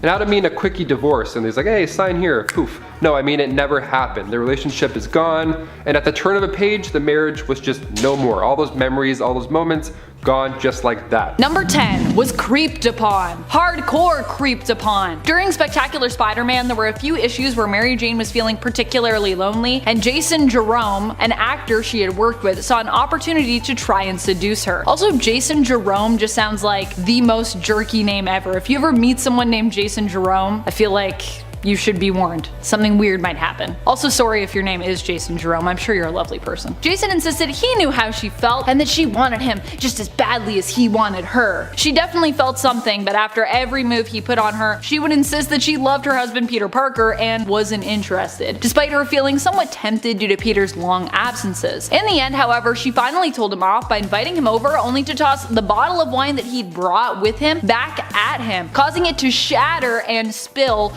ruining his pants. Also, I don't know about you, but I've never thrown a bottle of wine so hard that it shattered, especially if it hit a person. I don't know if Jason Jerome is just made of something really hard or what's going on there. I also love that Mary Jane and Peter have a poster of Peter's face by their door, which is really strange. Like a full on, and she's like, this picture of me and Peter. Not creepy at all. Mary Jane had to put up with a lot of Jason being creepy for multiple issues and even at times appearing to stalk her. Ew. Number 9, used as a human shield. Even when Mary Jane first met Spider-Man, she was smitten with him, even though it was under pretty terrifying circumstances. During one of the first times that Spider-Man ever saved Mary Jane, she was out go-go dancing at a club, hired to dance up on stage and take pictures of the patrons at their tables in between. Suddenly, an attack broke out, featuring goons armed with guns. One of them even manages to take Mary Jane hostage briefly, using her as a human shield. Fortunately, he and his gun are no match for Spider-Man, who thwip clogs up the barrel with his webbing. Spider-Man saves the day and saves Mary Jane. She seems too enamored with Spider-Man to even react to what just happened, but being held at gunpoint and used as a human shield in the middle of a fight has to be traumatizing. However, this wouldn't be Mary Jane's first brush with danger, nor would it be her last. Before we move on to this next point, just a quick reminder to give this video a thumbs up if you are enjoying it, and if you want more videos like this, or more videos about Mary Jane, because Mary Jane's awesome. Number 8, got blown up. In one of the most recent issues of Amazing Spider-Man, spoiler alert, skip this point if you don't want me to spoil things. Mary Jane gets blown the heck up by one of Green Goblin's pumpkin bombs. That's right, Green Goblin is back, baby. But of course, the awful part is that Mary Jane is about to end up in the middle of the crossfire after joining Harry Osborn and Peter in a dank crypt for a horrific dinner party. I guess I should say like demon Harry Osborn, because he's like part demon, part I don't know what's really fully going on there. It's complex. Mary Jane ends up being pretty much targeted in the explosion after trying to sacrifice herself to save Peter. Ain't that just the way? But somehow, miraculously, she survives at least. It's later revealed what MJ's fate is, but I won't spoil the latest issue for those who haven't gotten to read it yet. Regardless, this one explosive panel was pretty brutal to look at as a fan of Mary Jane. Number 7, betrayed by her lover. For a guy who loves her, Scott sure has a funny way of showing it during Avengers vs. X-Men. Granted, he was not himself here as he was possessed by the Phoenix Force, but it still really sucked. Also, Emma was possessed by the Phoenix Force at the same time, so I feel like he doesn't get that as an excuse for this one. Emma and Scott were the last of the Phoenix Five to be left standing, wielding the immense power of the Phoenix Force. But while Emma was still relatively doing okay and kind of holding her own with all this power, Cyclops had his mind corrupted and was starting to turn dark. Driven mad by the influence of Dark Phoenix, Scott turned on Emma, taking all her power for himself so that he had enough power to do what he believed needed to be done. And then he used that power to kill Professor X, who tried to stop him. Although I don't think Emma would have minded this part terribly, as she kinda does tend to blame Charles for messing Scott up, so she'd probably be like, well, that's what you get for messing Scott up as a kid, which is evident later as well when she telepathically kicks Charles's butt, and I love that fight. X-Men Legacy, so good! Number 6, assassinated. This was revealed to have happened at the very end of issue 139 of New X-Men. Emma was shot while in her diamond form with a diamond bullet strong enough to basically shatter her. The horrifying thing was that while not physically alive, her consciousness actually still resided and was essentially trapped within her shards. After an investigation and Emma being returned to life by the efforts of Beast and Jean Grey, it was revealed that Esme, one of Emma's cuckoos, was the one who was to blame. Esme, being one of Emma's students, made this a painful revelation, but it also likely would have been horrifying to be reduced to just bits of consciousness trapped in shards and then be reassembled by Jean's Phoenix Force fire. This whole thing sounds pretty terrible to me. Number 5, Jean Grey broke her. When it comes to the rivalry between Emma and Jean, it's something that has always been there. Even now in Krakoa, when everyone is evolving and moving forward, there is still that spark of competition between the two women, even though now it's at least more of a respectful one than one of pure hatred or distaste. Back when Emma, however, had a psychic affair with Scott, who is Jean's husband at the time, the two were literally like fire and ice with one another, complete opposites and true enemies. The revelation that Emma and Scott were having an affair behind Jean's back caused Jean to completely go off the handle. She brutally, telepathically attacked Emma while trying to get to the bottom of what happened between her and Scott in Hong Kong, making her relive some of her worst traumas to mentally torture Emma, and in the end leaving her broken. Emma was left seeing herself as shallow, spiteful, and manipulative, believing, like Jean, that she was completely in the wrong and losing her sense of confidence and her own high self-esteem. Messing with Jean's relationship left Emma not just burned by her fire, but scorched. In other words, you don't want to mess with Jean Grey. Don't do it. Number 4, Mr. Kendall. Let's talk about the whole teacher-student thing that went on with Emma Frost and Ian Kendall, Emma's teacher. This whole thing is just pretty awful, and also Ian was irresponsible and in the end also terribly judgmental of Emma and broke her heart, which honestly doesn't even make this whole situation much worse because it was already just so awful to begin with. Ugh. As though Emma didn't already have enough on her plate being a villain turned hero in the comics, writers felt that they needed to make Emma even more complex in her own series, Emma Frost, from the early 2000s. So Emma developed a weird romantic relationship with her teacher. She appeared to be the instigator here, but this also seems to be used as a way to kind of like give Mr. Kendall a scapegoat in the end. Like he's like, oh, I didn't want to be attracted to her, but I couldn't help myself. And he's like, you know, I really don't want this, but Emma really wants this. And I'm like, oh my goodness, what's happening here? Emma was like no student, no woman he'd ever known. That's actually something that is said in the series. Oh my goodness. The romance initially was stopped by Emma's father, Winston, when Emma was in high school, but would later resume when Emma ran into Ian again when she was attending university and was no longer his student. In the end, he rejected her not because their whole relationship was wrong, but because she was a filthy and in his mind dishonest mutant. So that's how that ended. I feel like it should have ended like, actually this is wrong, the end. But no. Number 3, attack on her school. As Emma became more of a teacher in the comics, she at one point got a school of her own. She ran the school alongside Banshee Sean Cassidy. Her school not only contained mutants, but at one point also operated as a school for non-powered children as well. Emma did her best to keep the peace and, for the most part, was pretty successful until her sister Adrienne showed up and rocked her world. Adrienne had her own plans for Emma and the school. She terrorized both students and her sister when she planted bombs in the school and threatened to blow everyone sky high, attempting to murder many of the students there. Emma managed to fight off Adrienne while students Sync and Banshee handled the bombs, but in the end it cost Sync his life. He sacrificed himself to save human students when the last bomb couldn't be stopped, which also meant part of the school was blown apart as well. Number 2, punished for having powers. When Emma's parents found out she had powers, rather than accept their daughter or even run in fear of her, they refused to acknowledge that any of it was truly real and decided instead to deal with the problem as if it were any other problem that children from wealthy families such as Emma's suffered. They decided to send Emma to an asylum, but not one really bent on rehabilitating its patients. Her parents referred to it as the clinic. There Emma was doped up and sedated, and it was also implied that the guards took advantage of her vulnerability as well while she was there. Eventually, Emma found a way to reach into the minds of her captors there and was able to manipulate them into helping her escape. Number 1, her team was killed. If there is anything that Emma cherishes and loves the most, it is her students. There is nothing she wouldn't do to protect them, and honestly, in any reality where Emma has become a mother, we've seen just how fiercely loyal and protective she can be when it comes to her own children.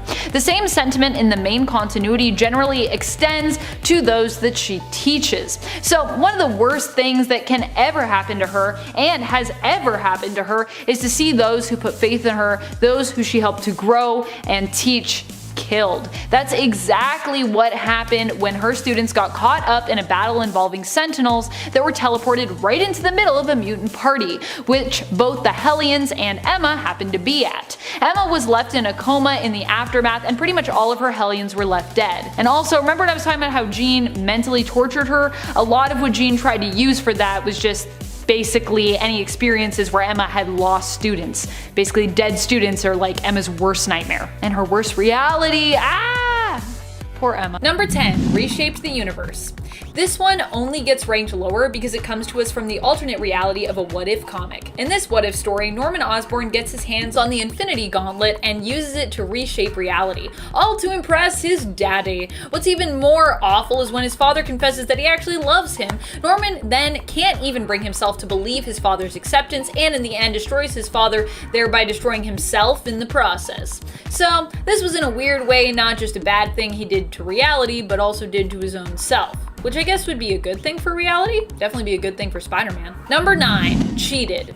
We find out about this one in Red Goblin, Red Death, and what's worse, it's a story that in the present day of that comic has a pretty gruesome ending. Here Norman runs into an old Empire University pal, if you could call him that. Ned Tobolowsky was someone Norman knew in school, and it's implied that at least they were friends, or at least acquaintances, before Ned spilled the beans about a cheating apparatus that Norman was using and had built.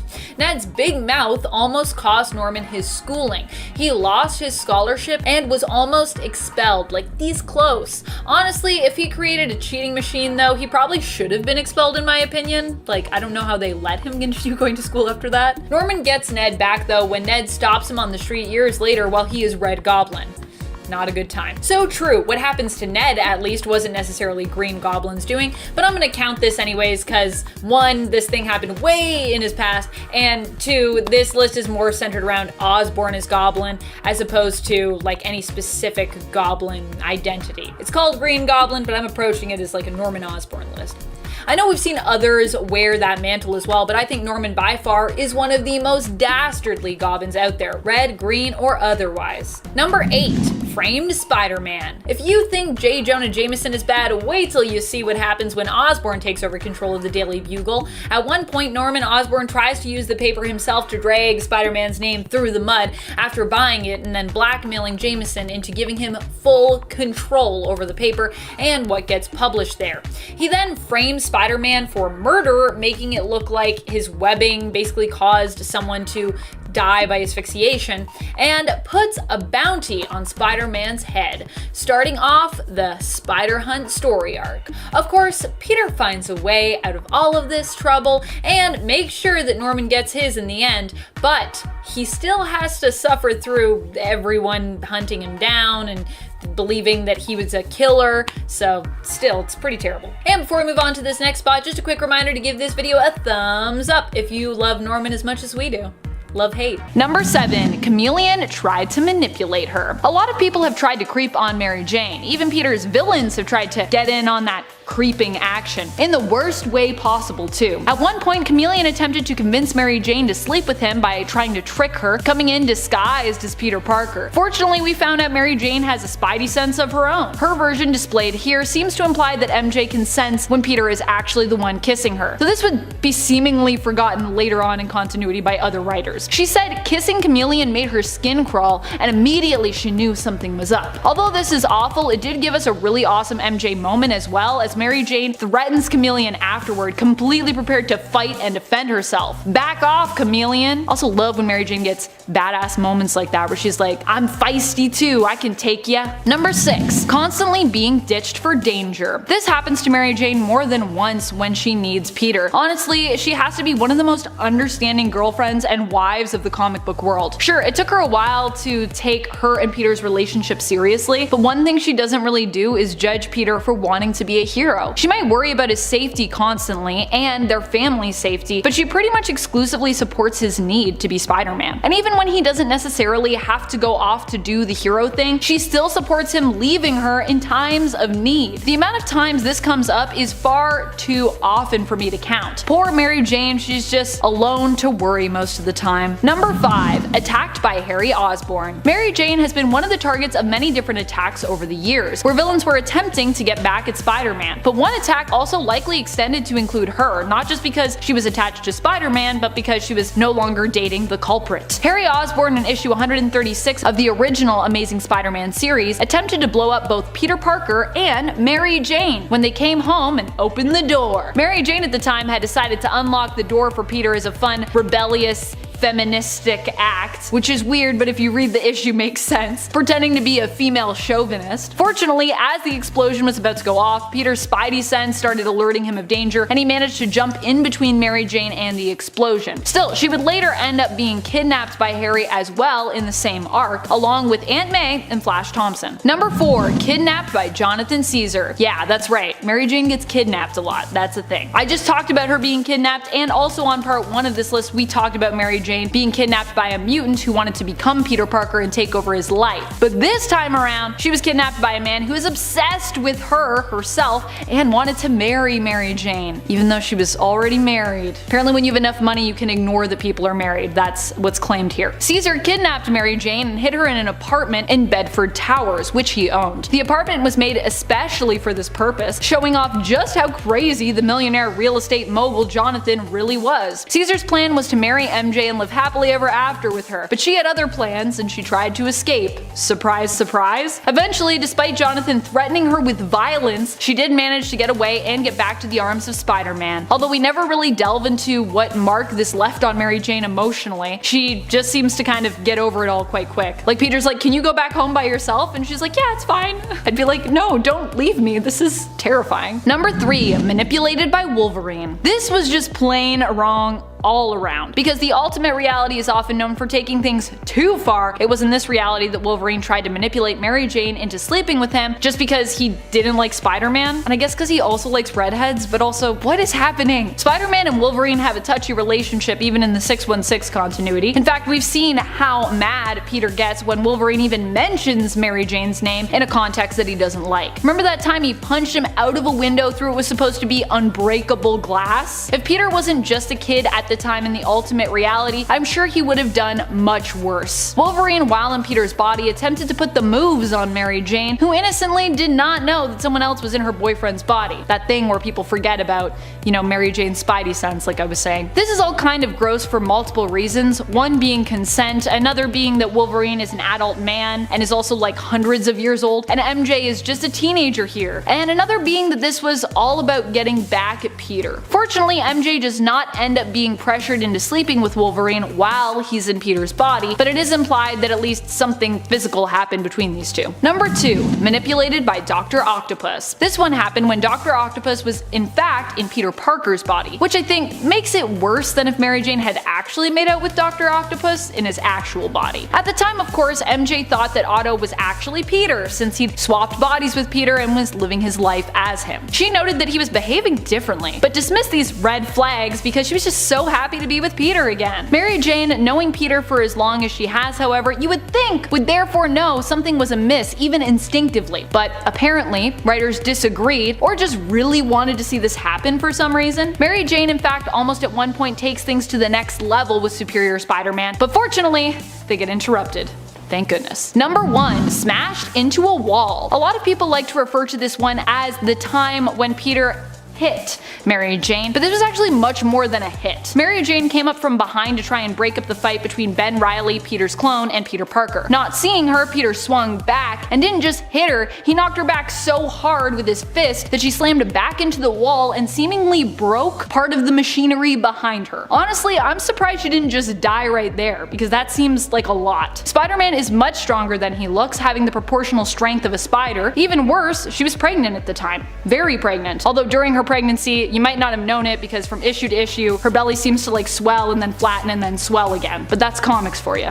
Kicking off the list at number 10, smacked by Thanos. We got to see Captain America and many others get the beatdown of their lives in Avengers Infinity War, but in the comic, in Infinity Gauntlet, it was somehow even more brutal. Yet in part 4 of Jim Starlin's The Infinity Gauntlet, Thanos at one point weakens himself while maintaining the stones because he wanted to take on the Avengers in a more equal fight. All of this just to impress Death. So he makes himself weak and then fistfights them. It's crazy. So Captain America is leading the Avengers into battle, and at this point, everybody is getting hit. Cyclops gets his head stuck in a clear block of force, Vision gets his insides just torn out, and then Thanos sees Cap as having such an emotional outburst, and then after Thanos destroys Cap's shield, he gives him the mighty backhand of a lifetime, knocking him out cold. And before we continue on to number 9, guys, if you could just go ahead and give this video a thumbs up, because it really goes a long way for us here at the studio. You guys are the best, thank you so much. Now back to the video. Number 9, he lost Bucky. Okay, 2005 was a wild time. We got to see Jason Todd return as the Red Hood, and Marvel had their own type of super sleeper assassin come back from the dead as well, Bucky Barnes. In 2005, Bucky Barnes returned, but of course he was never the same. Near the end of World War II, Bucky and Cap were trying to disarm a bomb on a plane while taking down Baron Zemo. The bomb went off, hurling Steve and Bucky into the freezing waters, and well, as for Cap, he came out of this pretty good. He remained frozen, just hanging out, and Bucky, he didn't end up so lucky. His body fell into the freezing waters, and at the time, a Soviet spy submarine was in the area crossing the English Channel. So they scooped him up, fixed the whole left arm situation, brainwashed him, and turned him into this brutal assassin. It's heartbreaking. See, he has all these incredible abilities that make him a fierce warrior, but he doesn't remember how he got them, making him this deadly assassin and a super crazy villain to handle. This is Steve's right-hand man. Every conflict that they go through is just painful. One of the biggest turning points of Marvel was the introduction of the Winter Soldier. This was a conflict that came to life on the big screen back in 2014 with the Winter Soldier, and we're kind of still seeing Bucky try and figure this life out. With the Falcon and the Winter Soldier coming next month on Disney Plus, we can see even more of what he has to go through post-Winter Soldier times. Number 8, Hail Hydra. This next one resulted in writer Nick Spencer getting death threats. That's right, so fans were mostly not okay with this one. Back in 2016, Captain America said 2 words that would throw every every comic book fan for a loop. Hail Hydra. It all went down in 2017's Secret Wars when Captain America's reality had been rewritten secretly by Kobik, who was a sentient cosmic cube acting under the influence of the Red Skull. So as a child, Steve was recruited and raised to believe in their ideology, which was the strong ruling for the weak for the good of all. Now there's a pleasant nod to this in Avengers Endgame, of course, when the team goes back in time to the first Avengers plot. We see Steve get in the elevator to try and get the scepter, and then we see the whole Hydra/SHIELD elevator stocked full of guys. Now we don't know this at the time, but that's fully Hydra. But Steve knows this. So instead of beating everybody up and kicking ass in the elevator like he did in Winter Soldier, he just said, "Hail Hydra." And then just like that, he walked out of the elevator with a smirk on his face. It was beautiful. Number 7, Old Man Cap. At the end of Avengers Endgame, now that we're talking about it, we see Captain America return the Infinity Stones. Only he doesn't shoot back to the present day after he's done. No, he sticks around, hangs out with Peggy, dances the night away, and then we see him as an old man giving the shield down to Sam Wilson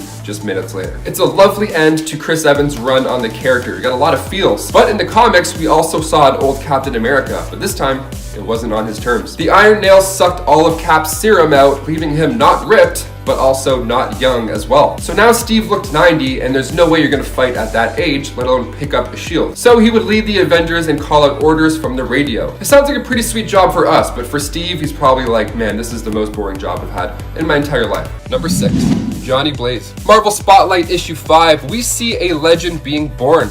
The Ghost Rider. See, Johnny Blaze was a stunt performer, and when his stepfather, Crash Simpson, got cancer, Johnny opted to make a deal with Mephisto to save him. And then when Crash tried to return to the stunt life, he crashed. So now Johnny's upset and he has a few choice words for the devil. So Crash still ended up passing away after all, just not from cancer. Kind of not a great deal. So when Mephisto returned to collect his soul, because he thinks that's a fair deal, Roxanne intervened and used the spell of banishment from one of Johnny's books. Before Mephisto got cast away, he grafted the essence of the demon Zarathos to Johnny's body, thus creating the Ghost Rider. Imagine if Roxanne hadn't showed up, he would have just tricked another poor person into trading souls for some lousy deal. Careful what you wish for, folks. Number 5, Silver Surfer. When Mephisto first came into Marvel Comics, many thought it was during the events of Ghost Rider, like I just mentioned. He actually tried taking Norrin Radd's soul before in Silver Surfer issue 3. The Power and the Prize. The story begins with the Silver Surfer being tracked down by Mephisto because he's drawn to his power and nobility. What a perfect soul to take. The guy's great. He sees him as an obstacle, of course, because he's the Silver Surfer and he's amazing. So Mephisto captures Norrin Radd's love to use as bait, but the Silver Surfer beat him down. He's one of the few Marvel heroes that actually had defeated Mephisto. So honestly, if the devil ends up showing up in WandaVision at some point, I wouldn't be surprised if the Silver Surfer is next up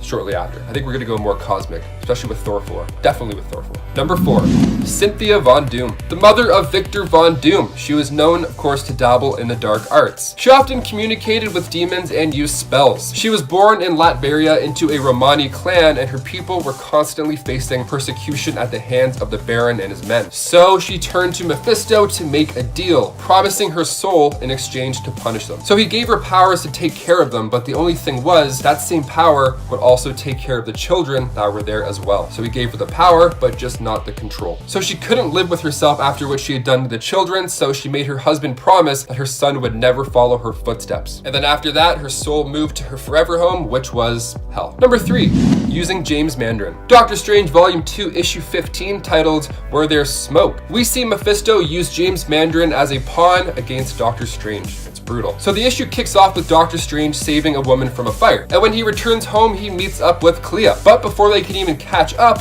a man named James Mandarin comes to the door. But he has a knife in his hand and he claims to know who and what Doctor Strange truly is. But Doctor Strange plays it cool, of course. James does not play it cool. See, he wants to be Strange's disciple. So he slashes at his own throat to make Doctor Strange use his powers and save him. What a power play. Also, you're so insane, but power play indeed. So Strange heals him up, of course, and he proudly puts it together that no normal doctor could have patched him up that fast. And then out pops the devil to make things just that much more exciting. So now the next issue is Strange saving his love from the afterlife. So while Strange waits for the help of Wong to get him out of there, he has to then face off against all sorts of illusions and deceptions unleashed by the devil to try and change him into one of the Hell Lord's minions. So Wanda Maximoff is playing a role in Doctor Strange in the Multiverse of Madness. So I feel like WandaVision will introduce Mephisto, and then in his movie he'll have to go in and finish off the unholy terrors with Wanda's help. Number 2, Fragments of Greater Darkness. So Avengers West Coast Volume 2, Issue 52, we find out the truth behind Scarlet Witch's children, Billy and Tommy. Again, this is another WandaVision theory that I think is happening. Listen up, here we go. So like I said earlier, these 5 pieces of Pandemonium's soul were actually Mephisto's. So Mephisto tricked Pandemonium and then gathered beings possessing the appropriate fragments. 2 of those 5 fragments just happened to be children of Scarlet Witch and Vision. So when Pandemonium arrived, he took the kids, which in turn gave Mephisto full strength, and then this of course left Scarlet Witch having a breakdown. Again, it's been hinted at that Agnes in WandaVision is actually Agatha Harkness, which would make sense. She's a witch, and then in episode 6, we saw everybody in their comic accurate look, and she was of course rocking the witch outfit. Coincidence? I think not. And finally, number 1. One More Day. We finish off with this 4-parter, the One More Day Spider-Man storyline. It began in 2007 in Amazing Spider-Man issue 544, and instead of Pete dealing with the usual thugs or some enhanced science villain with a tail, we see Spider-Man make a deal with the devil. So after Spider-Man revealed his identity in the Civil War storyline, people of course were after him now. So when a bullet strikes Aunt May instead of Peter, he of course feels like he's the one to blame. Absolutely, you took your mask off, that's what happens. Even the opening of the story, it shows Aunt May in a hospital bed with Peter at her side, talking about how she was perfectly fine just a mere days ago. It's very sad. And Mephisto has entered the chat once again. He offers Peter a deal while Aunt May is dying. So basically what happens is that the world will forget about Peter's identity and Aunt May will live. But the whole Mephisto magic is that MJ and Peter never got married. That's just gonna go away. So it's a lose-lose, and you're just trying to be a superhero. So they hug one final time, and MJ explains that their love was always meant to be, and that whatever Mephisto does is unstoppable. And then poof, the deal is sealed. The next day, Peter wakes up, all is fine and normal in his casual life. All that backstory was just wiped out in the turn of a page. Thanks to Mephisto, because your deals are just great. Number 10, his childhood. Superheroes usually don't have an easy childhood. Either they're bullied, they're born with advanced abilities that make them an outcast or a threat, or something traumatic happens with their parents. And in the case of Sam Wilson, he grew up in a tough neighborhood in Harlem, and his father Paul was a minister and tragically met his fate one night after trying to stop a fight between 2 gangs. Sam was only 9 years old when this happened, and soon after, his mother Darlene was attacked by a mugger and she didn't make it. She passed away protecting her children. Sam, being so young and vulnerable, struggled with his parents passing, and his path hasn't always been that of a hero's path, because before he became the Falcon, he became... Guys, before we continue on to number 9 on our list, we just want to say thank you so much for watching, and if you haven't done so already, if you could go ahead and give this video a thumbs up, because it really does help us out on our channel quite a bit. You guys are the best. Thank you so much. Now back to some more Sam Wilson. Number 9. Snap Wilson. So after the death of his parents, Sam figured the next move would be to dip down into the criminal life. He was angry, he was upset. This was probably what I would have done. So he went by the name of Snap Wilson, and long ago in the comics, there was a Captain America and Falcon issue that said, "Revealed at last, the true facts behind the origin of the Falcon." And then it says, "Today, Falcon slays Captain America at the command of the Red Skull." What? So this history with Sam being a hustler was retconned so that the Red Skull had in fact used the Cosmic Cube in order to make Sam a criminal turned into Captain. Now, it was apparently part of Red Skull's plan to use Falcon against Steve when the time was right down the road. Now later on in Captain America issue 276, this retcon was cleared up even more when Sarah refers back to Snap Wilson yet again. She goes on to explain in that issue that it was all over the newspapers back when the Red Skull used Sam against Captain America. So many writers throughout many of these years of comics actually wanted to retcon the whole Snap Wilson phase, appropriately so. Number 8, the other Snap. I mean, turning into dust and vanishing for 5 years, that's probably gotta suck. Now of course we have to mention Infinity War on this list. So when Thanos had all of the stones but one, everybody made a last effort to stop the Mad Titan, but it just wasn't enough power. Falcon tried to stop him by shooting his twin guns at him, but Thanos used the Space Stone on him to knock him out of the air onto the ground. Ouch. And then Thanos then gave each and every other Avenger a piece of pain, with Vision of course being last, having his Mind Stone pulled out of his forehead. And after he obtained all of the Infinity Stones, it just got worse. Falcon turned into ashes while he was crawling through the grass of Wakanda, and while he was fading out of existence, Rhodey was seen not too far behind him, calling out Sam's name. So sad. I was so happy when he came back, but like, man, having that be the last that we saw of all these heroes for a whole year, that wasn't easy on my emotions. Number 7, Roscoe Simons. Roscoe was a Captain America fan, as we all are, and he got the opportunity of a lifetime in Captain America issue 181. He proved himself more than capable to carry the shield after Cap had left it, and it was up to Sam Wilson to train Roscoe Simons. So Sam had this mindset. He was hopeful that Roscoe would see the real life dangers of actually wearing this suit. It wasn't just Halloween, you put on a suit, you whip a frisbee, and then you're like, cool, I got him. It was scary, it was hard. It was at a time in the government where it wasn't a good idea to be this type of character. And he was hoping that he would retire. But in issue 182, Sam tells Roscoe that he's gonna look after him. So Falcon did his best to protect the new hero, but in the very next issue, we see front and center the death of a hero. It was pretty brutal as well how Red Skull took him out. It was a very public way in order to warn others who want to step up to that same mantle. Now poor Roscoe, but also poor Sam Wilson. He told this guy he'd watch his back, and now he has his blood on his hands, and also he has his blood on his future suit, which is not ideal. Number 6, Seeing Red. Captain America issue 350. We have a front cover that is sure to draw you in. The supersized 350th issue. So after months of manipulation from the resurrected Red Skull, Steve Rogers confronts and defeats his replacement, John Walker. Now he also has to battle Red Skull. His hands are literally full in this issue, it's great. But at this point, it's a little tough because the Red Skull is now a cloned Steve Rogers, and that includes having the super soldier powers as well, so it's not easy. So due to his dust of death, his red mask shrunk, and now that was his permanent face. So it's the return of Red Skull in a way. So Steve may have returned the mantle of Captain America now that John Walker's out of the picture, but now we have the return of one Red Skull yet again.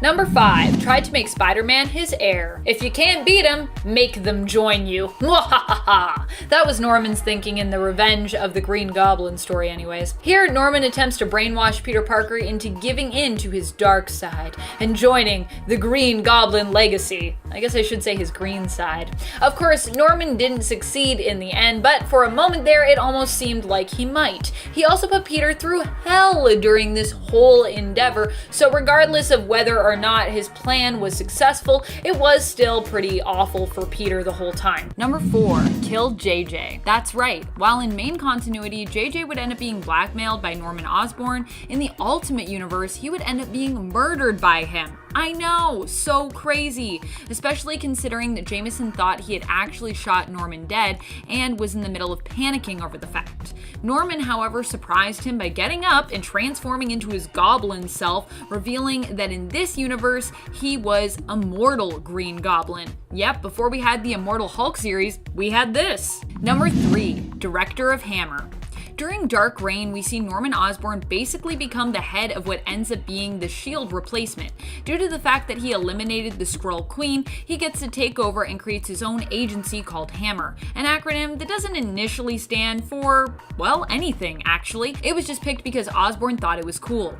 As the director of Hammer, Osborn also took it upon himself to put together his own Avenger team, with him as the leader, Iron Patriot. Being a villain himself, you can guess what kind of people he called on to assemble his Avengers team. More villains, and some really confused and tormented heroes like Sentry. This was a really dark time in Marvel's history as Norman Osborn used all this power to do all sorts of awful stuff, all under the guise or in the often false name of heroic reasoning. Number 2, killed Gwen Stacy. We all know this one to be one of the worst things that Norman as the Green Goblin has done. So I don't think it's a surprise that this one is high up on our list. One of the worst, not just from Peter's perspective, by the way, but also from fans' perspectives. Many still believe that Gwen was actually the one destined to be with Peter, and in fact, that she would be a better match for him than Mary Jane herself. I personally love MJ and Peter together, and I like to think of Gwen's death as a what if that can only really ever theoretically be answered if she lived. Still, even just from Spider-Man's perspective, this has to be one of the most dastardly deeds his foe has ever committed, as Peter Parker for years has also still blamed himself for Gwen's demise, making this wound just that much more tender, that much more deep. This Green Goblin did it, but then Peter still blamed himself. Rough. Number 1, had children with Gwen Stacy. It was really hard for me to try and reason which of these last few points was really the worst, because they're all really bad, especially these last two. Killing Gwen or having children with her. Which one is worse? In the end, however, considering that he later kills her, I figured this one took the cake. Yep, as if Norman Osborn wasn't diabolical and creepy enough in the comics, we had to retcon in something even more nauseating for him. Enter Sin's past. Here it's retconned in that Norman and Gwen slept together, and as if that wasn't bad enough, he got her pregnant. She gave birth to twins in secrecy in Europe who would be raised by Norman to think that Spider-Man was their father, and that it was he who had killed their mother. I'm not sure if it gets any worse than that, but if it does, I don't think I want to find out how it gets worse. Number 10 didn't have his priorities straight. I won't deny when I originally wanted to come back to the X-Men, I was more focused on running away. I was behaving recklessly as a result, and eventually it got so bad that the rest of the X-Men called me on it. Embarrassing. Storm ended up challenging me for leadership, and she kicked my butt too, unsurprisingly. I might be a great tactician and a master of trigonometry, but you know, these laser eyes that are really portals to another dimension filled with limitless energy, apparently, have nothing on what my teammate Aurora is capable of. And so I was unable to leave and forced to return to my family, with a lot of my fellow mutants judging me for trying to shirk my responsibilities to my wife and child. Number 9, blasted Wolverine because he dropped a truth bomb. Some might see it that way anyways. I, however, feel like Logan was being very insensitive and disrespectful to Emma and I at the time. Wolverine basically saw Emma Frost and I together following one of Jean's many deaths and harshly judged me. What part of the mourning process is this, he asked us. First of all, he barged in on us, then he started accusing me of not mourning properly? Did I overreact by optic blasting him out of a window? Maybe. I don't know why Logan always has to goad me though. Why can't we just have a calm, reasonable discussion about our feelings? It's almost like he wants me to fight him. Number 8, re-establish the X-Force. The X-Force is basically a mutant team for when there are missions that don't really fall on brand for the X-Men. Until we had the Hellions, they were kind of like our mutant Suicide Squad, except mostly made up of heroes instead of villains. But these were heroes who weren't afraid of killing when needed.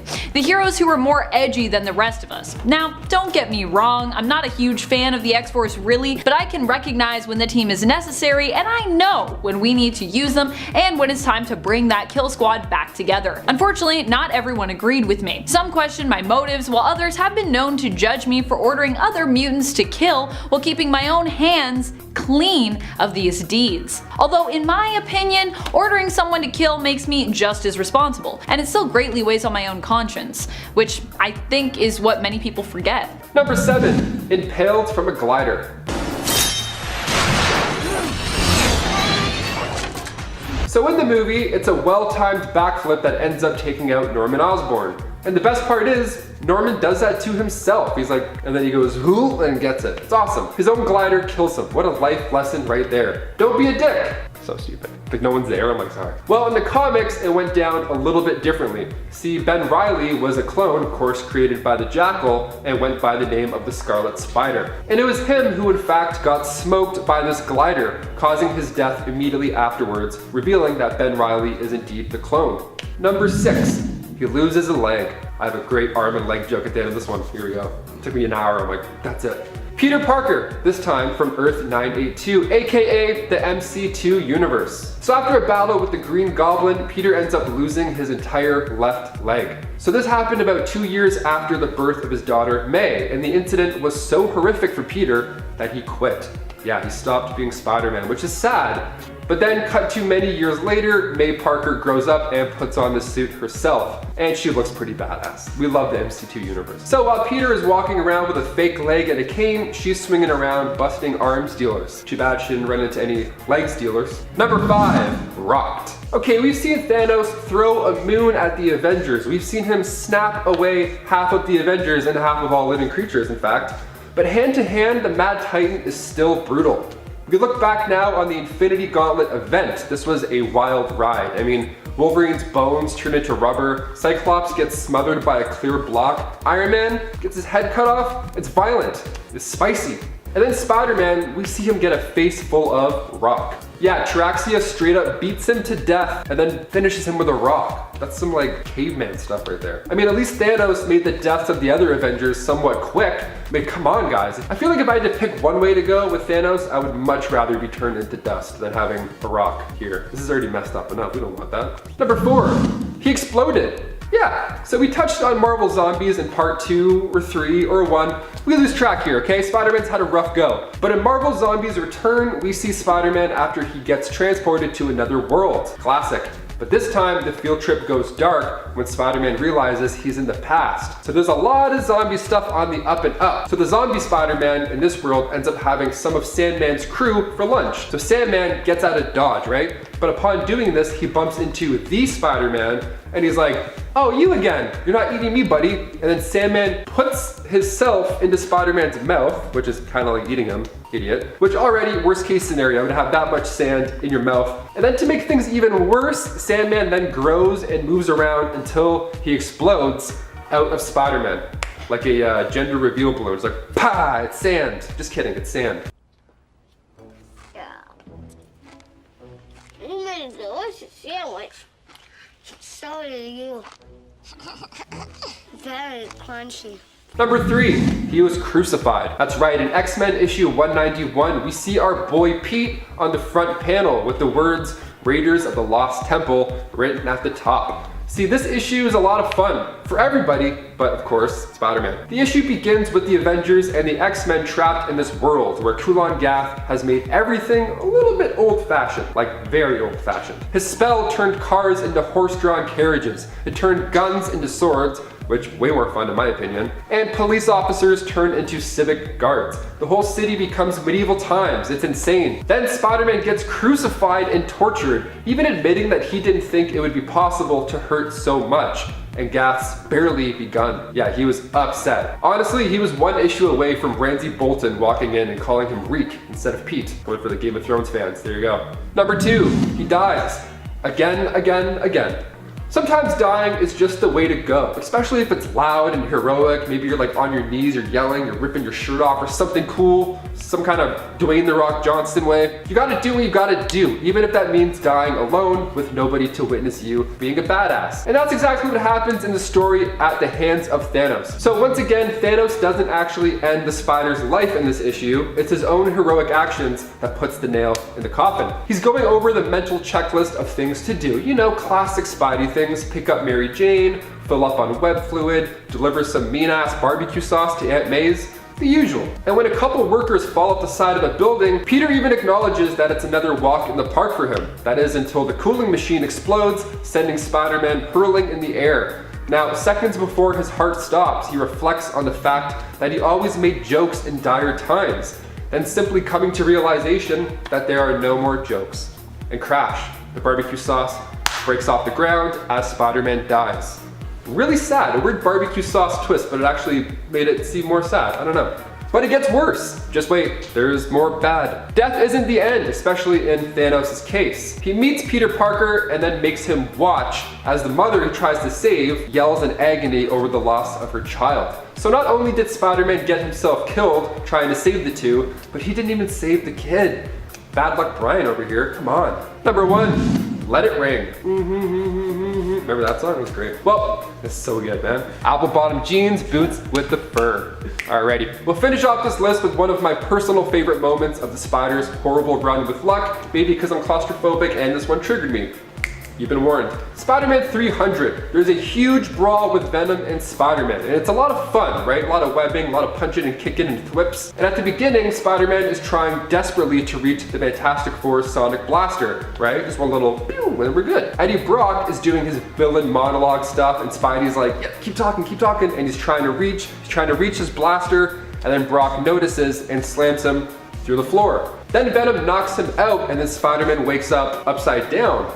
Yeah, he's webbed up to this giant bell. So when the clock strikes midnight, that heavy clapper, it's gonna kill him. It's gonna get him right in the head. It's kind of like Saw in a way. It's really twisted. So in a last minute attempt, Peter barely manages to squeeze his hand out, stopping the bell from ringing. But of course it's not easy. It's only time before the constant hitting will crush the bones in his hand. And he acknowledges this too. He knows that he's in a sticky situation. After barely escaping, the bell does finally ring. And if Peter sticks around, he too would die along with Venom. So even if you win, you lose. Number 10. Hank Pym's secret daughter. Nadia Van Dyne is Hank's daughter, who we didn't know existed until 2016. She was introduced in a free comic book day issue about Civil War II. Now of course I like Nadia Van Dyne as a character, don't get me wrong, but her being added in retroactively as Hank's lost daughter was something that I felt like was a bit much. When we learned of Nadia's backstory, we learned that she was the daughter of Hank Pym and his first wife, Maria Travoia. Maria was kidnapped during her and Hank's honeymoon and killed. Nadia ended up being raised in Russia, trained in the Red Room. Eventually she escaped after learning of who her parents really were. By the time she got back to America though to see her father, Nadia learned of his sacrifice to save the world from Ultron and his death as a result. She decided to seek out her stepmother Janet Van Dyne and became close enough to her that she felt compelled to change her own last name to Van Dyne, because that's not confusing at all. She's Hank's daughter, she's not at all related to Janet, and yet she has her last name. Number 9. Falcon's X-Gene. Remember that time Falcon was revealed to be a mutant and then we explained that origin away with, a faulty Sentinel? If you don't, let me explain. In issue 174 of Captain America, we see Professor X meeting Falcon and Cap. Charles implied Falcon's connection to his bird seemed telepathic, and that Falcon's telepathic abilities may be mutant in origin. Falcon himself took this suggestion to heart and even considered what it might mean for him to be a mutant, pondering on his strong, seemingly psychic link to his bird Redwing. He then encountered a Sentinel who identified him as a mutant, and so he was a mutant for a time. This was established, and this wouldn't really be revisited or retouched till 2001. Where the idea of Falcon being a mutant was tossed in the trash and explained away as a Sentinel simply malfunctioning. Wah wah wah. Number 8. Black Widow's confusing backstory. Natasha being a mysterious spy from Russia who switched sides means that yes, we are going to get a complex backstory for her, but it actually wasn't always that complex. Natasha was inspired to fight for her nation originally when her husband was assumed dead in combat. Her husband wasn't really dead of course, and it was implied that this was all part of a plot to basically encourage her to fight for her country. Before that, Natasha was a renowned ballerina. Later on, however, this whole origin was revealed to be a lie when we learned that the Red Room had embedded memories of her being a ballerina in her mind. They made her think she had trained in ballet, but she hadn't really, because I guess that's what the Red Room does. They mess with you and give you fake memories. Her story was also changed from a woman who was inspired by her husband's sacrifice to put her own life on the line for her country as well, to that of a woman being blackmailed and threatened into becoming a spy in order to protect her husband. Number 7. Professor X married Mystique. Some retcons that are really strange come from film inspiration. As a lot of people discussed in the comments, many feel that Scarlet Witch and Quicksilver, for example, would still be mutants today if it wasn't for their being introduced in the MCU's Avengers franchise, which didn't have the rights to include mutants, so we had to kind of unmutant them. I feel as though the case was possibly similar for this weird, secret retcon. In 2013's Uncanny X-Men issue 24, we learned of Mystique and Charles Xavier's secret marriage, meaning that the child we saw Mystique gave birth to while in the guise of Moira McTaggart was likely one willfully conceived, as opposed to Mystique tricking Charles into sleeping with her, which would have been super weird and pretty not good in my opinion. In the X-Men prequel films such as First Class, which came out in 2011, we see a different kind of relationship between Raven and Charles. We get this weird love triangle between Charles, Raven, and Eric, and it seems more of that likely influenced this weird retcon plot point revealed in the comics in Charles's will. Number 6. Kills off the last humans. During Marvel's The End, Marvel shared with us what various characters would do when faced with the events of and aftermath of the apocalypse. The Punisher was able to track down the last surviving humans, who also happened to be a bunch of jerks who were basically responsible for the events of World War III, which had resulted in this apocalyptic scenario and world that we found ourselves in. They offered the Punisher a choice. He could let them live and they would work to restart the planet and human race using genetic samples, or he could kill them for what they'd done, but then humanity would die with them. Being the Punisher, he decided of course to kill them. Though I gotta say, it definitely sounds like they deserved that, but still, he just condemned humanity for forever. Now we're gonna be extinct. Number 5. serves Thanos. If you don't know Cosmic Ghost Rider, I highly recommend checking him out. He's an alternate version of Frank Castle that agreed to become a spirit of vengeance and thereby Ghost Rider. As such, he survives basically the death of all of planet Earth when Thanos comes to raise it in his destruction of the universe, and eventually when everyone else who would stand up against Thanos in the cosmos has been defeated, joins Thanos. He does at least try to stand up to Thanos in the beginning, but in the end kind of goes insane and then sees serving Thanos as really his only option, especially if he doesn't want to be alone. Because, you know, it's hard to live forever and be alone forever. It's really sad. CGR helps Thanos to destroy what is left of the universe and remains loyal to the Mad Titan Thanos even when an opponent looms who could actually stand a chance at defeating him, known as the Fallen One, formerly the Silver Surfer, who now also wields the power of Mjolnir.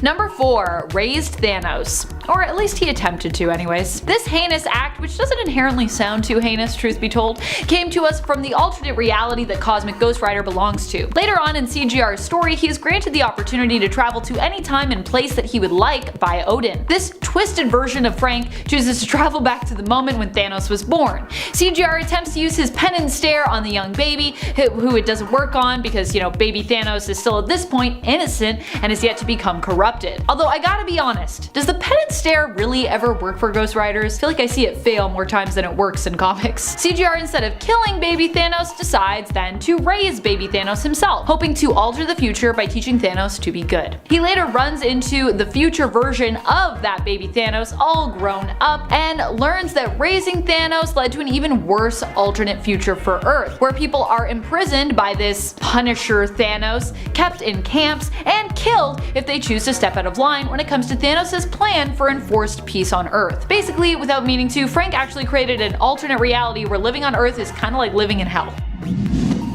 Number 3. Executions. While it might not be as bad as condemning Earth to the fate of his adopted son, Punisher Thanos, I personally find this gruesome depiction of the character even worse. This take on the Punisher and his actions comes to us from the 2005 Punisher video game. Here you gotta play as Frank Castle beating up targets to secure key information before executing them. The adults-only rated game was described as having over 100 unique executions for fans to choose from.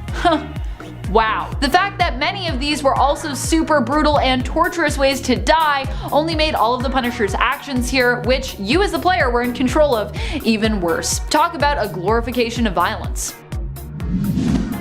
Number 2. Kills the Marvel Universe. In the story Punisher Kills the Marvel Universe, we get a front row seat to watching Frank Castle eliminate literally pretty much every hero, villain, and just about anyone else who gets in his way, as he makes quick work of the entire Marvel verse. As awful as this is, it's also really impressive that Frank, who is admittedly just a human, is able to take out all these superpowered beings so successfully and often efficiently. In the end, after Punisher has eliminated just about everyone there is, one person is left for him to take down, for it to be considered a completely clean sweep. Himself. And Frank doesn't even hesitate. Now, what caused all this chaos, by the way? Like in many other Punisher stories, it was the death of his family, which in this reality appeared to have happened while they were caught in the crossfire of a superhuman battle. Number 1.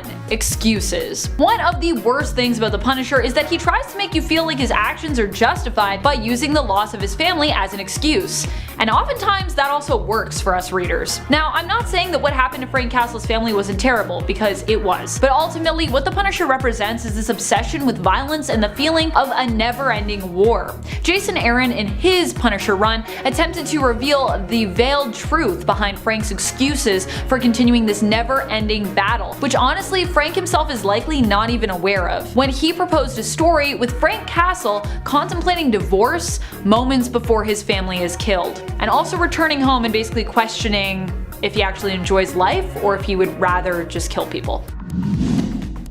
Number 10. Jean Grey was resting the whole time. After Jean Grey died as part of the Phoenix Saga, everyone was left flabbergasted. During the story, we'd seen Jean merge with the Phoenix Force, become insanely powerful, lose control over this power, become corrupted and dark, basically become a huge supervillain, and finally sacrifice herself, knowing that if she didn't, it would only end badly. Or worse than badly, because it was already pretty bad. Jean Grey, one of the original X-Men team, was dead. or so it seemed. Later on, Marvel would want to revive the original X-Men team and bring them together on a new team in comic series called X-Factor. So Jean needed to come back to life. But hey, she was dead. So we got the added story to explain that the version of Jean that had died wasn't really her, but was a separate entity known as Phoenix. Sort of this merged thing. Wasn't really Jean. Jean herself was resting comfortably in a pod beneath the ocean, still lived, and would be able to return. Yay. Number 9. Tony Stark was adopted. Yep, that's the thing that happened. I'm just wondering if this one will show up in the Marvel Cinematic Universe. I can't deny that if we get an Arno as a result, an Arno Stark, I would actually not be too upset with that, even though this retcon's pretty weird. The reason this retcon was such a terrible retcon for Tony was that his parents in their loss always remained a great catalyst and huge emotional plot point for him. Now, of course, just because he was adopted doesn't mean that he can't still love his parents as much as he did and still be as emotionally affected by their death. That's not what I'm saying. But his parents also had a naturally born son that they hid from Tony, who was born before they adopted Tony, and he also didn't know that he was even adopted. Also, there were aliens and alien tech involved in Arno's birth, which explains why this all had to be a secret, but also it's just a lot. All in all, this revelation greatly changed the way Tony saw his parents and made their relationship more complex. And I don't know if either of those things needed to happen. Number 8. Hail Hydra. One of the most shocking moments in Marvel's comic history was when it was revealed that Captain America was actually a sleeper agent for Hydra the whole time. Say what? The guy who for years was diametrically opposed to Hydra and all their beliefs, who had tried and succeeded to foil their plots countless times, was a Hydra agent? How could this be? Well, apparently all those wins were a part of his doing a very good job to convince us all and trust him so that he could stab us in the back at the right moment and take over America, becoming Hydra Supreme. Fortunately, this evil version of Captain America would later be revealed to have been created by Kobik, a living sentient version of the Cosmic Cube who was manipulated into making this retcon happen. What's more, the true Captain America still existed within the shards of the Cosmic Cube and would return once more to defeat his evil self, fixing the timeline. So, I mean, at least this retcon ended up not staying permanent, but still, it's pretty weird. And coming up at number 7, hit by a train. In Spider-Man Far From Home, we see Peter go toe-to-toe with Mysterio, a villain fans have been begging to see on the big screen for years. And Mysterio does a pretty good job convincing Peter that what he's seeing is real, but what Peter doesn't expect is a real-life train to hit him going really fast. There have actually been conversations online about how this hit should have killed Peter. He got hit by an Ice 3 bullet train, and one Reddit account went so far as to actually do the math on how Peter should have died with the speed and the momentum of the train. Also, that's a lot of effort. Just lie to us. Say he would have been fine. Don't tell us he would have died. Not only does this hit injure Peter, but once he slowly climbs onto the train and collapses, he's taken like almost 2,000 kilometers away to the Netherlands, where Happy has to pick him up in a field of tulips. This was a great part in the movie. I mean, seeing him lose everything and barely obtain the strength to go back and fight Mysterio again, you love to see it, but you also hate to see it, you know? And number 6, extra arms. The Spider or the Man.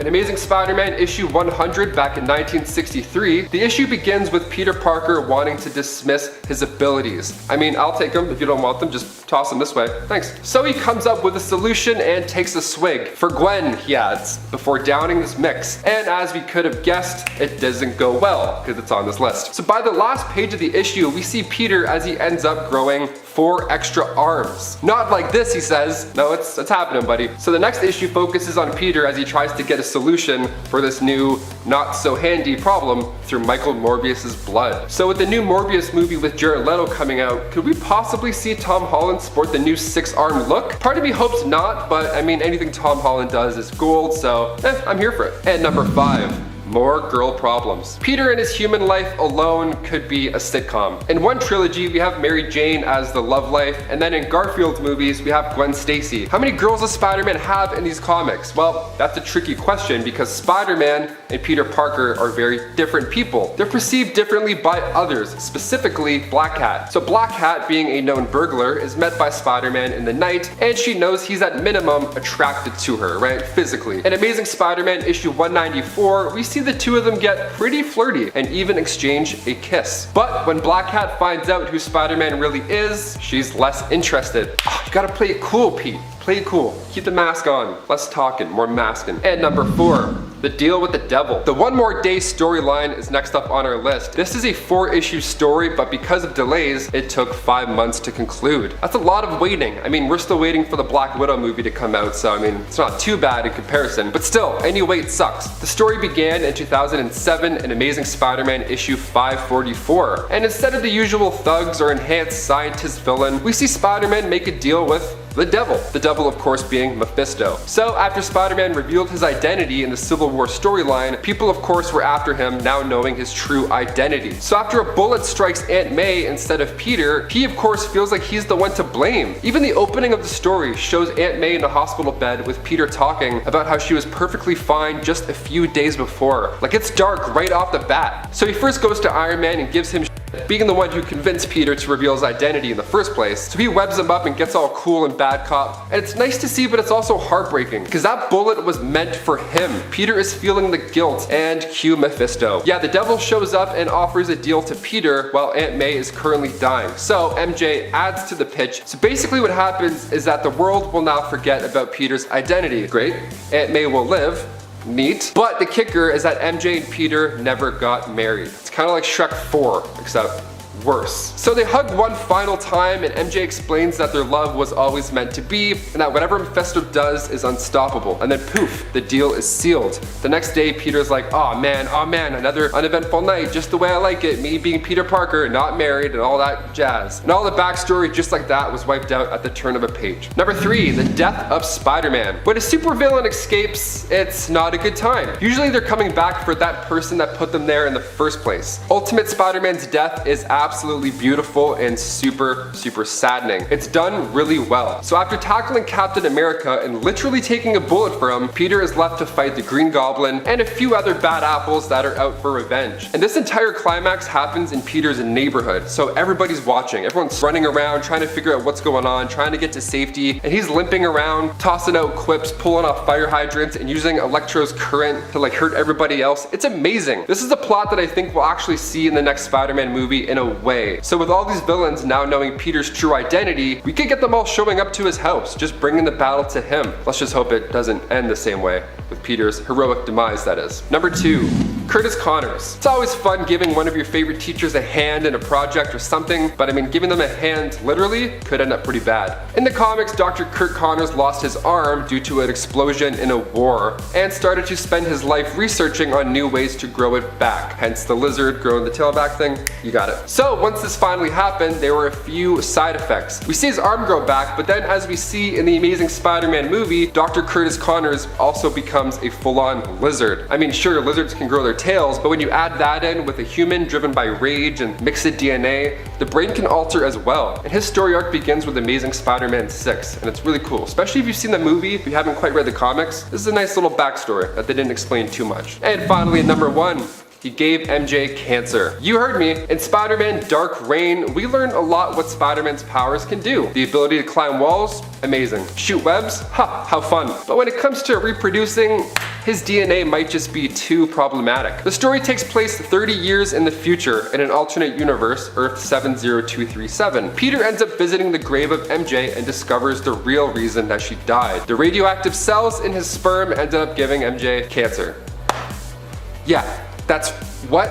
Peter had the choice of staying with her when she was dying or attend gunshots outside as Spider-Man. He left her, and when he came back, she had already passed away. Super sad. This made Peter vow to never become Spider-Man again. It's a pretty dark story, and the whole giving MJ cancer thing, I mean, I hope we never have to relive that on the big screen ever. Not even anytime soon, just never in general. That would be great.